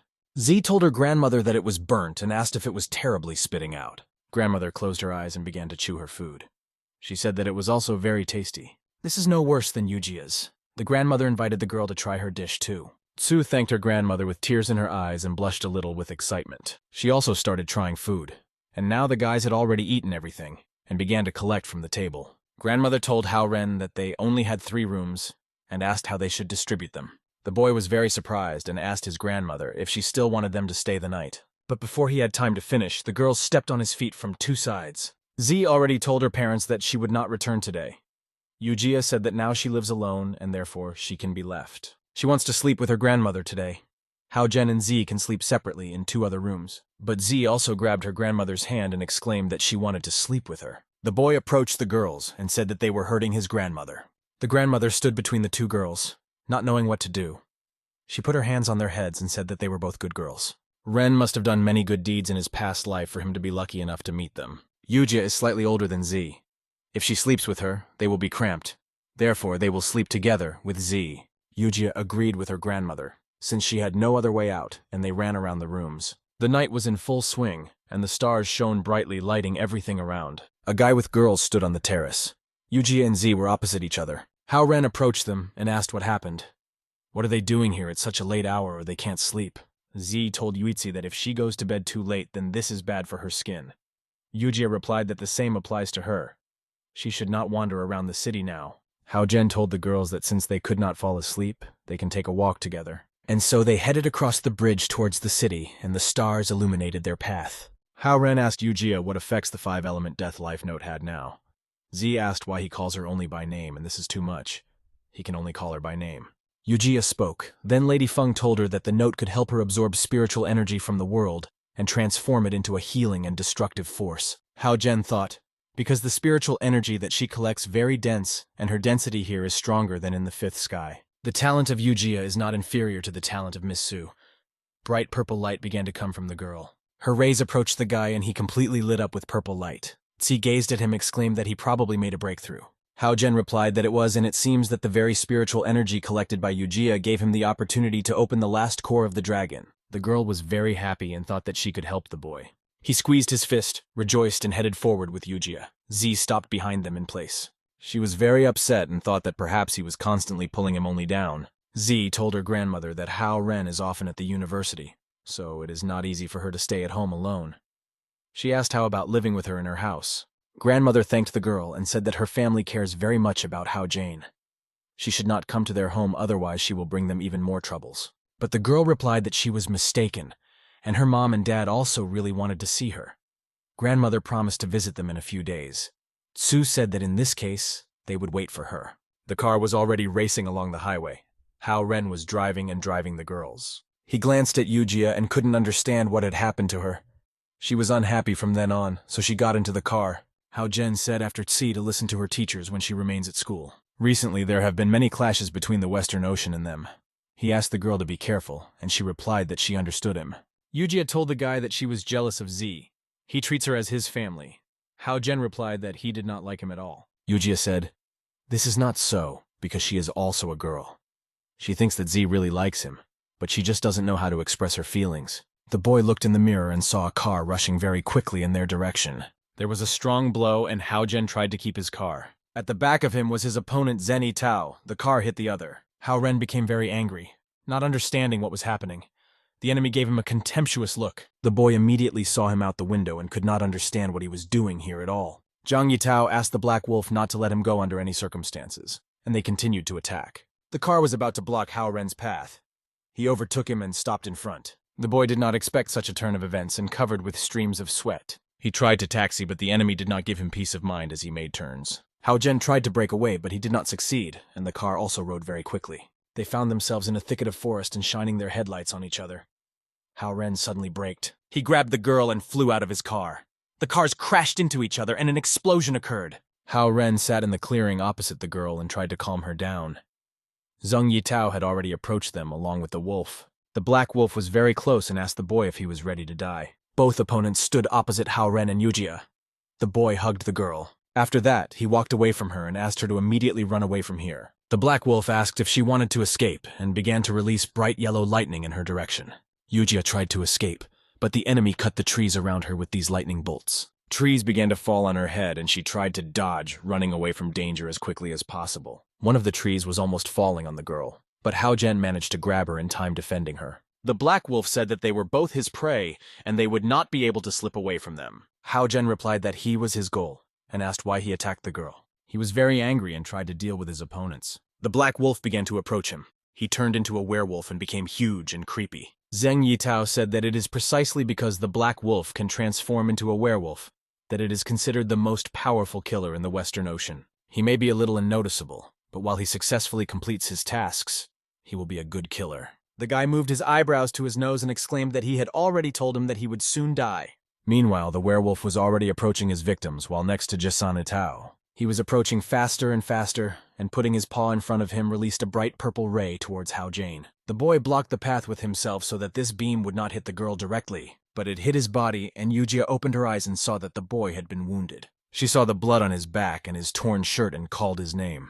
The Black Wolf was very surprised and asked, he really was ready to save his lover with his own life. Most of all, he loves to torture his loved ones right in front of their eyes, and this gives him pleasure.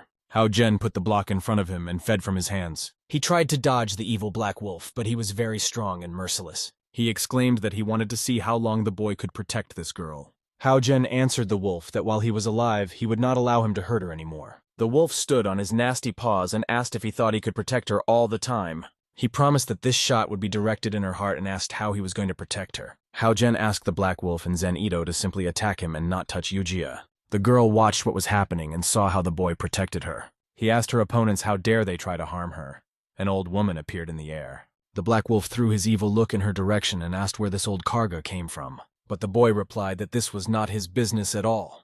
The old woman was approaching faster and faster. She put her hand forward and looked towards her opponent. A light golden smoke flowed from her palm and she directed all her power against the Black Wolf. The werewolf was simply shocked and exclaimed that it was impossible. Her power is far superior to him. The man asked the woman to calm down and said that it should be some kind of misunderstanding. Grandma looked at him with a strict look and asked what misunderstanding he was talking now. The werewolf had already turned into a human and fell face down on the ground screaming for help.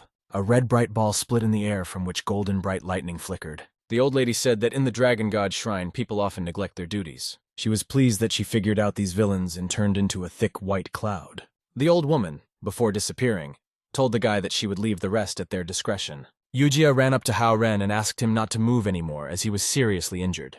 Zhang Yitao began to approach his opponent and said that he did not know how he met this strong cultivator. Although the Black Wolf failed, thanks to his condition, he could still easily kill him. Eugia put her palm forward and exclaimed that she would not allow him to harm Hao Ren anymore. A bright purple ray flew to the enemy's feet and he jumped away from him to the side.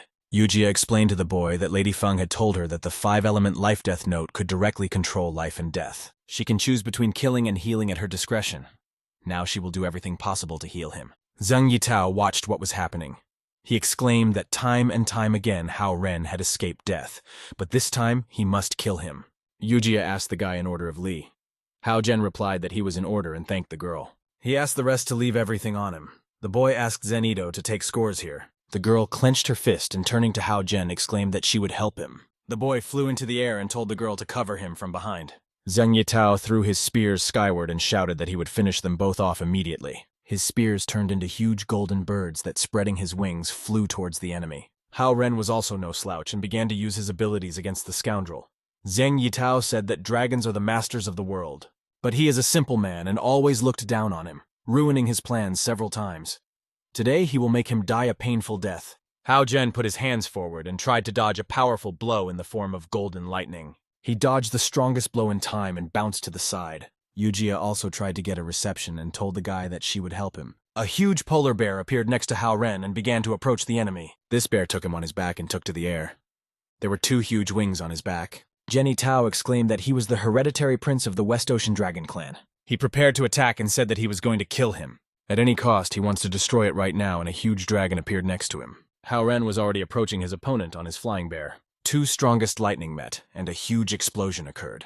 Blue and orange lightning scattered to the sides. Eugia stood to the side and directed her power forward towards the enemy. Hao Jen was already approaching this villain, and they were already foreheading in the forehead opposite each other. After the strongest explosion, they began to fall from their pets, but Hao Jen managed to saddle his beast. Jenny Tao was already lying on his back on the ground, and told the guy that his grandfather would certainly find him. Meanwhile, the girl had already run up to Hao Ren and praised him. She exclaimed that they had won. Hao Jen told the girl that he needed to return to the Eastern Ocean. He will ask Mr. Liu to call after her later. Before us is the palace of the dragons of the Western Ocean. The white-haired old man praised Jao Guang. He asked how he dared to kidnap his grandson. He threw an evil look to the side. All elders must prepare to destroy the entire Eastern Ocean. Hao Ren entered the territory and Mr. Zheng came to meet him. He asked the boy what happened. Hao Ren explained to Mr. Zhao that Zheng Yitao was still alive.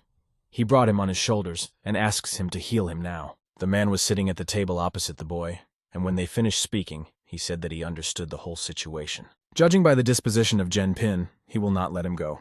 He must take care of himself. Hao Ren replied that it was unexpected, so he was unable to discuss it with him in time. He regrets the troubles caused to the Eastern Ocean. Mr. Zhang told the guy that everything is in order. Since Kuo received serious injury, they can no longer negotiate with the Western Ocean. But now Zeni Tao is in their hands. Zhen Pin always cherished his grandson, so now they have a trump card in the fight against the Western Ocean. The man asked to leave the rest to them and return to the university. He asked to take care of himself. Hao Ren listened to Mr. Zhang and looked into his eyes carefully. Before us rises the inscription above the heads, namely the University of the Eastern Ocean. The fat man hugged the boy and said that he didn't come to class yesterday. He asked what Hao Ren was doing. The boy replied that there was nothing, and his grandmother returned the day before yesterday.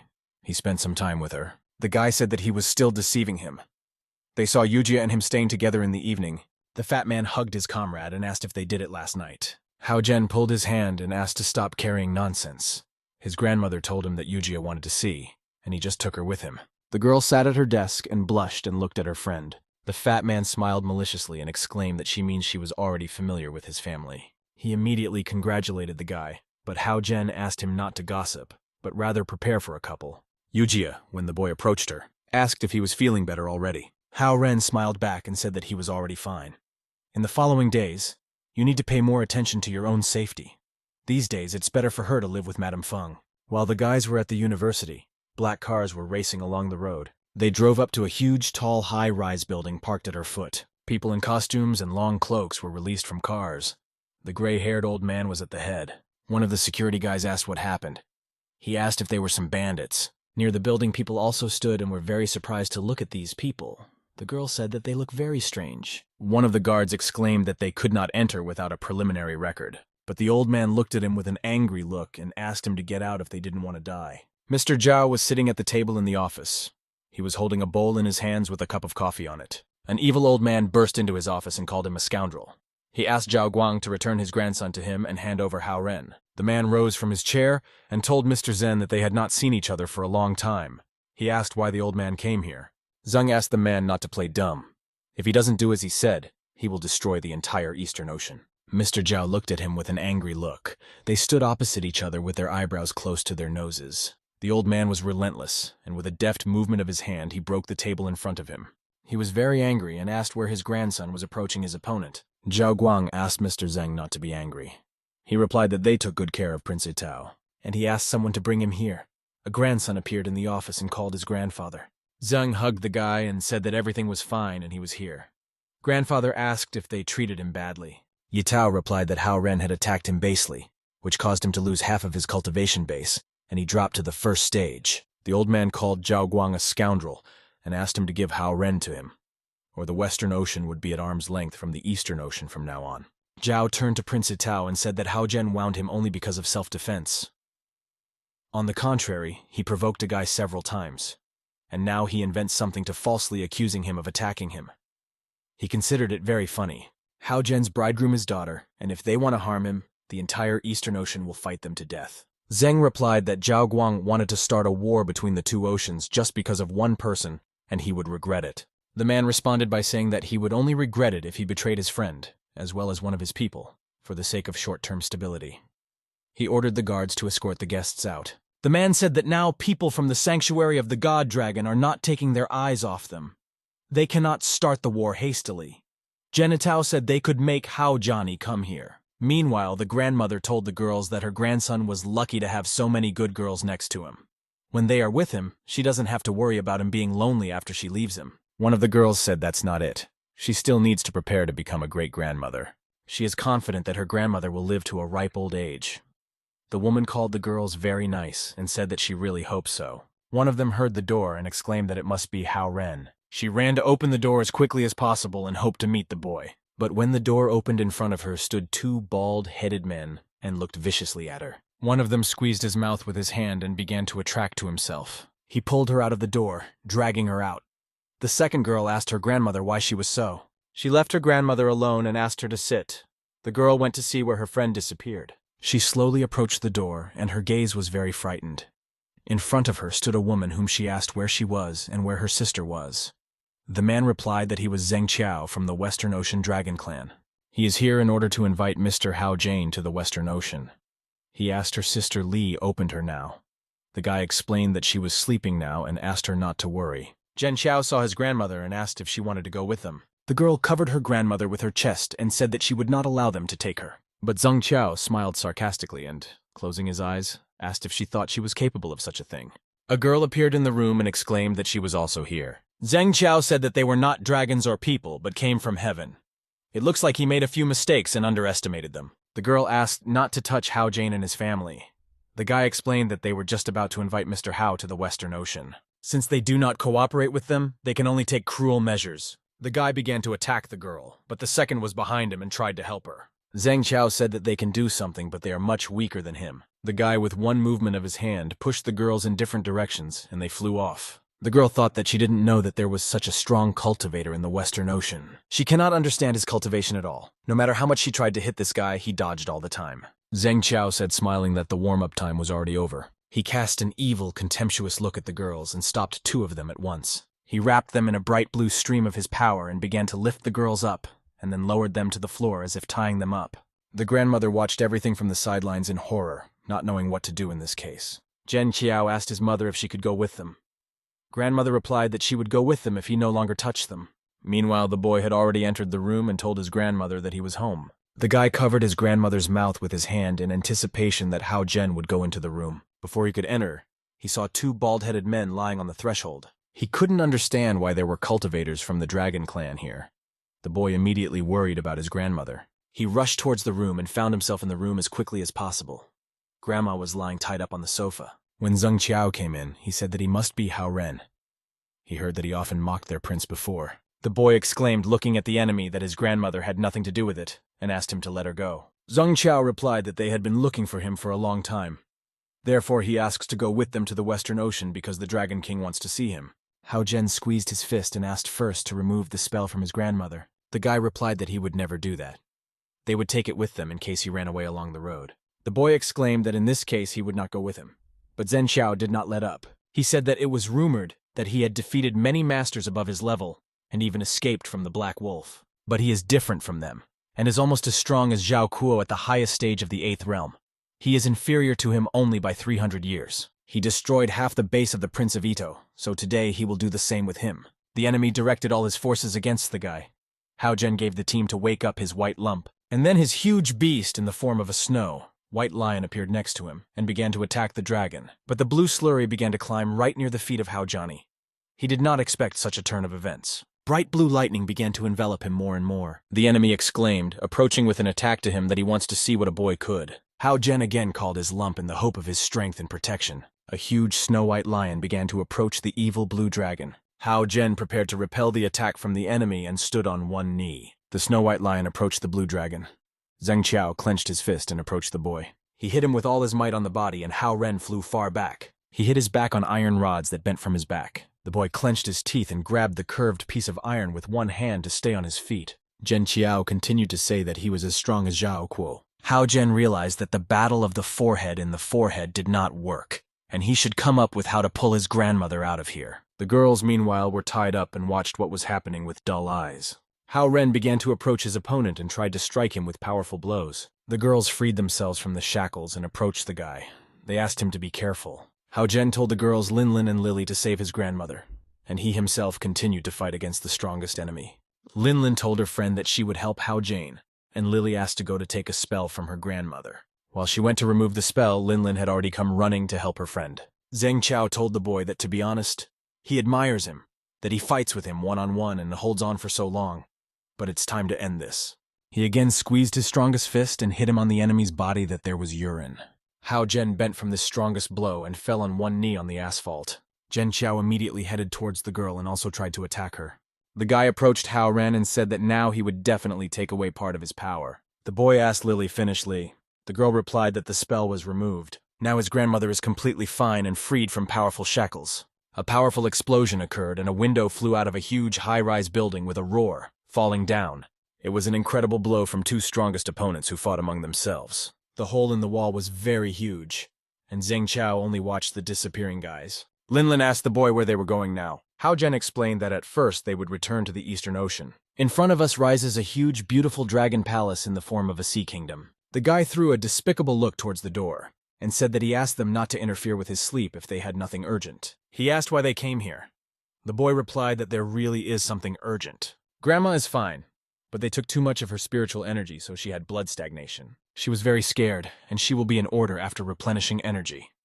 Hao Ren immediately exhaled in relief. The girl explained that the Western Ocean went too far. She asked how they could harm the old man. Linling and Lily explained that it was fortunate that Ren had returned in time. Otherwise, they could have taken her to the Western Ocean.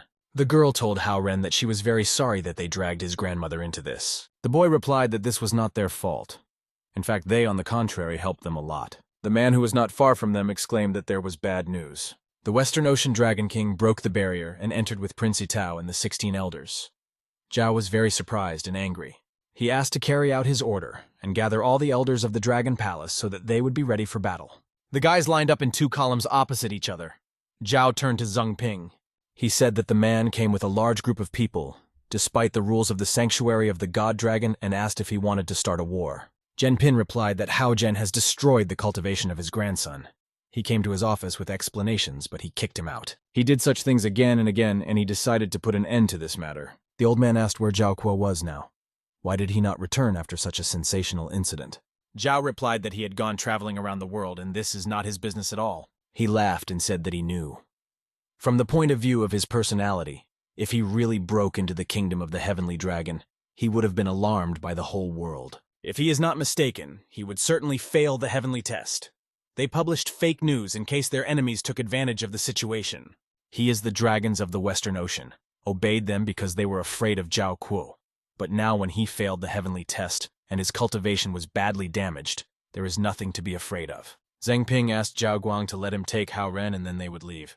Otherwise, he threatened to start the war, certainly. Itao also stood nearby and looked at the opponents with an evil look. The guy told the king of the dragons, Zhao, that as he ordered, he took the old woman to his dwelling, so he asks not to disturb him anymore. Zhen Pin, when he saw this guy, asked a small rat who he was and how dares to interrupt them. The rest of the guys looked attentively at this small guy with askance and contempt. The little guy asked what he had just blurted out. He exclaimed that his barking was too loud. Then the old man waved his hand and hit the boy as hard as he could, knocking him to the floor. He grabbed his cheek with his hand and said that he asked for it. Even his master never beat him. Zhang Ping said that he was just a servant in the Eastern Ocean, and how dare he be so arrogant. Does he really think that the Eastern Ocean Dragon Clan can act willfully? Jao Guang went to the old man and told Mr. Zen that he was not a servant in the Eastern Ocean. The old man then asked who dared to talk to him so rudely. Hao Ren approached Mr. Zheng and asked if he was in order. Jen called the old man a damned one and exclaimed that he would force him to pay for it. But the old man waved his hand and wanted to kill this little guy by approaching him with his evil energy. Hao Ren immediately covered the master with his body with his arms to the sides. He protected Mr. Jen with all his might, not allowing this old man to harm him. He explained that they forgot to introduce Mr. Jen to him. He is a student of the Great Master, a student of the NIU, Little Tao's Jen. He just stopped for a short while in the Eastern Palace of the Dragon. The old man was seriously surprised that the last disciple of Chunyu appeared in front of him in person. Mr. Jen asked the old man to wait a bit, and he would know everything. He will ride with him when his master will return. Zhao told Mr. Zen that they are all dragons, so they should follow the basic rules of the sanctuary of the God of Dragons, and focus on the development of their clans, and not on battles. Then the old man turned into a dragon, and exclaimed that now that they do not give Hao Ren to him, today they will all be doomed. Jen gave the elders to kill them all. They immediately obeyed his majesty and began to attack. The men began to rise into the air and put all their arms in front of them. A bright purple flame emanated from their hands and explosions began on all sides. The girl was scared and grabbed her hands by the head. Stones flew in their side. The old man covered his Mr. Hao with his back and began to defend him from the attack. He asked the gentleman to take the princess to the backyard and promised to sort it out. The boy immediately obeyed the old man and took the girl by the shoulder and led her to the backyard. The dragon exclaimed that since Zhao Guo became strong, they continued to expand their territory and despised other dragons' clans. But the guy answered Mr. Zen that they never despised other dragons' clans. The old man continued to say that Zhao Guo was breaking into other dragons' palaces without permission. Hao Ren humiliated his grandson many times, and now he won't admit it. He threatened to destroy his clan today and did not stop swearing, which would kill everyone. Suddenly, the girl began to scream and call for her father, but Hao Ren asked her to leave immediately. They won't be able to do anything against the Dragon King. The girl resisted and said that she would not go because her father was in danger. Hao Ren asked to listen to him. If they stay here, they will only be a burden for her father and other elders. Her father king of the Eastern Ocean, and she must trust him. The girl with tears in her eyes agreed. Meanwhile, the battle of the dragons continued, and only explosions were heard around. The old man asked Jao Guang what happened and why he did not resist. He laughed and said that the man was nothing without Zhao Guo. The girl looked into her father's eyes and saw the answer to her question. She approached the boy and exclaimed that she completely trusted him. Hao Ren immediately hugged the girl and began to approach the door to lead her out of here. But unexpectedly behind their backs, Yitao appeared with Zhen Qiao. They asked where they gathered. The guy shimmering the path to these two and the girl hid behind the back of Hao Jane. Yitao ordered Zheng Qiao to kill him immediately and show no mercy. Zhen Qiao prepared for an attack and clenched his fists. Hao Jen was wary and did not know how to be in this situation. Zhen Qiao asked the princess to stay away and explained that they did not want to harm her. But the girl was very angry and called them a bunch of bandits. Yitao replied that Hao Ren took away his treasures and destroyed his 1,000-year-old cultivation, in which one of them is still a bandit. Zheng Qiao stood in a stance, ready to attack his opponent. He clenched his fists and prepared to attack. Yitao found himself behind the princess and grabbed her and said that she should be his bride, but he took her. When the boy saw that the enemy had grabbed the girl, he asked to immediately release Z.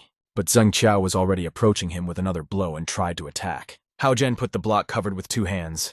Yitao gave the guy to kill him. Zhen Qiao was already approaching the guy to strike, and they began to fight. The guy was very strong and thought that he had attacked his enemy, but it wasn't there. Hao Ren was very agile and dodged the blow by jumping far back. Zhen Qiao squeezed his fist again and prepared to attack. He directed his power towards the guy. A huge blue beam flew towards Hao Ren's head, but he managed to dodge it. He flew in time to the side, and a bright blue lightning flashed under his feet. Yitao told the boy that he doesn't seem to be a fool, so he must understand that he simply has no chance. Hao Ren called his little white lump to him, and a huge, beautiful lion came to the rescue. The boy saddled his pet and began to rise as high as possible above their heads. Zheng Qiao asked Hao Ren to stop his pointless resistance and prepared for a new attack. Hao Jen was already over the bright blue lightning of the enemy that were directed towards him in the form of a dragon. The boy noticed that he was much stronger than him. If he continues to fight him alone, he will definitely lose. He needs to come up with a different plan. Hao Jen frantically thought and finally came up with... He began to rise up on his snow-white lion very quickly and swiftly. Bright blue lightning flashed around the boy, and the lion clenched his strong, powerful jaws. Zhen Qiao said that all this is useless, and he had already seen this skill. but he noticed that the guy was aiming at the water on the ground. He began to strike precisely on the water. Because the water began to explode, Zheng Qiao began to writhe in pain. The boy exclaimed that he had succeeded and continued to direct all his strength against the enemy. Zheng Qiao began to melt before our eyes like an ice floe. He dissolved, disappearing gradually. But Hao Ren felt breathing behind his back and became covered in beads of sweat. Zheng Qiao kicked him with all his might from behind, and the boy began to fly off his lion. There was a powerful explosion, and clouds of smoke rose into the air, obscuring the view. Z began to call a guy by name with tears in her eyes. She was very worried about him. Hao Ren, after flying off his pet, fell face down, breaking the asphalt. Zheng Qiao exclaimed that he himself asked. He asked why he simply did not reconcile with his fate. Approaching the boy, he said that his dragon's core will now be his. A huge sharp sword flew towards the enemy and began to approach him with lightning speed. Zheng Qiao moved his weapon away with a deft movement of his hand. He asked who did it. When the guy turned, he saw a girl with long hair in front of him who was holding a sword. She explained to Zheng that she was just Miss Su's teacher. Miss Su was asked to be careful. The girl stood opposite her enemy. Zheng Qiao said that she was Su Han, an inspector responsible for the Eastern Ocean. If the sanctuary of the God of Dragon finds out that she is not indifferent to the dragon of the Eastern Ocean Dragon clan. Miss Su replied that she was not addicted. She just saw that she was mocking her students and came to his aid, and that in this bad. Zheng Qiao rushed forward to the girl and exclaimed that she herself asked for. Su Han put her sword in front of her, defending herself from this impudent enemy. She began swinging her sword so quickly that Zheng Qiao could barely dodge her blows. Hao Ren came to his senses and, rising to his feet, addressed Miss Su. The girl answered the guy that she was in perfect order and asked Hao Jane to go to save Tsi. Meanwhile, Itao stood behind the boy. He held the princess by the throat. The guy asked to think about it. If she agrees to be his woman, he will save her family. Zai replied that her father would not lose for anything like the dragon clan of the Eastern Ocean. Itao called her names and said that she was refusing him again. The guy asked to open his eyes and look at his situation. Who does she think she is? He lifted her by the throat above the ground, and a sharp spear flew towards him with a whistle. It stuck near the leg of Itao. It was Hao Zhen, and he was going to protect the girl. The boy exclaimed that he was returning his treasure to him. He asked to let her go. He offered to fight one last time.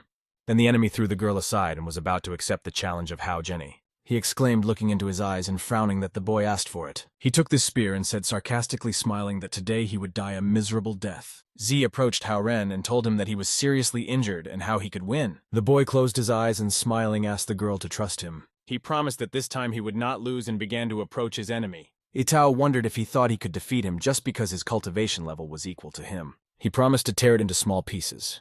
They clenched their strong fists in preparation for an attack. The girl asked Hao Johnny to be careful. He used the evil core of the dragon to forcibly unlock the entire power of his dragon nucleus. Zheng Qiao was approaching his opponent to strike. Hao Ren took a self-defense stance. He did not have time to block, and the blow hit him directly in the wound that was already on his body. Zheng Qiao approached his head and wanted to strike with a powerful blow with his weapon. Hao Ren dodged him, but the next blow hit him right in the body and he fell. The boy hit his back, breaking the asphalt. Beads of sweat ran down his face.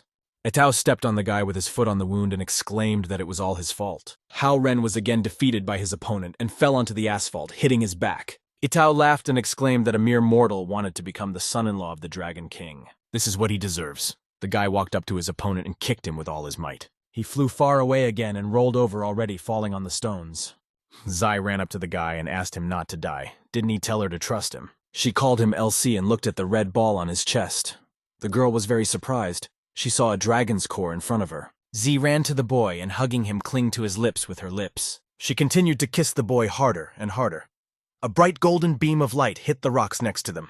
People around could not understand what was happening. The girl's father became very angry. Hao Ren slowly began to come to his senses. Life appeared in his body. The boy pulled the girl to him and, looking into her eyes, thanked her. He immediately rose to his feet and, completely in the bright golden light, told his opponent that he was going to fight him to the death. Hao Zhen was like in a golden veil that protected him and the princess. Itao lifted his weapon up and with a cry, Dai began to approach his enemy. Is this really all he is capable of? Even after accepting the blood of dragons? The guy exclaimed that he had already studied his skills well and looked at the boy menacingly. The enemy began to get his weapon and grabbed him tightly with both hands for him. Their forces met and the guys began to fight harder and harder. Itao did not expect such a turn of events because Hao Zhen seemed to gain strength from somewhere. He threw a despicable look at him, not understanding what was happening. Many swords flew in his back. The guy managed to quickly dodge, but Hao Ren's weapon was already pointed in his direction.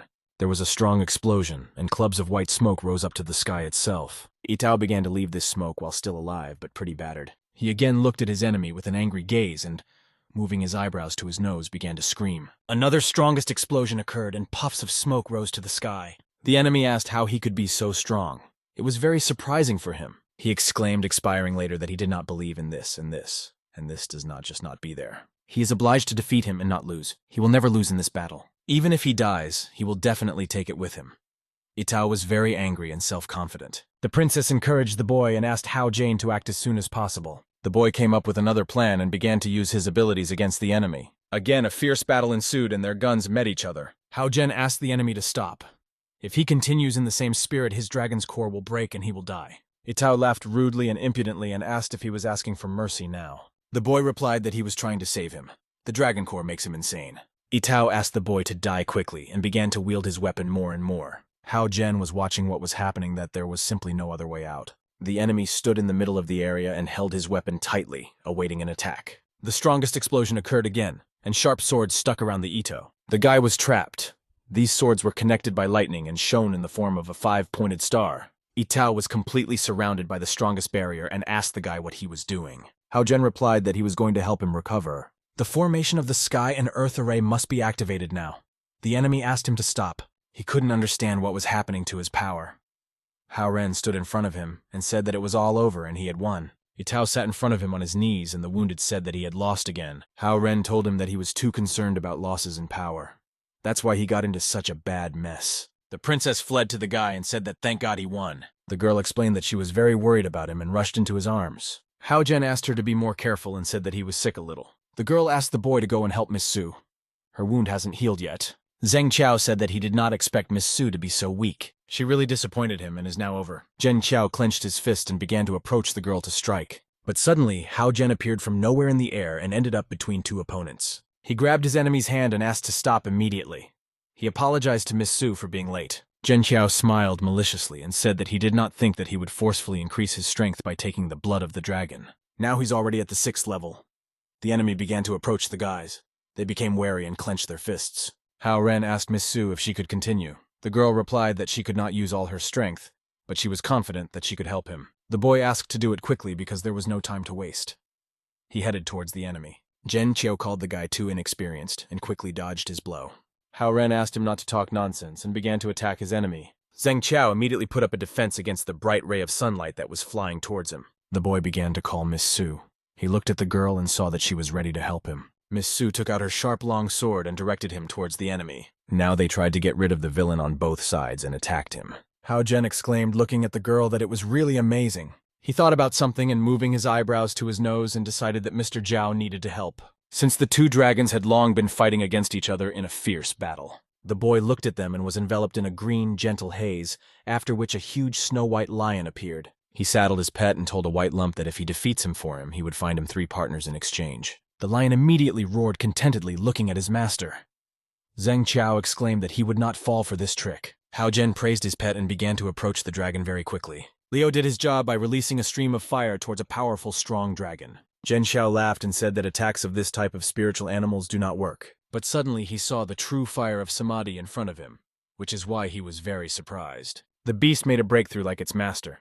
He was random. Well, how can the beast be done not so high level? The lion began to rise higher and higher and use the power of enemy fire. A powerful salvo of fire fell near Zen. He immediately bounced aside, trying to dodge. Miss Su held her sword in front of him, and the guy clenched his fists in self-defense. Hao Ren asked his opponent if he now understands that he has definitely lost. He appeared behind him and presented fiery power to his throat.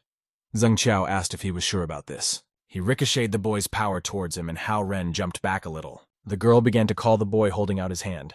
Apparently, the enemy wounded him. Zheng Qiao said that killing him was as easy as shelling pears and laughed. It's just that he would prefer to see his desperate look, so he waits for him to get off his knees. Zheng Qiao did not cease to rejoice at his strength and victory. His face was lit by a brutal, malicious smile. It is true that you can strengthen and improve your strength by unlocking all possibilities with the help of dragon blood. Well, as soon as the power of the blood is exhausted, a person will receive a serious reverse effect. The enemy noticed that Hao Ren didn't even have the strength to stand up. Miss Su was behind him and asked him to let him go immediately. Zheng Qiao asked how about watching him destroy the power of his beloved teacher. He laughed and exclaimed that in a bright future belongs to the Western Ocean. He called him an uncontrollable villain and added that it was all over. Meanwhile, two huge, powerful dragons continued to fight, spewing flames. They approached each other's muzzles and their forces met. The dragons flew one up and the other down as the force of the blow was too powerful for him. The enemy continued to tell the uncontrollable scoundrel that it was all over. The old man became very angry and asked who dared to interfere in the battle between the two dragon clans. They answered him that he attacked ordinary people, and then untied the war between the two oceans. Zen Pin was asked whether he pleaded guilty. The old man laughed and asked what he had done wrong. Everyone should know their place. The time has come for the Western Ocean to rule all dragons. The man asked in this case not to blame him for what happens next. He directed all his forces against the dragon and enveloped him with a violet veil. The dragon began to turn into a human again and fall down under the influence of force. Many warriors who were associated with the dragon, namely with the old man, began to fall down. They fell to the ground being amazed at the enemy and everyone was injured. The strongest purple explosions took place that destroyed their opponents. A bright red ball in an orange shell was approaching them faster and faster. Zhen Qiao could not understand what was happening. Why he loses its strength that cost him more than 10 years of cultivation. He is just one step away from the heavenly dragon realm. What did his opponent just do? Since he dared to break the rules several times in the sanctuary of the god of the dragon, he will be punished by the loss of all his strength. If this is repeated, then his soul and his body will be destroyed and disappeared from the universe.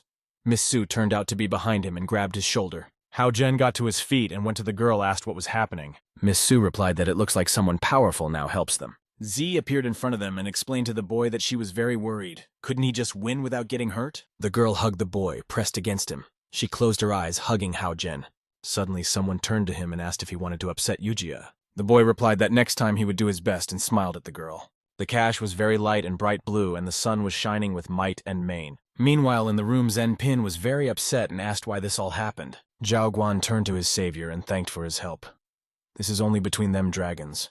He hopes that in the future they will live in peace with each other. The one who saved the day asked Zheng Ping not to think so highly of himself anymore.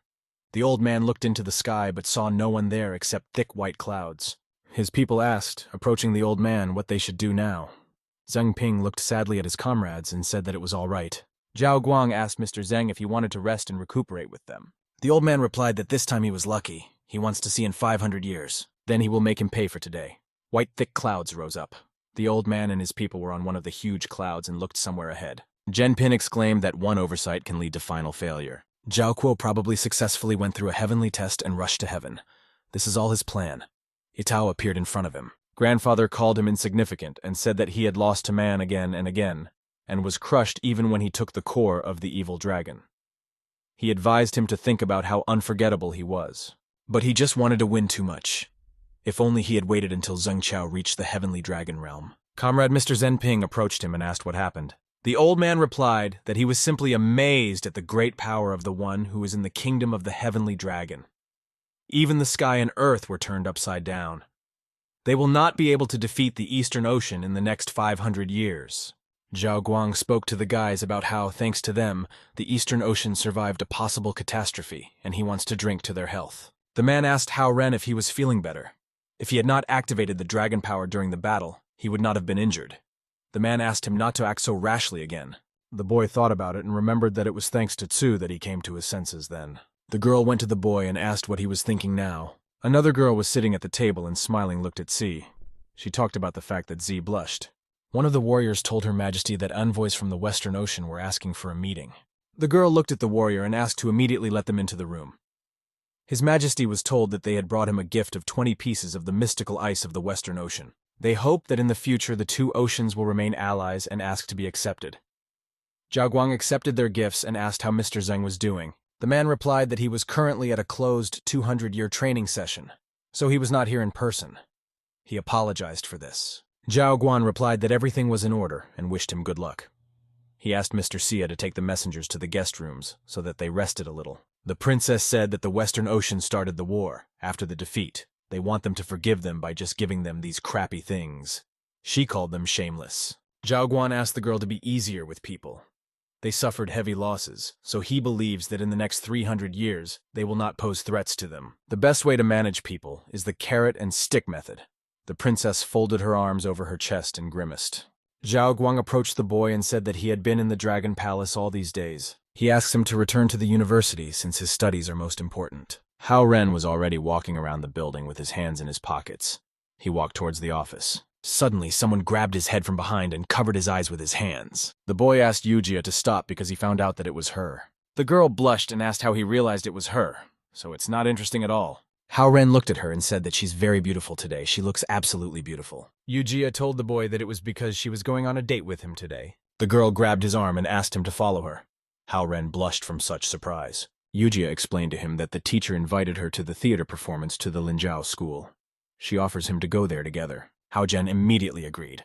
To himself, he thought that today, Zhao Yangxi told him to see her performance, but he has a bad foreboding about this. And now we are towering a beautiful, spacious theater of the Linjiao school. Hao Ren was walking next to the girl who was holding his arm, climbing into the room. In front of them was a huge poster on which a girl was drawn all in flowers. The boy asked Eugia if she played Juliet. The girl replied that yes, since Romeo and Juliet is a regular play in the school theater. She is played every 3 years. The guy with whom she played the main role was the hottest guy at school, and many girls then envied her. Hao Ren asked if she was the hottest girl in school back then. Eugia immediately blushed and answered the guy that she was not. A girl appeared in the open door and greeted her. Eugia replied to Mom that they had not seen each other for a long time. The girl asked her who was playing Juliet in the play today. Ma'am raised her finger and asked if she didn't know about it. Today, Juliet is played by Zhao Yangxi. Hao Ren became covered with beads of sweat and thought that he knew that everything would be exactly like this. Meme explained that she was chosen by other students by voting at the school forum. She refused to speak, but then changed her mind when she saw a photograph of her previous performance. Mom looked at her watch and said that for almost the time offering the guys to go there, and they went into a huge, spacious hall. The guys went into the room and sat down in the first row in front of a huge, beautiful scene. A girl appeared on the stage in a bright red dress and a blue cape. The guys in the audience shouted that she was very cute. The guy exclaimed that he knew he had chosen the right person, how he wished she was his girlfriend. The applause continued to sound stronger and louder. It was an interesting sight.